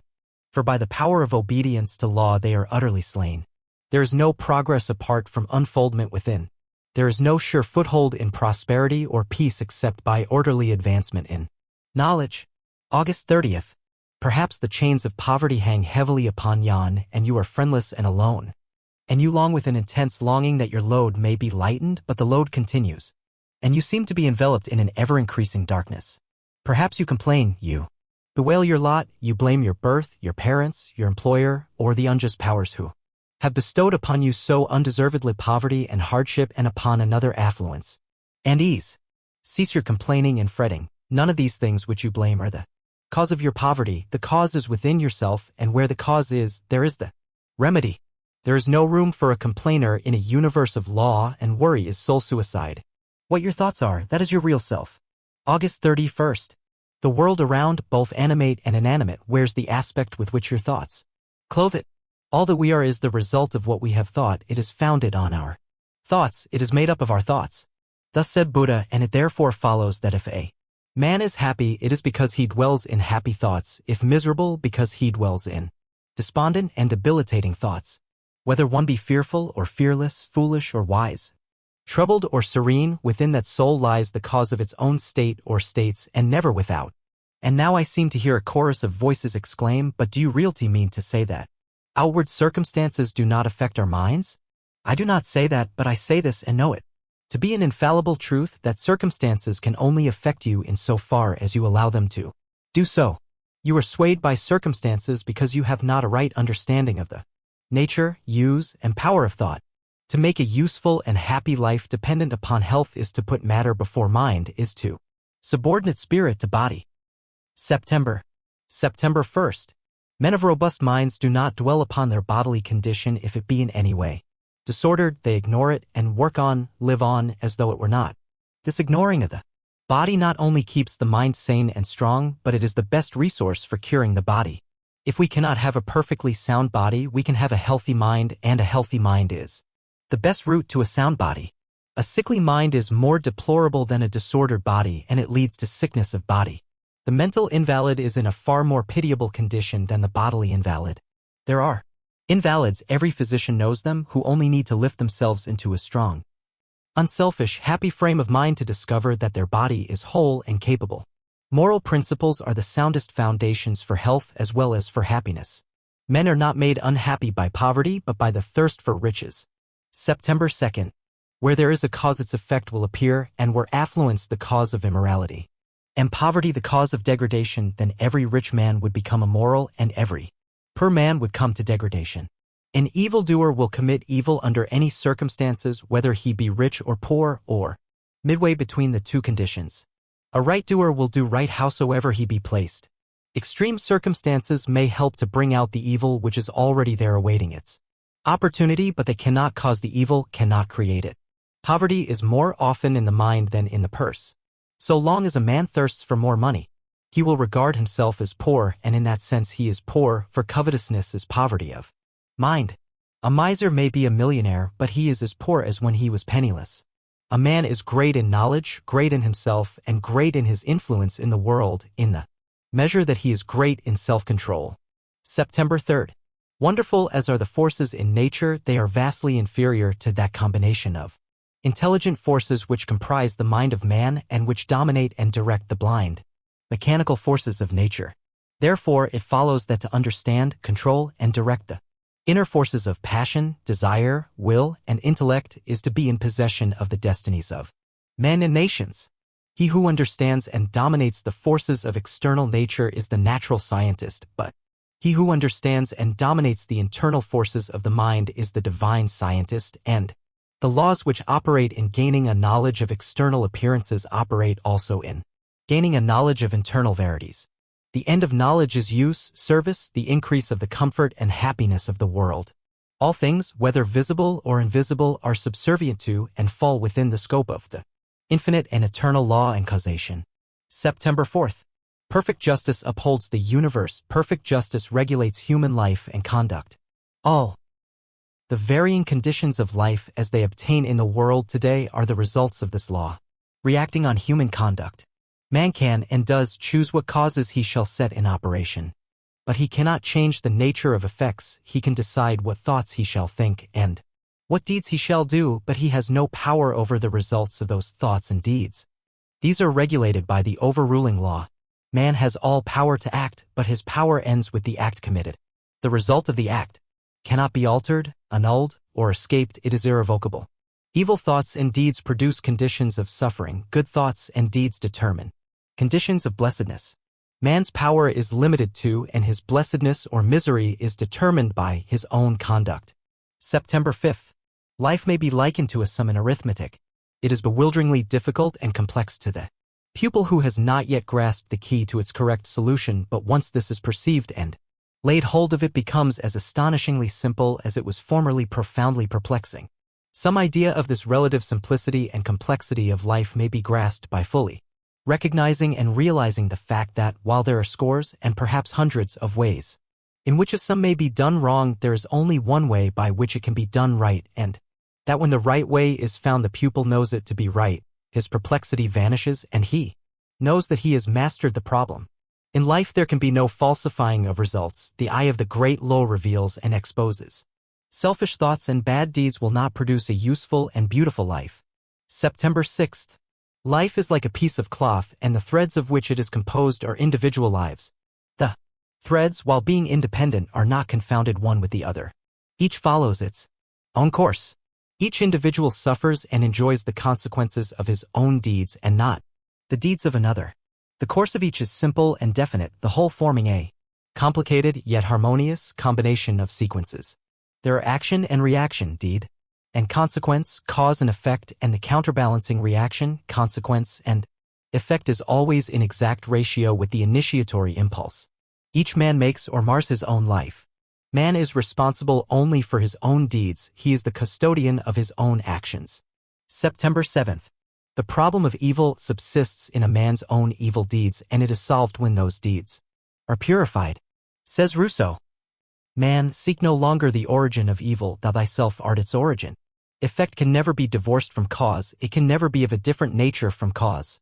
Emerson says, "Justice is not postponed. A perfect equity adjusts the balance in all parts of life. And there is a profound sense in which cause and effect are simultaneous and form one perfect whole."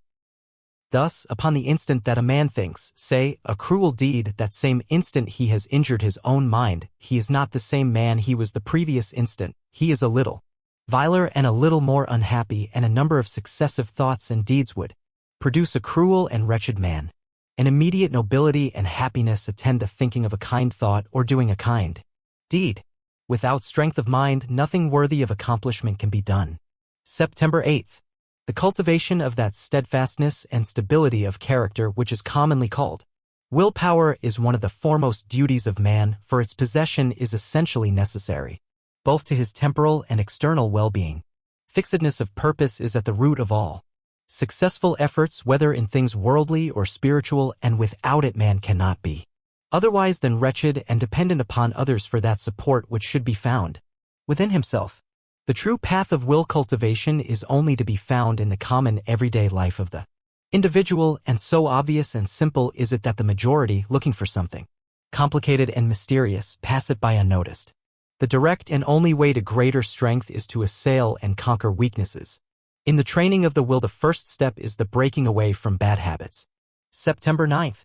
He who has succeeded in grasping the simple, preliminary truth will perceive that the whole science of will cultivation is embodied in the following 7 rules. 1. Break off bad habits. 2. Form good habits. 3. Give scrupulous attention to the duty of the present moment. 4. Do vigorously and at once whatever has to be done. 5. Live by rule. 6. Control the tongue. 7. Control the mind. Anyone who earnestly meditates upon and diligently practices the above rules will not fail to develop that purity of purpose and power of will which will enable him to successfully cope with every difficulty and pass triumphantly through every emergency. By submitting to a bad habit, one forfeits the right to rule over himself. September 10th. He who thus avoids self-discipline and looks about for some occult secrets for gaining willpower at the expenditure of little or no effort on his part is deluding himself and is weakening the willpower which he already possesses. The strength of will which is gained by success in overcoming bad habits enables one to initiate good habits, for while the conquering of a bad habit requires merely strength of purpose, the forming of a new one necessitates the intelligent direction of purpose. To do this, a man must be mentally active and energetic and must keep a constant watch upon himself. Thoroughness is a step in the development of the will which cannot be passed over. Slipshod. Work is an indication of weakness. Perfection should be aimed at even in the smallest task. September 11th. By not dividing the mind but giving the whole attention to each separate task as it presents itself, singleness of purpose and intense concentration of mind are gradually gained too. Mental powers which give weight and worth of character and bring repose and joy to their possessor. Doing vigorously and at once whatever has to be done is equally important. Idleness and a strong will cannot go together, and procrastination is a total barrier to the acquisition of purposeful action. Nothing should be put off until another time, not even for a few minutes. That which ought to be done now should be done now. This seems a little thing, but it is of far-reaching importance. It leads to strength, success, and peace. Live according to principle and not according to passion. Thoroughness consists in doing little things as though they were the greatest things in the world. September 12th. That the little things of light are of primary importance is a truth not generally understood, and the thought that little things can be neglected, thrown aside, or slurred over is at the root of that lack of thoroughness which is so common and which results in imperfect work and unhappy lives. When one understands that the great things of the world and of life consist of a combination of small things, and that without this aggregation of small things the great things would be non-existent, then he begins to pay careful attention to those things which he formerly regarded as insignificant. He who acquires the quality of thoroughness becomes a man of usefulness and influence. The cause of the common lack of thoroughness lies in the thirst for pleasure. September 13th. Every employer of labor knows how difficult it is to find men and women who will put thought and energy into their work and do it completely and satisfactorily. Bad workmanship abounds. Skill and excellence are acquired by few. Thoughtlessness, carelessness, and laziness are such common vices that it should cease to appear strange that, in spite of social reform, the ranks of the unemployed should continue to swell, for those who scamp their work today will, another day in the hour of deep necessity, look and ask for work in vain. The law of the survival of the fittest is not based on cruelty, it is based on justice. It is one aspect of that divine equity which everywhere prevails. Vice is beaten with many stripes. If it were not so, how could virtue be developed? The thoughtless and lazy cannot take precedence of or stand equally with the thoughtful and industrious. The mind that is occupied with pleasure cannot also be concentrated upon the perfect performance of duty. He who lacks thoroughness in his worldly duties will also lack the same in spiritual things. September 14th. Thoroughness is completeness, perfection. It means doing a thing so well that there is nothing left to be desired. It means doing one's work, if not better than anyone else can do it, at least not worse than the best that others do. It means the exercise of much thought, the putting forth of great energy, the persistent application of the mind to its task, the cultivation of patience, perseverance, and a high sense of duty. An ancient teacher said, "If anything has to be done, let a man do it, let him attack it vigorously." And another teacher said, "Whatsoever thy hand findeth to do, do it with thy might." It is better to be a whole-souled worldling than a half-hearted religionist. He who has not learned how to be gentle, loving, and happy has learned very little. September 15th. Despondency, irritability, anxiety, complaining, condemning, and grumbling. All these are thought cankers, mind diseases. They are the indications of a wrong mental condition, and those who suffer therefrom would do well to remedy their thinking and conduct. It is true, there is much sin and misery in the world, so that all our love and compassion are needed. But our misery is not needed, there is already too much of that. No, it is our cheerfulness and our happiness that are needed, for there is too little of that.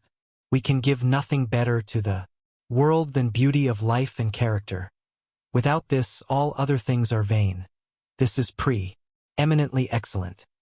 It is enduring, real, and not to be overthrown, and it includes all joy and blessedness. A man's surroundings are never against him. They are there to aid him. You can transform everything around you if you will transform yourself. September 16th. Unbroken sweetness of conduct in the face of all outward antagonism is the infallible indication of a self-conquered soul, the witness of wisdom, and the proof of the possession of Truth. A sweet and happy soul is the ripened fruit of wisdom, and it sheds abroad the invisible aroma of its influence, gladdening the hearts of others and purifying the world. If you would have others true, be true. If you would have the world emancipated from misery and sin, emancipate yourself. If you would have your home and your surroundings happy, be happy. And this you will naturally and spontaneously do as you realize the good in yourself. Commence to live free from all wrong and evil. Peace of mind and true reform lie this way. Immortality is here and now, and is not a speculative something beyond the grave. September 17th. Immortality does not belong to time, and will never be found in time. It belongs to eternity.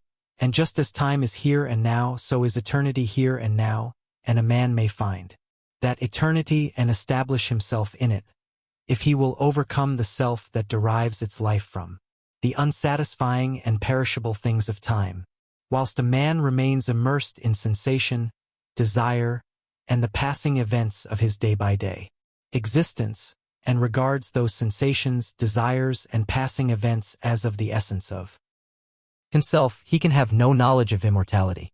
The thing which such a man desires and which he mistakes for immortality is persistence, that is, a continuous succession of sensations and events of time. Persistence is the antithesis of immortality. The death of the body can never bestow upon a man immortality. September 18th. Spirits are not different from men and live their little feverish life of broken consciousness and are still immersed in change and mortality. The mortal man, he who thirsts for the persistence of his pleasure-loving personality, is still mortal after death and only lives another life with a beginning and an end without memory of the past or knowledge of the future. The immortal man is he who has detached himself from the things of time by having ascended into that state of consciousness which is fixed and unvariable and is not affected by passing events and sensations. He is as one who has awakened out of his dream, and he knows that his dream was not an enduring reality but a passing illusion. He is a man with knowledge, the knowledge of both states, that of persistence and that of immortality. The immortal man is in full possession of himself. The mortal man lives in the time or world state of consciousness which begins and ends. September 19th. The immortal man remains poised and steadfast under all changes, and the death of his body will not in any way interrupt the eternal consciousness in which he abides. Of such a one it is said, he shall not taste of death, because he has stepped out of the stream of mortality and established himself in the abode of truth. Bodies, personalities, nations, and worlds pass away, but truth remains, and its glory is undimmed by time. The immortal man, then, is he who has conquered himself, who no longer identifies himself with the self-seeking forces of the personality, but who has trained himself to direct those forces with the hand of a master, and so has brought them into harmony with the causal energy and source of all things. The immortal man lives in the cosmic or heaven state of consciousness, in which there is neither beginning nor end, but an eternal now. The overcoming of self is the annihilation of all the sorrow-producing elements. September 20th. The doctrine of the overcoming or annihilation of self is simplicity itself, indeed, so simple, practical, and close at hand is it that a child of 5, whose mind has not yet become clouded with theories, theological schemes, and speculative philosophies, would be far more likely to comprehend it than many older people who have lost their hold upon simple and beautiful truths by the adoption of complicated theories. The annihilation of self consists in weeding out and destroying all those elements in the soul which lead to division, strife, suffering, disease, and sorrow. It does not mean the destruction of any good and beautiful and peace-producing quality. The overcoming of self is the cultivation of all the divine qualities.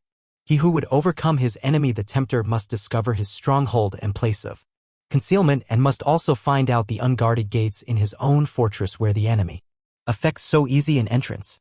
September 21st. Temptation, with all its attendant torments, can be overcome here and now, but it can only be overcome with knowledge. It is a condition of darkness or of semi-darkness. The fully enlightened soul is proof against all temptation. When a man fully understands the source, nature, and meaning of temptation, in that hour he will conquer it and will rest from his long travail. But whilst he remains in ignorance, attention to religious observances and much praying and reading of Scripture will fail to bring him peace. This is the holy warfare of the saints. All temptation comes from within. September 22nd.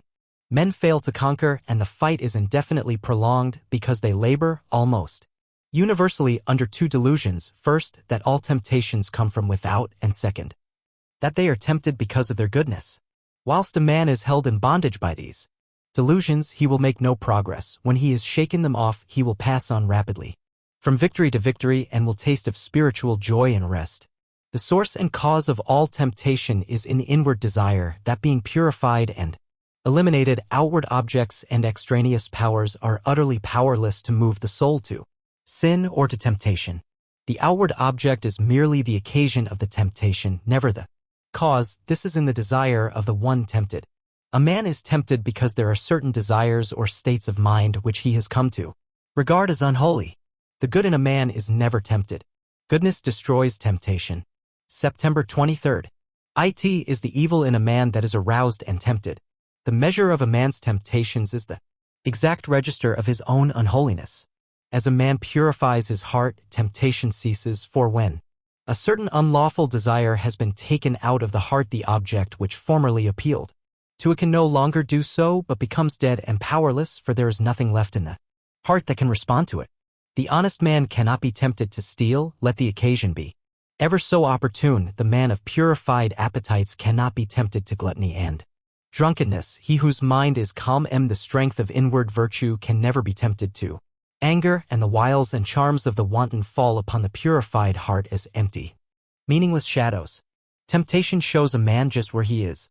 The great law is good. The man of integrity is superior to fear and failure and poverty and shame and disgrace. September 24th. The man who, fearing the loss of present pleasures or material comforts, denies the truth within him, can be injured and robbed and degraded and trampled upon, because he is first injured, robbed, and degraded and trampled upon his own nobler self. But the man of steadfast virtue, of unblemished integrity, cannot be subject to such conditions, because he has denied the craven self within him and has taken refuge in truth. It is not the scourge and the chains which make a man a slave, but the fact that he is a slave. Slander, accusation, and malice cannot affect the righteous man, nor call from him any bitter response, nor does he need to go about to defend himself and prove his innocence. Innocence and integrity alone are a sufficient answer to all that hatred may attempt. The man of integrity turns all evil things to good account. September 25th. Let the man of integrity rejoice and be glad when he is severely tried. Let him be thankful that he has been given an opportunity of proving his loyalty to the noble principles which he has espoused, and let him think, now is the hour of holy opportunity. Now is the day of triumph. Lord Truth, though I lose the whole world, I will not desert the right.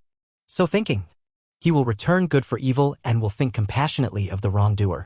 The slanderer, the backbiter, and the wrongdoer may seem to succeed for a time, but the law of justice prevails. The man of integrity may seem to fail for a time, but he is invincible, and in none of the worlds, visible or invisible, can there be a forged weapon that shall prevail against him. The man of integrity can never be subdued by the forces of darkness, having subdued all those forces within himself. Without discrimination, a man is mentally blind. September 26th. A man's mind and life should be free from confusion. He should be prepared to meet every mental, material, and spiritual difficulty, and should not be intricately caught, as many are, in the meshes of doubt, indecision, and uncertainty when troubles and so-called misfortunes come along. He should be fortified against every emergency that can come against him, but such mental preparedness and strength cannot be attained in any degree without discrimination, and discrimination can only be developed by bringing into play and constantly exercising the analytical faculty. Mind, like muscle, is developed by use. Confusion, suffering, and spiritual darkness follow the thoughtless. September 27th. The man who is afraid to think searchingly upon his opinions and to reason critically upon his position will have to develop moral courage before he can acquire discrimination. A man must be true to himself, fearless with himself, before he can perceive the pure principles of truth, before he can receive the all-revealing light of truth. The more truth is inquired of, the brighter it shines. It cannot suffer under examination and analysis. The more error is questioned, the darker it grows. It cannot survive the entrance of pure and searching thought. To prove all things is to find the good and to throw away the evil. He who reasons and meditates learns to discriminate. He who discriminates discovers the eternally true. Harmony, blessedness, and the light of truth attend upon the thoughtful. Belief is an attitude of mind determining the whole course of one's life. September 28th. Belief is the basis of all action, and this being so, the belief which dominates the heart or mind is shown in the life. Every man acts, thinks, lives in exact accordance with the belief, which is rooted in his innermost being, and such is the mathematical nature of the laws which govern mind that it is absolutely impossible for anyone to believe in two opposing conditions at the same time. For instance, it is impossible to believe in justice and injustice, hatred and love, peace and strife, self and truth. Every man believes in one or the other of these opposites, never in both, and the daily conduct of every man indicates the nature of his belief. Belief and conduct are inseparable, for the one determines the other. Justice reigns, and all that is called injustice is fleeting and illusory. September 29th. The man who is continually getting enraged over the injustice of his fellow men, who talks about himself being badly treated, or who mourns over the lack of justice in the world around him, shows by his conduct, his attitude of mind, that he believes in injustice. However he may protest to the contrary, in his inmost heart he believes that confusion and chaos are dominant in the universe, the result being that he dwells in misery and unrest, and his conduct is faulty. Again, he who believes in love, in its stability and power, practices it under all circumstances, never deviates from it, and bestows it alike upon enemies as upon friends. The man who believes in justice remains calm through all trials and difficulties. Every thought, every act, every habit is the direct outcome of belief. September 30th. Men are saved from error by belief in the supremacy of truth. They are saved from sin by belief in holiness or perfection. They are saved from evil by belief in good, for every belief is manifested in the life. It is not necessary to inquire as to a man's theological belief, for that is of little or no account, for what can it avail a man to believe that Jesus died for him, or that Jesus is God, or that he is justified by faith if he continues to live in his lower, sinful nature? All that is necessary to ask is this: how does a man live?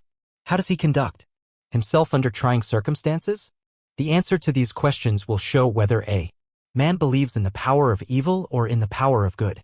When our belief in a thing ceases, we can no longer cling to or practice it.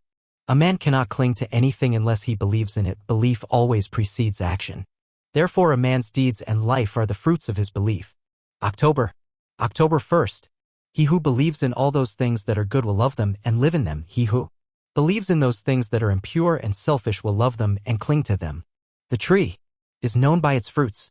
A man's beliefs about God, Jesus, and the Bible are one thing, his life is bound up in his actions is another. Therefore, a man's theological belief is of no consequence, but the thoughts which he harbors, his attitude of mind towards others, and his actions, these only determine and demonstrate whether the belief of a man's heart is fixed in the false or the true.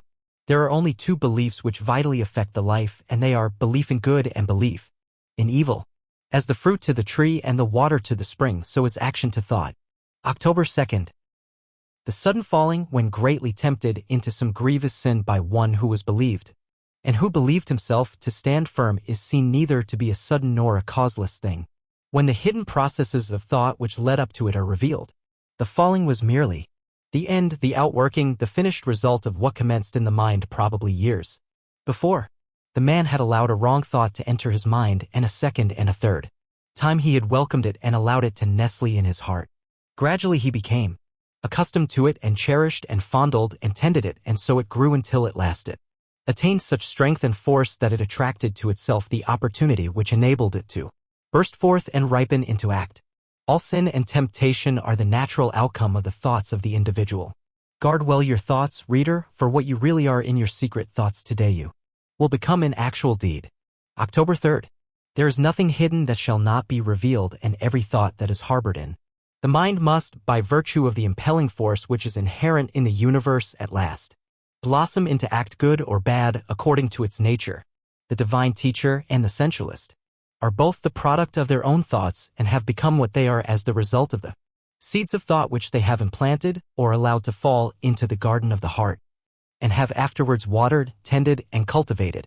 Let no man think he can overcome sin and temptation by wrestling with opportunity. He can only overcome them by purifying his thoughts. A man can only attract that to him which is in harmony with his nature. As a being of thought, your dominant mental attitude will determine your condition in life. October 4th. You are the thinker of your thoughts, and as such you are the maker of yourself and condition. Thought is causal and creative and appears in your character and life in the form of results. There are no accidents in your life. Both its harmonies and antagonisms are the responsive echoes of your thoughts. A man thinks and his life appears. If your dominant mental attitude is peaceable and lovable, bliss and blessedness will follow you. If it be resistant and hateful, trouble and distress will cloud your pathway. Out of ill will come grief and disaster, out of goodwill, healing and reparation. The boundary lines of your thoughts are self-erected fences. Pain, grief, sorrow, and misery are the fruits of which passion is the flower. October 5th. Where the passion-bound soul sees only injustice, the good man, he who has conquered passion, sees cause and effect, sees the supreme justice. It is impossible for such a man to regard himself as treated unjustly because he has ceased to see injustice. He knows that no one can injure or cheat him, having ceased to injure or cheat himself. However passionately or ignorantly men may act towards him, it cannot possibly cause him any pain, for he knows that whatever comes to him, it may be abuse and persecution, can only come as the effect of what he himself has formerly sent out. He therefore regards all things as good, rejoices in all things, loves his enemies, blesses them that curse him, regarding them as the blind but beneficent instruments by which he is enabled to pay his moral debts to the great law. The supreme justice and the supreme love are one. The history of a nation is the building of its deeds. October 6th. As a body is built of cells and a house of bricks, so a man's mind is built of thoughts. The various characters of men are none other than compounds of thoughts of varying combinations. Herein we see the deep truth of the saying, as a man thinketh in his heart, so is he. Individual characteristics are fixed processes of thought, that is, they are fixed in the sense that they have become an integral part of the character, that they can be only altered or removed by a protracted effort of the will and by much self-discipline. Character is built in the same way as a tree or a house is built, namely by the ceaseless addition of new material. And that material is thought. By the aid of millions of bricks a city is built, by the aid of millions of thoughts a character, a mind, is built. Every man is a mind builder. October 7th. Pure thoughts, wisely chosen and well placed, are so many durable bricks which will never crumble away, and from which a finished and beautiful building, and one which affords comfort and shelter for its possessor, can be rapidly erected. Bracing thoughts of strength, of confidence, of duty, inspiring thoughts of a large, free, unfettered, and unselfish life are useful bricks with which a substantial mind temple can be raised, and the building of such a temple necessitates that old and useless habits of thought be broken down and destroyed. Build the more stately mansions, zero my soul, as the swift seasons roll. Each man is the builder of himself, working in harmony with the fundamental laws of the universe. October 8th. If a man is to build up a successful, strong, and exemplary life, a life that will stoutly resist the fiercest storms of adversity and temptation, it must be framed on a few, simple, undeviating moral principles. For of these principles are justice, rectitude, sincerity, and kindness. These four ethical truths are to the making of a life what the four lines of a square are to the building of a house.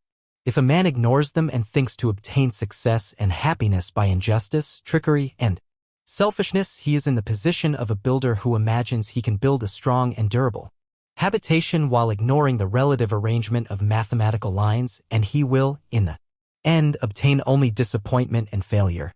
Build like a true workman.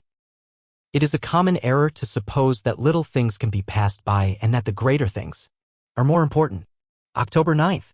He who adopts the four ethical principles as the law and base of his life, who raises the edifice of character upon them, who in his thoughts and words and actions does not wander from them, whose every duty and every passing transaction is performed in strict accordance with their exactions, such a man, laying down the hidden foundations of integrity of heart, securely and strongly, cannot fail to raise up a structure which shall bring him honor, and he is building a temple in which he can repose in peace and blessedness, even the strong and beautiful temple of his life. He who would have a life secure and blessed must carry the practice of the moral principles into every detail of it. When aspiration is united to concentration, the result is meditation. October 10th. When a man intensely desires to reach and realize a higher, purer, and more radiant life than the merely worldly and pleasure-loving life, he engages in aspiration, and when he earnestly concentrates his thoughts upon the finding of that life, he practices meditation. Without intense aspiration, there can be no meditation. Lethargy and indifference are fatal to its practice. The more intense the nature of the man, the more readily will he find meditation, and the more successfully will he practice it. A fiery nature will most rapidly scale the heights of truth in meditation when its aspirations have become sufficiently awakened. Meditation is necessary to spiritual success. When a man aspires to know and realize the truth, he gives attention to conduct, to self-purification.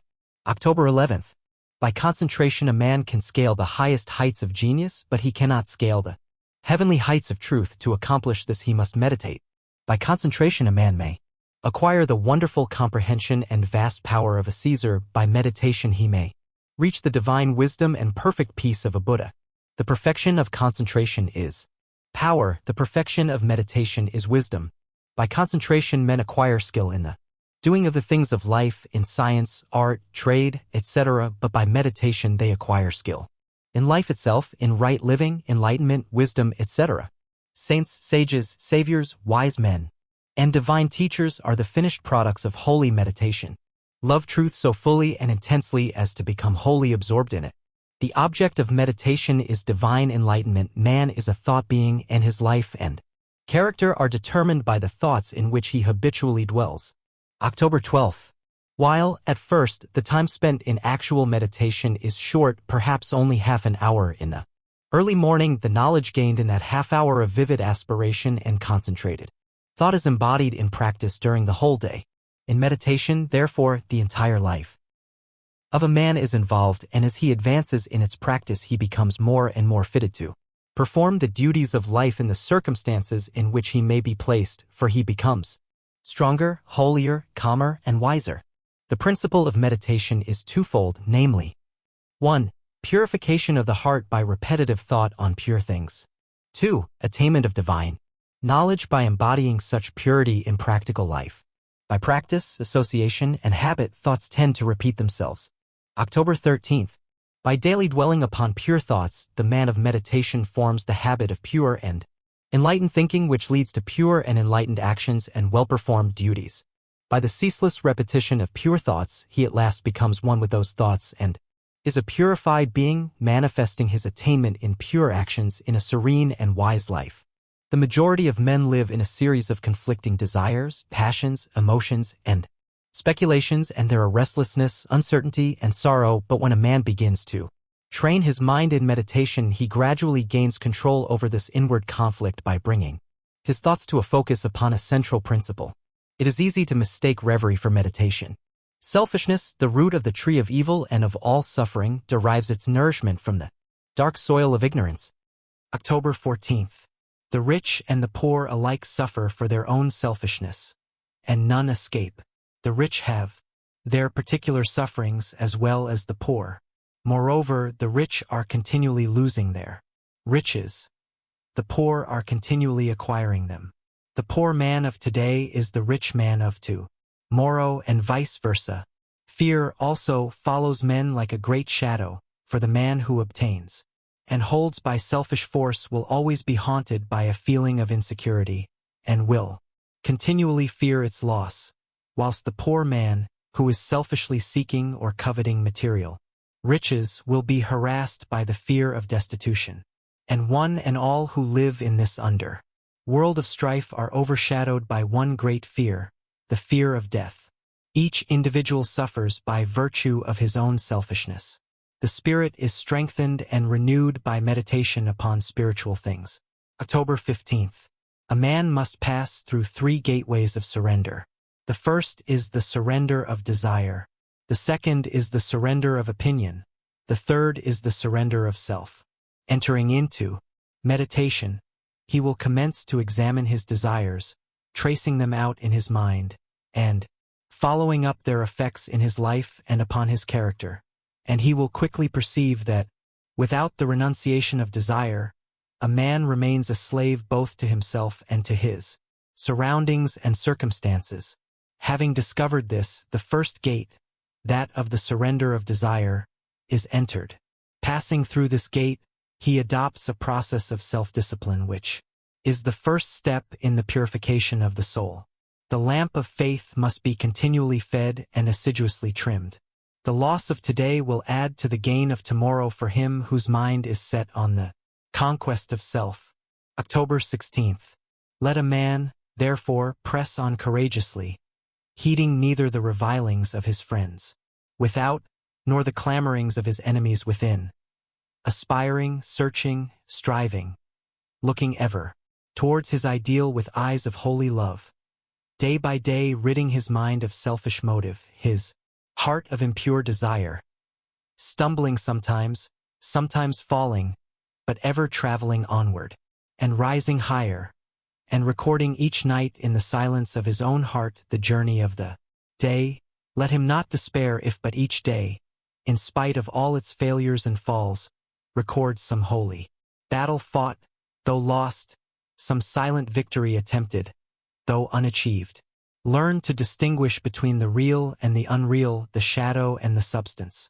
Acquire the priceless possession of spiritual discernment. October 17th. Clothing his soul with the colorless garment of humility, a man bends all his energies to the uprooting of those opinions which he has hitherto loved and cherished. He now learns to distinguish between truth, which is one and unchangeable, and his own and others. Opinions about truth which are many and changeable. He sees that his opinions about goodness, purity, compassion, and love are very distinct from those qualities themselves, and that he must stand upon those divine principles, and not on his own opinions. Hitherto he has regarded his own opinions as of great value, but now he ceases so to elevate his own opinions and to defend them against those of others, and comes to regard them as utterly worthless. Stand upon the divine principles of purity, wisdom, compassion, and love. Find the divine center within. October 18th. He who resolves that he will not rest satisfied with appearances, shadows, illusions shall, by the piercing light of that resolve, disperse every fleeting fantasy, and shall enter into the substance and reality of life. He shall learn how to live, and he shall live. He shall be the slave of no passion, the servant of no opinion, the votary of no fond error. Finding the divine center within his own heart, he shall be pure and calm and strong and wise, and will ceaselessly radiate the heavenly life in which he lives, which is himself. Not to know that within you that is changeless and defiant of time and death is not to know anything, but is to play vainly with unsubstantial reflections in the mirror of time. Having betaken himself to the divine refuge within, and remaining there, a man is free from sin. No doubt shall shake his trust, no uncertainty shall rob him of repose. October 19th. Men love their desires, for gratification seems sweet to them, but its end is pain and vacuity. They love the argumentations of the intellect, for egotism seems most desirable to them, but the fruits thereof are humiliation and sorrow. When the soul has reached the end of gratification and reaped the bitter fruits of egotism, it is ready to receive the divine wisdom, and to enter into the divine life. Only the crucified can be transfigured. Only by the death of self can the Lord of the heart rise again into the immortal life, and stand radiant upon the olivet of wisdom. Where self is not, there is the garden of the heavenly life. Life is more than motion, it is music. More than rest, it is peace. More than work, it is duty. More than labor, it is love. October 20th. Let the impure turn to purity, and they shall be pure. Let the weak resort to strength, and they shall be strong. Let the ignorant fly to knowledge, and they shall be wise. All things are man's, and he chooses that which he will have. Today he chooses in ignorance, tomorrow he shall choose in wisdom. He shall work out his own salvation, whether he believe it or not, for he cannot escape himself, nor transfer to another the eternal responsibility of his own soul. By no theological subterfuge shall he trick the law of his being, which shall shatter all his selfish makeshifts and excuses for right thinking and right doing. Nor shall God do for him that which it is destined his soul shall accomplish for itself. Life is more than enjoyment, it is blessedness. He who would find blessedness, let him find himself. October 21st. Men fly from creed to creed and find unrest. They travel in many lands and discover disappointment. They build themselves beautiful mansions and plant pleasant gardens and reap ennui and discomfort. Not until a man falls back upon the truth within himself does he find rest and satisfaction. Not until he builds the inward mansion of faultless conduct does he find the endless and incorruptible joy, and having obtained that, he will infuse it into all his doings and possessions. When a man can no longer carry the weight of his many sins, let him fly to the Christ, whose throne is the center of his own heart, and he shall become light-hearted, entering the glad company of the immortals. The spiritual heart of man is the heart of the universe. All power, all possibility, all action is now. October 22nd. Whilst a man is dwelling upon the past or future, he is missing the present. He is forgetting to live now. All things are possible now and only now, without wisdom to guide him and, mistaking the unreal for the real, a man says, "If I had done so and so last week, last month, or last year, it would have been better with me today." Or, "I know what is best to be done, and I will do it tomorrow." The selfish cannot comprehend the vast importance and value of the present, and fail to see it as the substantial reality of which past and future are the empty reflections. It may truly be said that past and future do not exist except as negative shadows, and to live in them, that is, in the regretful and selfish contemplation of them, is to miss the reality in life, to put away regret, to anchor anticipation, to do and work now. This is wisdom. Virtue consists in fighting sin day after day. October 23rd. Cease to tread every byway of dependence, every winding side way that tempts thy soul, into the shadowland of the past and the future, and manifest thy native and divine strength. Now, come out into the open road. That which you would be and hope to be, you may be now. Non-accomplishment resides in your perpetual postponement, and having the power to postpone, you also have the power to accomplish, to perpetually accomplish. Realize this truth, and you shall be today and every day the ideal man of whom you dreamed. Act now, and lo, all things are done.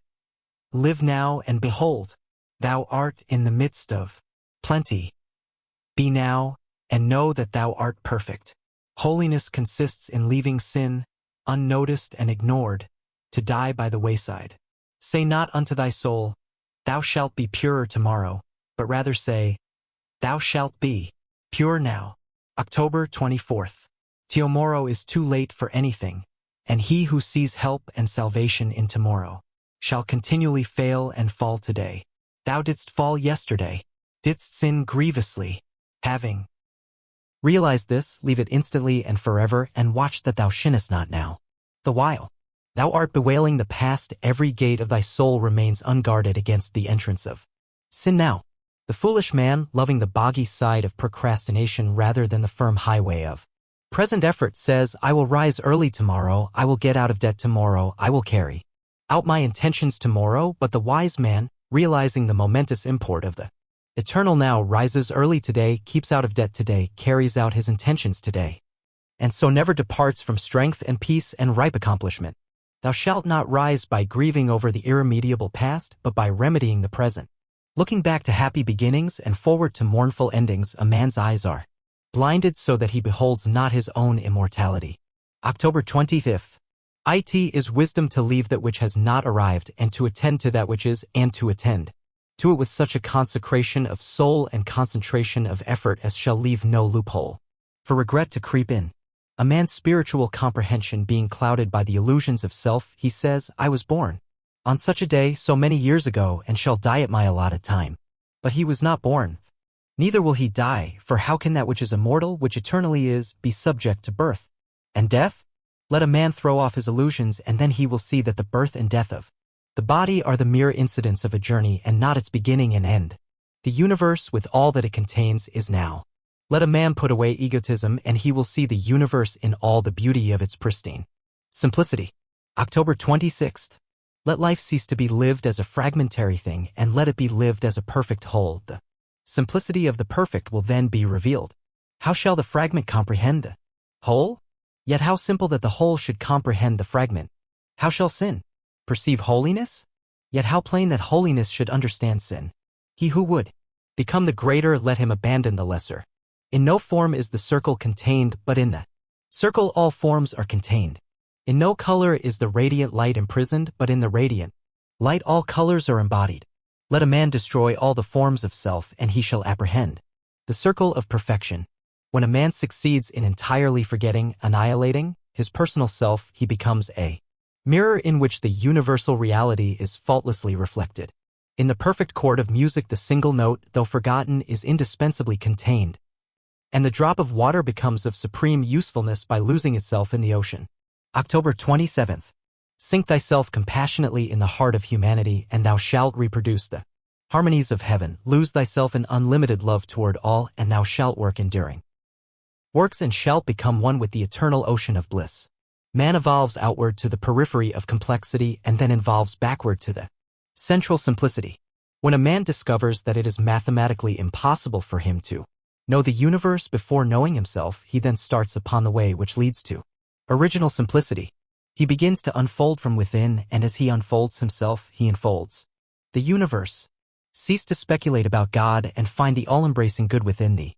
The pure man knows himself as pure being. October 28th. He who will not give up his secret lust, his covetousness, his anger, his opinion about this or that can see nor know nothing, he will remain a dullard in the school of wisdom, though he be accounted learned in the colleges. If a man would find the key of knowledge, let him find himself. Thy sins are not thyself, they are not any part of thyself, they are diseases which thou hast come to love. Cease to cling to them, and they will no longer cling to thee. Let them fall away, and thyself shall stand revealed.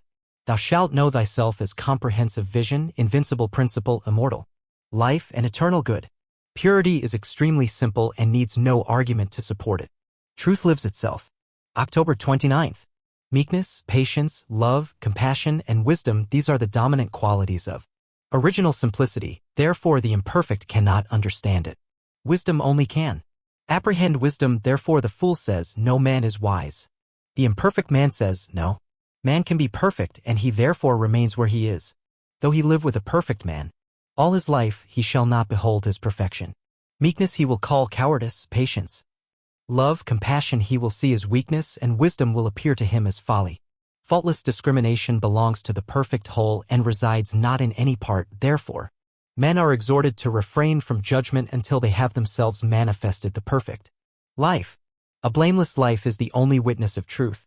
He who has found the indwelling reality of his own being has found the original and universal reality. October 30th.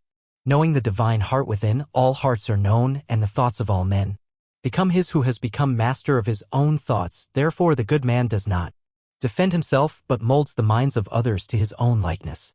As the problematical transcends crudity, so pure goodness transcends the problematical. All problems vanish when pure goodness is reached, therefore the good man is called the slayer of illusions. What problem can vex where sin is not? O thou who strivest loudly and resteth not, retire into the holy silence of thine own being and live therefrom. So shalt thou, finding pure goodness, rend in twain the veil of the temple of illusion, and shalt enter into the patience, peace, and transcendent glory of the perfect, for pure goodness and original simplicity are one. So extremely simple is original simplicity that a man must let go his hold of everything before he can perceive it. Great will be his pain and unrest who seeks to stand upon the approbation of others. October 31st. To detach oneself from every outward thing and to rest securely upon the inward virtue, this is the unfailing wisdom. Having this wisdom, a man will be the same whether in riches or poverty. The one cannot add to his strength, nor the other rob him of his serenity.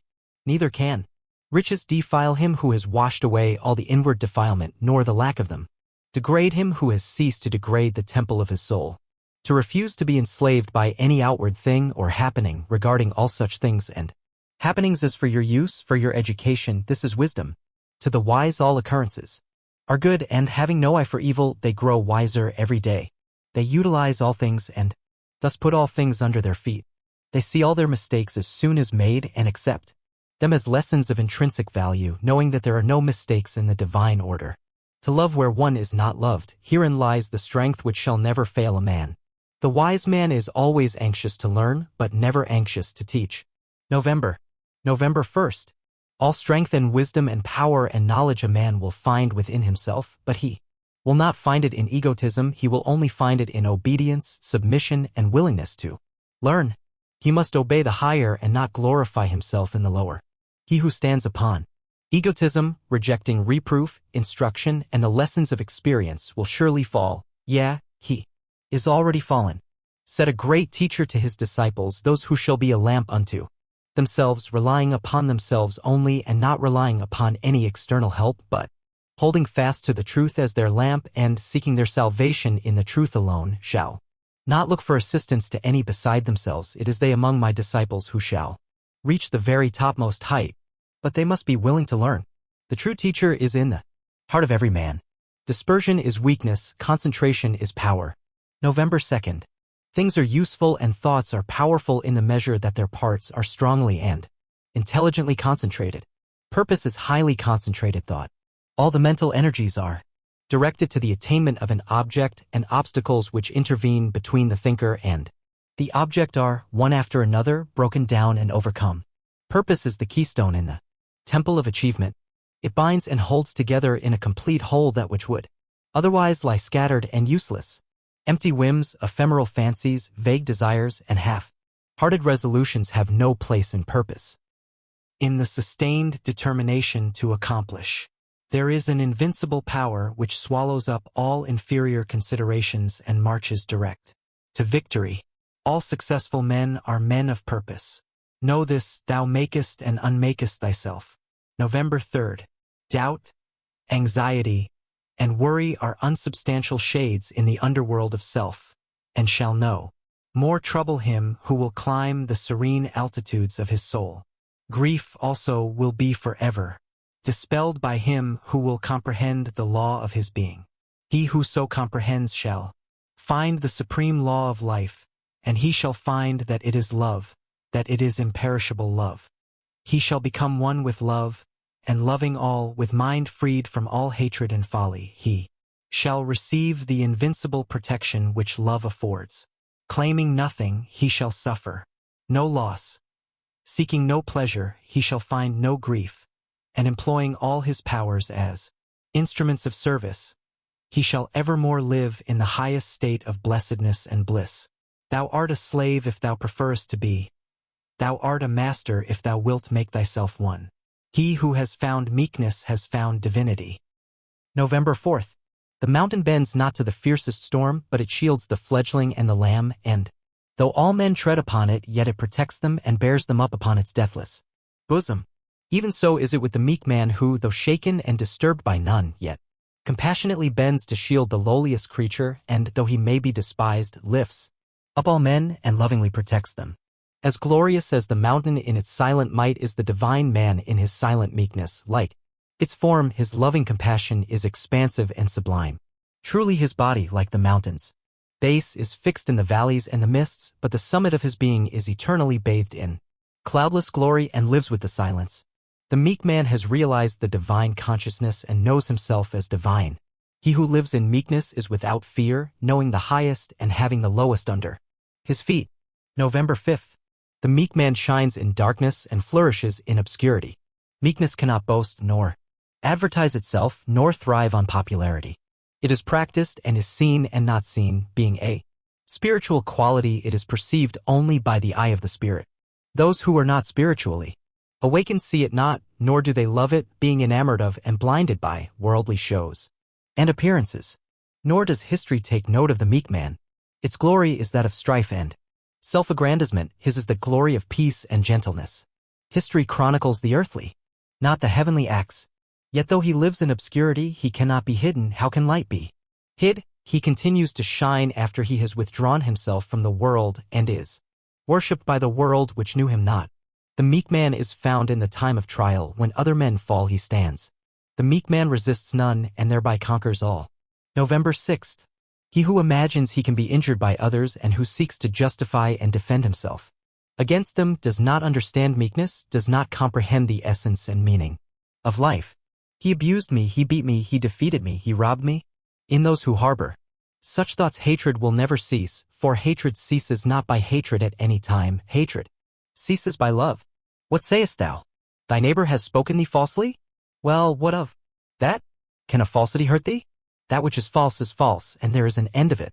It is without life and without power to hurt any but him who seeks to be hurt by it. It is nothing to thee that thy neighbor should speak falsely of thee, but it is much to thee that thou shouldst resist him and seek to justify thyself, for by so doing thou givest life and vitality to thy neighbor's falseness, so that thou art injured and distressed. Take all evil out of thine own heart, then shalt thou see the folly of resisting it in another. Great is the power of purpose. November 7th. Purpose goes with intelligence. There are lesser and greater purposes according with degrees of intelligence. A great mind will always be great of purpose. A weak intelligence will be without purpose. A drifting mind argues a measure of undevelopment. The men who have molded the destinies of humanity have been men mighty of purpose. Like the Roman laying his road, they have followed along a well-defined path and have refused to swerve aside even when torture and death confronted them. The great leaders of the race are the mental road makers, and mankind follows in the intellectual and spiritual paths which they have carved out and beaten. Inert matter yields to a living force, and circumstance succumbs to the power of purpose. All things at last yield to the silent, irresistible, all-conquering energy of purpose. November 8th. The weak man who grieves because he is misunderstood will not greatly achieve. The vain man who steps aside from his resolve in order to please others and gain their approbation will not highly achieve. The double-minded man who thinks to compromise his purpose will fail. The man of fixed purpose who, whether misunderstandings and foul accusations or flatteries and fair promises rain upon him, does not yield a fraction of his resolve, is the man of excellence and achievement, of success, greatness, and power.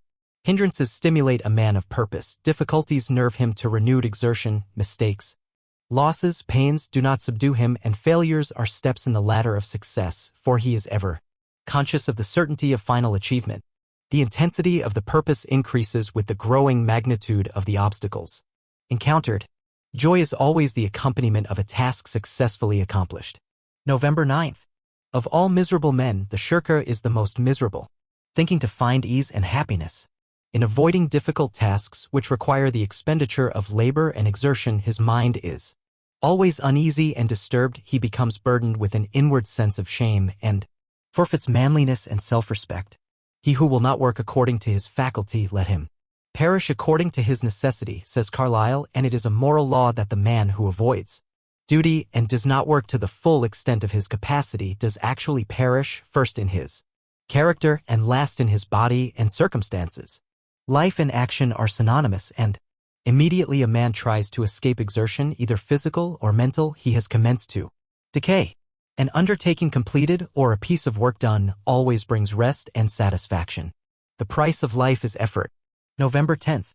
Every successful accomplishment, even in worldly things, is repaid with its own measure of joy, and in spiritual things the joy which supervenes upon the perfection of purpose is sure, deep, and abiding. Great is the heartfelt joy, albeit ineffable, when, after innumerable and apparently unsuccessful attempts, some ingrained fault of character is at last cast out to trouble its erstwhile victim and the world no more. The striver after virtue, he who is engaged in the holy task of building up a noble character, tastes, at every step of conquest over self, a joy which does not leave him again, but which becomes an integral part of his spiritual nature. The reward of accomplishment is joy. Everything that happens is just. November 11th. As you think, you travel; as you love, you attract. You are today where your thoughts have brought you. You will be tomorrow where your thoughts take you. You cannot escape the results of your thoughts, but you can endure and learn, can accept and be glad. You will always come to the place where your love, your most abiding and intense thought, can receive its measure of gratification. If your love be base, you will come to a base place. If It be beautiful, you will come to a beautiful place. You can alter your thoughts and so alter your condition. You are powerful, not powerless. Nothing is fated, everything is formed. The man whose thoughts, words, and acts are sincere is surrounded by sincere friends. The insincere man is surrounded by insincere friends. November 12th. Every fact and process in nature contains a moral lesson for the wise man. There is no law in the world which is not to be found operating with the same mathematical certainty in the mind of man and in human life. All the parables of Jesus are illustrative of this truth and are drawn from the simple facts of nature. There is a process of seed sowing in the mind and life, a spiritual sowing which leads to a harvest according to the kind of seed sown.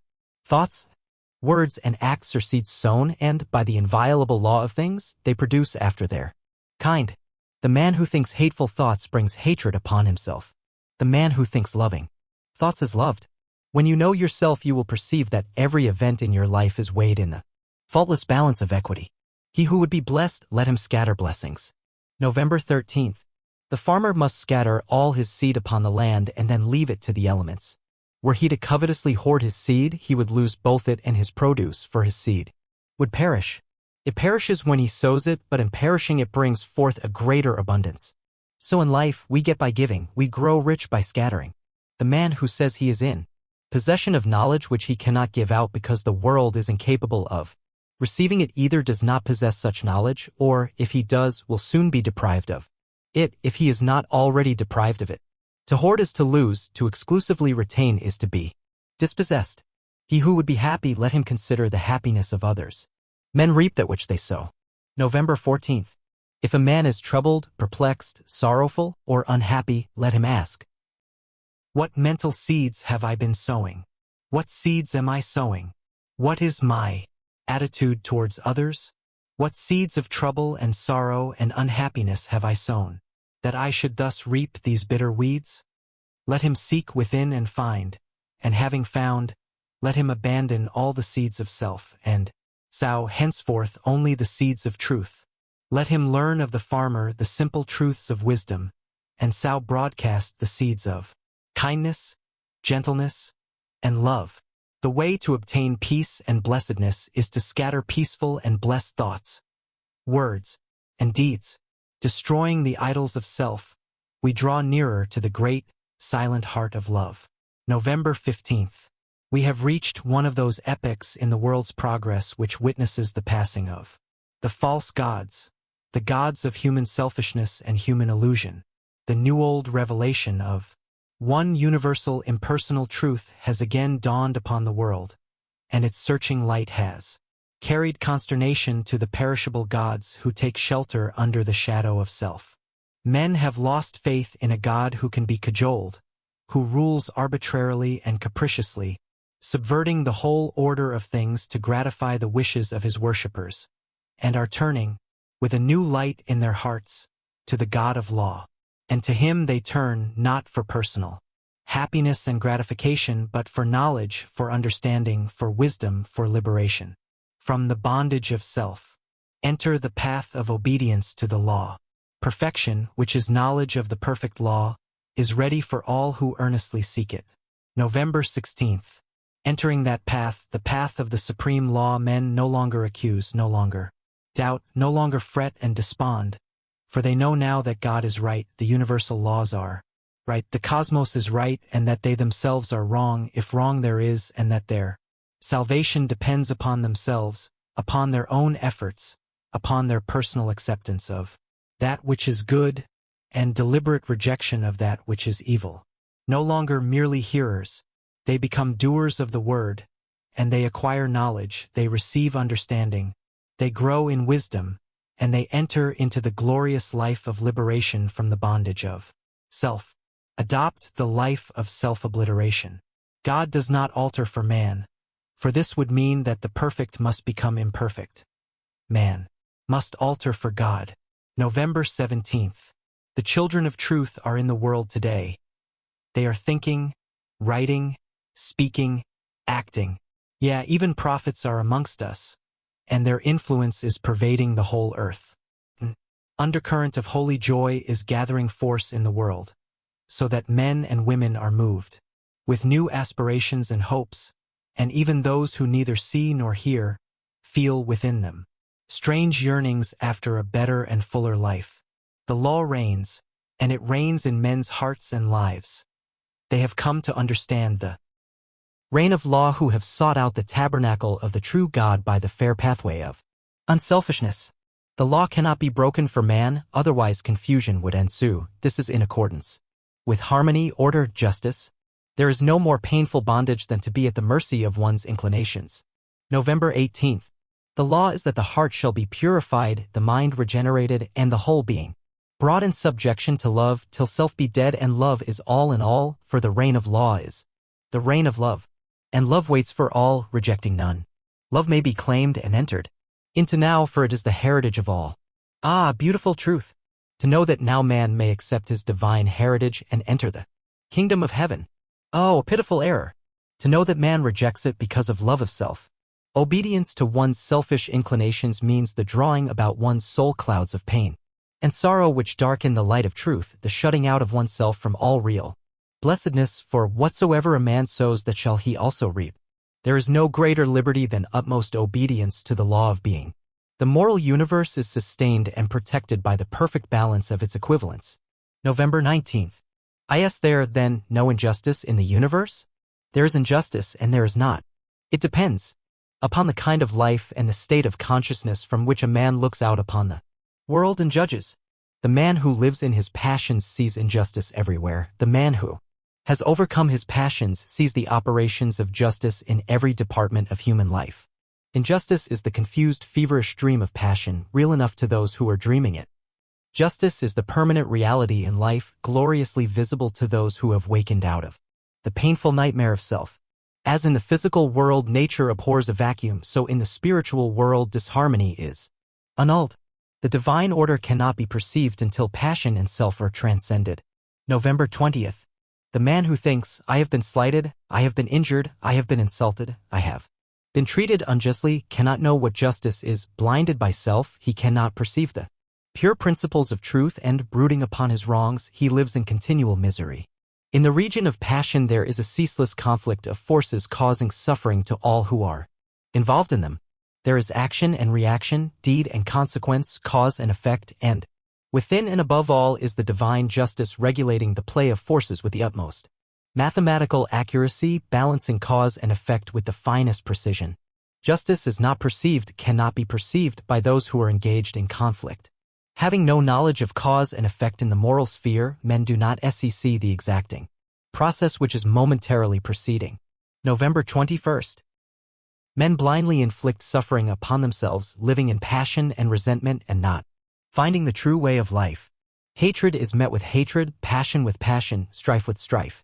The man who kills is himself killed, the thief who lives by depriving others is himself deprived, the beast that preys on others is hunted and killed, the accuser is accused, the condemner is condemned, the denouncer is persecuted. By this the slayer's knife doth stab himself, the unjust judge has lost his own defender, the false tongue dooms its lie, the creeping thief and spoiler rob to render. Such is the law. Ignorance keeps alive hatred and strife. Cause and effect cannot be avoided, consequence cannot be escaped. November 22nd. The good man, having put away all resentment, retaliation, self-seeking, and egotism, has arrived at a state of equilibrium and has thereby become identified with the eternal and universal equilibrium. Having lifted himself above the blind forces of passion, he understands those forces, contemplates them with a calm penetrating insight, like the solitary dweller on a mountain who looks down upon the conflict of the storms beneath his feet.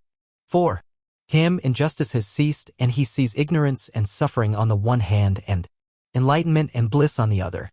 He sees that not only do the fool and the slave need his sympathy, but that the fraud and the oppressor are equally in need of it, and so his compassion is extended towards all. Unerring justice presides over all. They who refuse to trim their lamps of reason will never perceive the light of truth. November 23rd. He who will use the light of reason as a torch to search for truth will not be left at last in comfortless darkness. Come now, and let us reason together, saith the Lord, though your sins be as scarlet, they shall be as white as snow. Many men and women pass through untold sufferings and at last die in their sins because they refuse to reason, because they cling to those dark delusions which even a faint glimmer of the light of reason would dispel, and all must use their reason freely, fully, and faithfully, who would exchange the scarlet robe of sin and suffering for the white garment of blessedness and peace. They who despise the light of reason despise the light of truth. A man does not live until he begins to discipline himself, he merely exists. November 24th. Before a man can accomplish anything of an enduring nature in the world, he must first of all acquire some measure of success in the management of his own mind. This is as mathematical a truism as that 2 and 2 are 4, for out of the heart are the issues of life. If a man cannot govern the forces within himself, he cannot long hold a firm hand upon the outer activities which form the visible life. On the other hand, as a man succeeds in governing himself, he rises to higher and higher levels of power and usefulness and success in the world. Hitherto his life has been without purpose or meaning, but now he begins to consciously mold his own destiny. He is clothed and in his right mind. With the practice of self-discipline, a man begins to live. In the process of self-discipline, there are 3 stages: control, purification, and relinquishment. November 25th.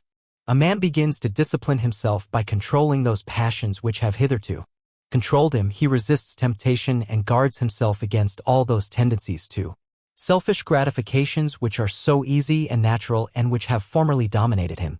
He brings his appetite into subjection and begins to eat as a reasonable and responsible being, practicing moderation and thoughtfulness in the selection of his food with the object of making his body a pure instrument through which he may live and act as becomes a man, and no longer degrading that body by pandering to gustatory pleasure. He puts a check upon his tongue, his temper, and, in fact, his every animal desire and tendency. There is in the heart of every man and woman a selfless center, the rock of ages, the Christ within, the divine and immortal in all men. November 26th. As a man practices self-control, he approximates more and more to the inward reality and is less and less swayed by passion and grief, pleasure and pain, and lives a steadfast and virtuous life, manifesting manly strength and fortitude.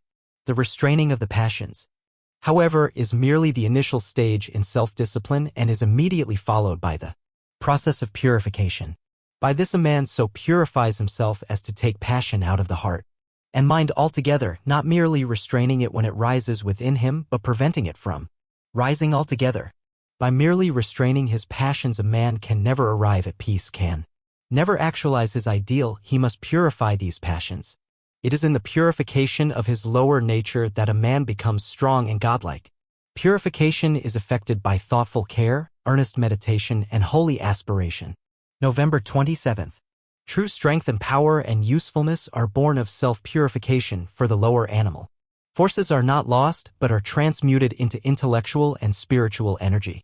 The pure life, pure in thought and deed, is a life of conservation of energy. The impure life, even should the impurity not extend beyond thought, is a life of dissipation of energy. The pure man is more capable and therefore more fit to succeed in his plans and to accomplish his purposes than the impure. Where the impure man fails, the pure man will step in and be victorious, because he directs his energies with a calmer mind and a greater definiteness and strength of purpose. With the growth in purity, all the elements which constitute a strong and virtuous manhood are developed. By self-discipline, a man rises higher and higher, approximating more and more nearly to the divine. November 28th. As a man grows purer, he perceives that all evil is powerless unless it receives his encouragement, and so he ignores it and lets it pass out of his life. It is by pursuing this aspect of self-discipline that a man enters into and realizes the divine life and manifests those qualities which are distinctly divine, such as wisdom, patience, non-resistance, compassion, and love. It is here, also, where a man becomes consciously immortal, rising above all the fluctuations and uncertainties of life and living in an intelligent and unchangeable peace. By self-discipline, a man attains to every degree of virtue and holiness and finally becomes a purified son of God, realizing his oneness with the central heart of all things. A life without resolution is a life without aims, and a life without aims is a drifting and unstable thing. November 29th. When a man makes a resolution, it means that he is dissatisfied with his condition and is commencing to take himself in hand with a view to producing a better piece of workmanship, out of the mental materials of which his character and life are composed, and in so far as he is True to his resolution, he will succeed in accomplishing his purpose. The vows of the saintly ones are holy resolutions directed towards some victory over self, and the beautiful achievements of holy men and the glorious conquests of the divine teachers were rendered possible and actual by unswerving resolution. Resolution, the companion of noble aims and lofty ideals. True resolution is the crisis of long thought. November 30th. Half-hearted and premature resolution is no resolution at all and is shattered at the first difficulty. A man should be slow to form a resolution. He should searchingly examine his position and take into consideration every circumstance and difficulty with his decision and should be fully prepared to meet them. He should be sure that he completely understands the nature of his resolution, that his mind is finally made up and that he is without doubt in the matter. With the mind thus prepared, the resolution that is formed will not be departed from, and by the aid of it a man will, in due time, accomplish his strong purpose. Hasty resolutions are futile. Indolence is the twin sister of indifference. Ready action is the friend of contentment. December 1st. Contentment is a virtue which becomes lofty and spiritual as the mind is trained to perceive and the heart to receive the guidance in all things of a merciful law. To be contented does not mean to forego effort, it means to free effort from anxiety. It does not mean to be satisfied with sin and ignorance and folly, but to rest happily in duty done and work accomplished. A man may be said to be content to lead a groveling life, to remain in sin and in debt, but such a man's true state is one of indifference to his duty, his obligations, and the just claims of his fellow men. He cannot truly be said to possess the virtue of contentment. He does not experience the pure and abiding joy which is the accompaniment of active achievement. True contentment is the outcome of honest effort and true living.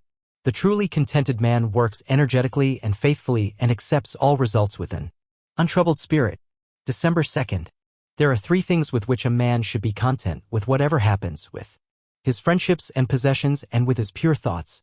Contented with whatever happens, he will escape grief. With his friendships and possessions, he will avoid anxiety and wretchedness, and with his pure thoughts, he will never go back to suffer and grovel in impurities. There are three with which a man should not be content: with his opinions, with his character, and with his spiritual condition. Not content with his opinions, he will continually increase in intelligence. Not content with his character, he will ceaselessly grow in strength and virtue. And not content with his spiritual condition, he will every day enter into a larger wisdom and a fuller blessedness. Results exactly correspond with efforts. Universal brotherhood is the supreme ideal of humanity, and towards that ideal the world is slowly but surely moving. December 3rd. Brotherhood as a human organization cannot exist so long as any degree of self-seeking reigns in the hearts of men and women who band themselves together for any purpose, as such self-seeking must eventually rend the seamless coat of loving unity. But although organized brotherhood has so largely failed, any man may realize brotherhood in its perfection and know it in all its beauty and completion if he will make himself a wise, pure, loving spirit, removing from his mind every element of strife and learning to practice those divine qualities without which brotherhood is but a mere theory, opinion, or elusive dream. In whatsoever heart discord rules, brotherhood is not realized. Brotherhood is at first spiritual, and its outer manifestation in the world must follow as a natural result. December 4th.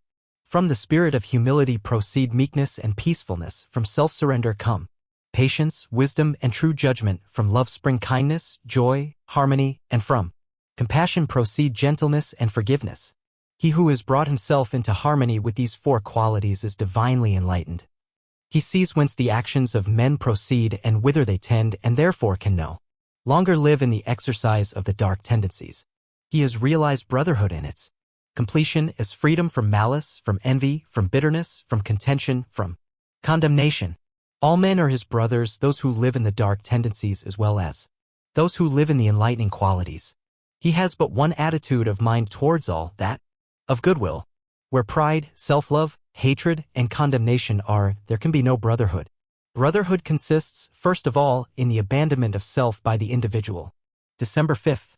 Theories and schemes for propagating brotherhood are many, but brotherhood itself is one and unchangeable, and consists in the complete cessation from egotism and strife and in practicing goodwill and peace, for brotherhood is a practice and not a theory. Self-surrender and goodwill are its guardian angels and peace is its habitation. Where two are determined to maintain an opposing opinion, the clinging of self and ill will are there and brotherhood is absent. Where two are prepared to sympathize with each other, to see no evil in each other, to serve, and not to attack each other, the love of truth and goodwill are there and brotherhood is present. Brotherhood is only practiced and known by him whose heart is at peace with all the world. Prejudice and cruelty are inseparable. December 6th. Sympathy is not required towards those who are purer and more enlightened than one's self, as the purer one lives above the necessity for it. In such a case, reverence should be exercised with a striving to lift one's self up to the purer level and so enter possession of the larger life. Nor can a man fully understand one who is wiser than himself, and before condemning he should earnestly ask himself whether he is, after all, better than the man whom he has singled out as the object of his bitterness. If he is, let him bestow sympathy. If he is not, let him exercise reverence. When a man is prone to harshly judge and condemn others, he should inquire how far he falls short himself. Dislike, resentment, and condemnation are all forms of hatred, and evil cannot cease until these are taken out of the heart. December 7th. The obliterating of injuries from the mind is merely one of the beginnings in wisdom. There is a still higher and better way, and that way is to purify the heart and enlighten the mind. That, far from having to forget injuries, there will be none to remember. For it is only pride and self that can be injured and wounded by the actions and attitudes of others, and he who takes pride and self out of his heart can never think the thought, I have been injured by another, or I have been wronged by another. From a purified heart proceeds the right comprehension of things, and from the right comprehension of things proceeds the life that is peaceful, freed from bitterness and suffering, calm and wise. He who is troubled and disturbed about the sins of others is far from the truth. He who is troubled and disturbed about his own sins is very near to the gate of wisdom. December 8th. He in whose heart the flames of resentment burn cannot know peace nor understand truth. He who will banish resentment from his heart will know and understand. He who has taken evil out of his own heart cannot resent or resist it in others, for he is enlightened as to its origin and nature and knows it as a manifestation of the mistakes of ignorance. With the increase of enlightenment, sin becomes impossible. He who sins does not understand. He who understands does not sin. The pure man maintains his tenderness of heart toward those who ignorantly imagine that they can do him harm. The wrong attitude of others toward him does not trouble him. His heart is at rest in compassion and love. Let those who aim at the right life calmly and wisely understand. A pure heart and a righteous life are the great and all-important things. December 9th. The deeds and thoughts that lead to suffering are those that spring from self-interest and self-seeking. The thoughts and deeds that produce blessedness are those that spring from truth. The process by which the mind is thus changed and transmuted is twofold. It consists of meditation and practice. By silent meditation, the ground and reason of right conduct is sought, and by practice, right doing is accomplished in daily life. For truth is not a matter of book learning, or subtle reasoning, or disputation, or controversial skill. It consists in right doing. Truth is not something that can be gleaned from a book. It can be learned and known by practice only. He only has truth who has found it by practice. December 10th. He who wishes to acquire truth must practice it. He must begin at the very first lesson in self-control, thoroughly master it, and then pass on to the next and the next until he attains to the moral perfection at which he aims. It is common with men to imagine that truth consists in holding certain ideas or opinions.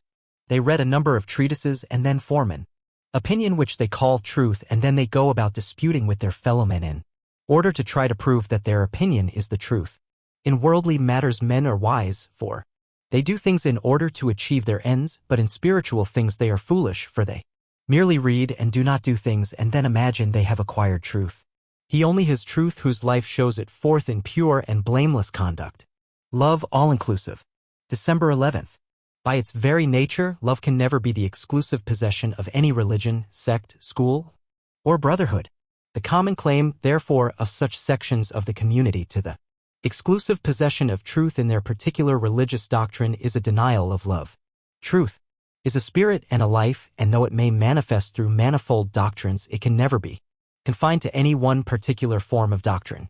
Love is a winged angel that refuses to be chained to any letter doctrine whatsoever. Love is above and beyond, outside and greater than all the opinions, doctrines, and philosophies of men, yet love includes all, the righteous and the unrighteous, the fair and foul, the clean and the unclean. He whose love is so deep and wide as to envelop all men of all creeds is he who has most of religion and most of wisdom, and also most of insight, for he knows and sees men as they are. Hatred is absence of love and therefore absence of all that is included in love. Love broadens and expands the mind of a man until it embraces in its kindly folds all mankind without distinction. December 12th. The way of love is the way of life, immortal life, and the beginning of that way consists in getting rid of our carpings, quarrelings, fault-findings, and suspicions. If these petty vices possess us, let us not deceive ourselves, but let us confess that we have not love. To be thus honest with ourselves is to be prepared to find love, but to be self-deceived is to be shut out from love. If we are to grow in love, we must begin at the beginning and remove from our minds all mean and suspicious thoughts about our fellow workers and fellow men.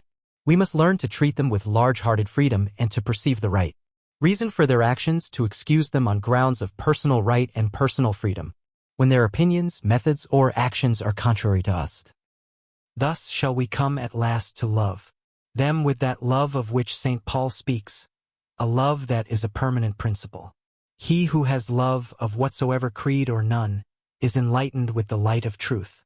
The life of truth is that in which wrong thinking and wrongdoing are abandoned, and right thinking and right doing are embraced. December 13th. It is the wrong deeds of men which bring all the unhappiness into the world.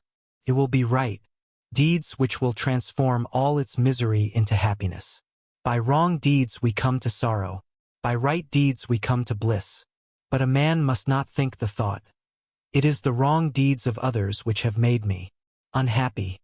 For such a thought produces bitterness towards others and increases hatred. He must understand that his unhappiness is from something wrong within himself. He must regard it as a sign that he is yet imperfect, that there is some weak spot within which must be strengthened. He must never accuse others for his lapses of conduct, or for his troubles, but must gain more steadfastness of heart, must establish himself more firmly in the truth. Walk with lowly footsteps the holy way of truth. The principles of truth are fixed and eternal, and cannot be made or unmade by anyone. December 14th. The principles of truth were discovered by searching and practice, and are so stated and arranged as to make the path plainer for other feet to tread. And it is the path along which every being has traveled who has passed from sin to sinlessness, from error to truth. It is the ancient way along which every saint, every Buddha, every Christ has walked to divine perfection, and along which every imperfect being in the future will pass to reach this glorious goal. It matters not what religion a man professes, if he is daily striving with his own sins and purifying his heart, he is walking this path. For while opinions, theologies, and religions differ, sin does not differ, the overcoming of sin does not differ, and truth does not differ. Religions change from age to age, but the principles of divine virtue are eternally the same. Truth is one, though it has a variety of aspects, and is adaptable to men in various stages of growth. December 15th. We have sat at the feet of all the great teachers, and have learned of them. Unspeakable has been our rejoicing to have found, in the lives and precepts of gentle Indian and Chinese teachers, the same divine qualities and the same perceptive truths which adorn the character of Jesus Christ. To us they are all wonderful and adorable, and so great and good and wise, that we can but reverence and learn of them. They have also had the same marvelous influence for good over the various races among which they have appeared, and have all equally called forth the undying worship of millions of human beings. Great teachers are perfected flowers of humanity, types of what all men will one day be. Perfect purity of heart is a condition of emancipation from all the cravings and indulgences of self. December 16th. There is a distinction between a worldly life and a religious life. He who is daily following his impure inclinations with no wish to give them up is irreligious, while he who is daily controlling and purging away his impure inclinations is religious. The religious man should curb his passions and the indulgence of his desires, for that is what constitutes religion. He must learn to see men and things as they are, and must perceive that they are living in accordance with their nature and their right of choosing their path as intelligent human beings. He must never intrude his rules of life upon them, and never presume to be or even think of himself as being on a higher plane than they are. He must learn to put himself in their place and to see from their standpoint. A lover of truth must be a lover of all men. He must let his love go out without restraint or stint. The ground of certainty on which we can securely rest amid all the incidents of life is the mathematical exactitude of the moral law. December 17th. The unceasing change, the insecurity, and the mystery of life make it necessary to find some basis of certainty on which to rest if happiness and peace of mind are to be maintained. This basic principle, a knowledge of which the whole race will ultimately acquire, is best represented by the term divine justice. Human justice differs with every man according to his own light or darkness, but there can be no variation in that divine justice by which the universe is eternally sustained. Divine justice is spiritual mathematics. As with figures and objects, so with the thoughts and deeds of men, 2 and 2 equally make 4. Given the same cause, there will always be the same effect. All the spiritual laws with which men are acquainted have and must have the same infallibility in their operations. December 18th. Given the same thought or deed in a like circumstance, the result will always be the same. Without this fundamental ethical justice, there could be no human society, for it is the just reactions of the deeds of individuals which prevents society from tottering to its fall.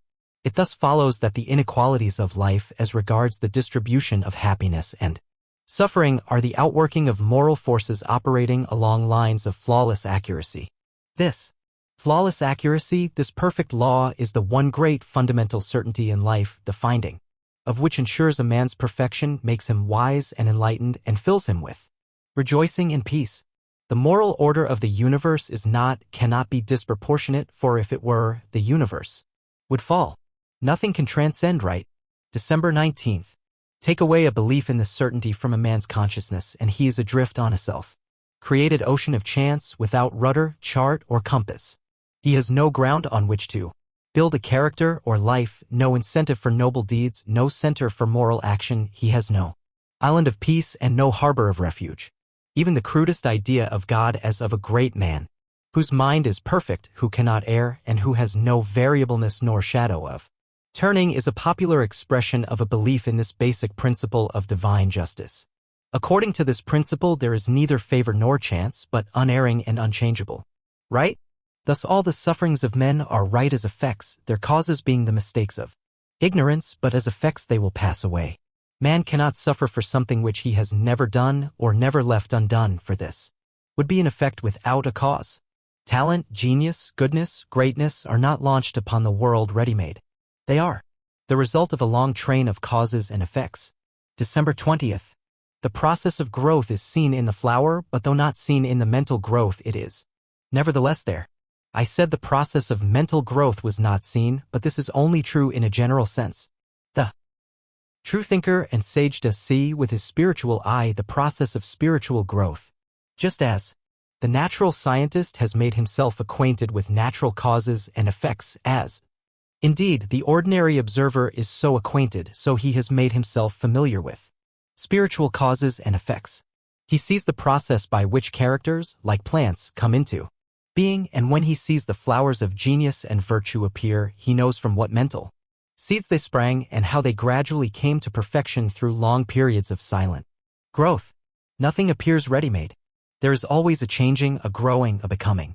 An awakened vision calls us to a nobler life. December 21st.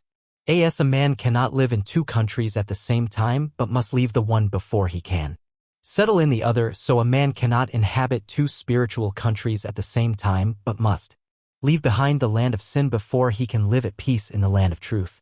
When one leaves his native land that he may begin anew in an adopted country, he leaves behind all beloved associations, sweet companionships, dear friends and relatives, all upon which his heart has been ever set must be parted with and left behind. So when one resolves to live in the new World of truth, the old world of error with its loved pleasures, cherished sins, and vain associations must be renounced. By such renunciation the individual gains, humanity gains, and the universe becomes a brighter and more beautiful habitation. We must shake the mud of the valley from our feet if we are to commune with the mountain. Silence. Right thoughts spring from a right mental attitude and lead to right actions. December 22nd. That is the right mental attitude which seeks the good in all the occurrences of life and extracts strength, knowledge, and wisdom from them. Right thoughts are thoughts of cheer, of joy, of hope, of confidence, of courage, of constant love, of large generosity, of abounding faith and trust. These are the affirmations that make strong characters and useful and noble lives and that build up those personal successes which make the progress of the world. Such thoughts are inevitably followed by right action, by the putting forth of energy and effort in work, in the accomplishment of some legitimate object, and as the climber at last reaches the hilltop, so the earnest, cheerful, and untiring worker at last accomplishes his end. All the successful people through all time have reached their particular success by laboring for it. Suffering is a purifying and perfecting process.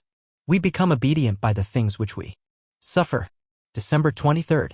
To inflict suffering upon others is to become more deeply involved in ignorance, but to suffer ourselves is to come nearer to enlightenment.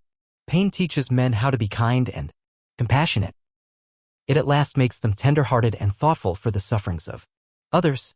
When a man does a cruel deed, he thinks, in his ignorance, that that is the end of it. But it is only the beginning. Attached to the deed is a train of consequences which will plunge him in a tormenting hell of pain.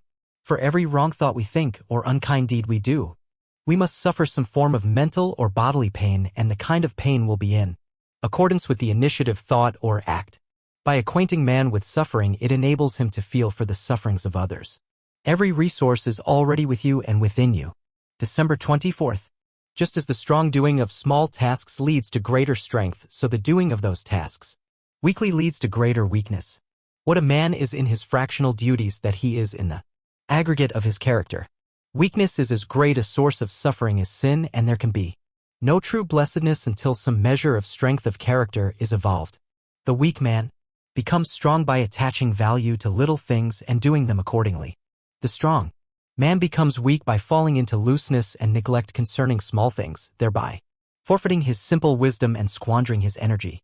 There is no way to strength and wisdom but by acting strongly and wisely in the present moment. The year is passing, and blessed are they who can let its mistakes, its injuries, and wrongs pass away forever and be remembered no more. December 25th. The past is dead and unalterable, let it sink into oblivion, but extract and retain its divine lessons. Let those lessons be strength to you now and make them the starting points of a nobler, purer, more perfect life in the coming years. Let all thoughts of hatred, resentment, strife, and ill will die with the dying years. Erase from the tablet of your heart all malicious memories, all unholy grudges. Let the cry, peace on earth and goodwill to men, which at this season re-echoes through the world from myriads of lips, be to you something more than an oft-reiterated platitude. Let its truth be practiced by you, let it dwell in your heart and do not mar its harmony and peace by thoughts of ill will. Blessed is he who has no wrongs to remember, no injuries to forget, in whose pure heart no hateful thought about another can take root and flourish. No man can be confronted with a difficulty which he has not the strength to meet and subdue. December 26th. Do not regard your difficulties and perplexities as portentous of ill, by so doing you will make them ill, but regard them as prophetic of good, which indeed they are. Do not persuade yourself that you can evade them, you cannot. Do not try to run away from them. This is impossible, for wherever you go they will still be there with you, but meet them calmly and bravely, confront them with all the dispassion and dignity which you can command. Weigh up their proportions, measure their strength, understand them, attack them, and finally vanquish them. Thus will you develop strength and intelligence, thus will you enter one of those byways of blessedness which are hidden from the superficial gaze. There is no peace in sin, no rest in error, no final refuge but in wisdom. Go to your task with love in your heart and you will go to it light-hearted and cheerful. December 27th. What heavy burden is a man weighted with which is not made heavier and more unendurable by weak thoughts or selfish desires? If your circumstances are trying, it is because you need them and can evolve the strength to meet them. They are trying because there is some weak spot in you, and they will continue to be trying until that spot is eradicated. Be glad that you have the opportunity of becoming stronger and wiser. No. Circumstances can be trying to wisdom, nothing can weary love. Stop brooding over your own trying circumstances and contemplate the lives of some of those about you. The duty which you shirk is your reproving angel, the pleasure which you race after is your flattering enemy. Animal indulgence is alien to the perception of truth. December 28th. There are little selfish indulgences, some of which appear harmless and are commonly fostered, but no selfish indulgence can be harmless, and men and women do not know what they lose by repeatedly and habitually succumbing to effeminate and selfish gratifications. If the God in man is to rise strong and triumphant, the beast in man must perish. The pandering to the animal nature, even when it appears innocent and seems sweet, leads away from truth and blessedness. Each time you give way to the animal within you and feed and gratify him, he waxes stronger and more rebellious and takes firmer possession of your mind, which should be in the keeping of truth. Live superior to the craving for sense excitement, and you will live neither vainly nor uncertainly. Sacrifice all hatred, slay it upon the altar of devotion to others. December 29th. Whatever others may say of you, whatever they may do to you, never take offense. Do not return hatred with hatred. If another hates you, perhaps you have, consciously or unconsciously, failed somewhere in your conduct, or there may be some misunderstanding, which the exercise of a little gentleness and reason may remove, but under all circumstances, Father, forgive them is infinitely better than I will have nothing more to do with them. Hatred is so small and poor, so blind and wretched. Love is so great and rich, so far-seeing and blissful. Open the floodgates of your heart for the inpouring of that sweet, great, beautiful love which embraces all. Inside the gateway of unselfishness lies the Elysium of abiding joy. December 30th. Knowing this, that selfishness leads to misery and unselfishness to joy, not merely for oneself alone, for if this were all, how unworthy would be our endeavors, but for the whole world, and because all with whom we live and come in contact will be the happier and the truer for unselfishness, because humanity is one, and the joy of one is the joy of all. Knowing this, let us scatter flowers and not thorns in the common ways of life, even in the highway of our enemies let us scatter the blossoms of unselfish love, so shall the pressure of their footprints fill the air with the perfume of holiness and gladden the world with the aroma of joy. Seek the highest good and you will taste the deepest, sweetest joy. The universe has no favorites, it is supremely just and gives to every man his rightful earnings. December 31st. Happy in the eternal happiness is he who has come to that life from which the thought of self is abolished. Already, even now and in this life, he has entered the kingdom of heaven. He is at rest on the bosom of the infinite. Sweet is the rest and deep the bliss of him who has freed his heart from its lusts and hatreds and dark desires, and he who, without any shadow of bitterness or selfishness, can breathe, in his heart, the blessing. Peace unto all living things, making no exceptions or distinctions, such a man has reached that happy ending which can never be taken away, the fullness of peace, the consummation of perfect blessedness. Man can find the right way in life and, having found it, can rejoice and be glad. The end.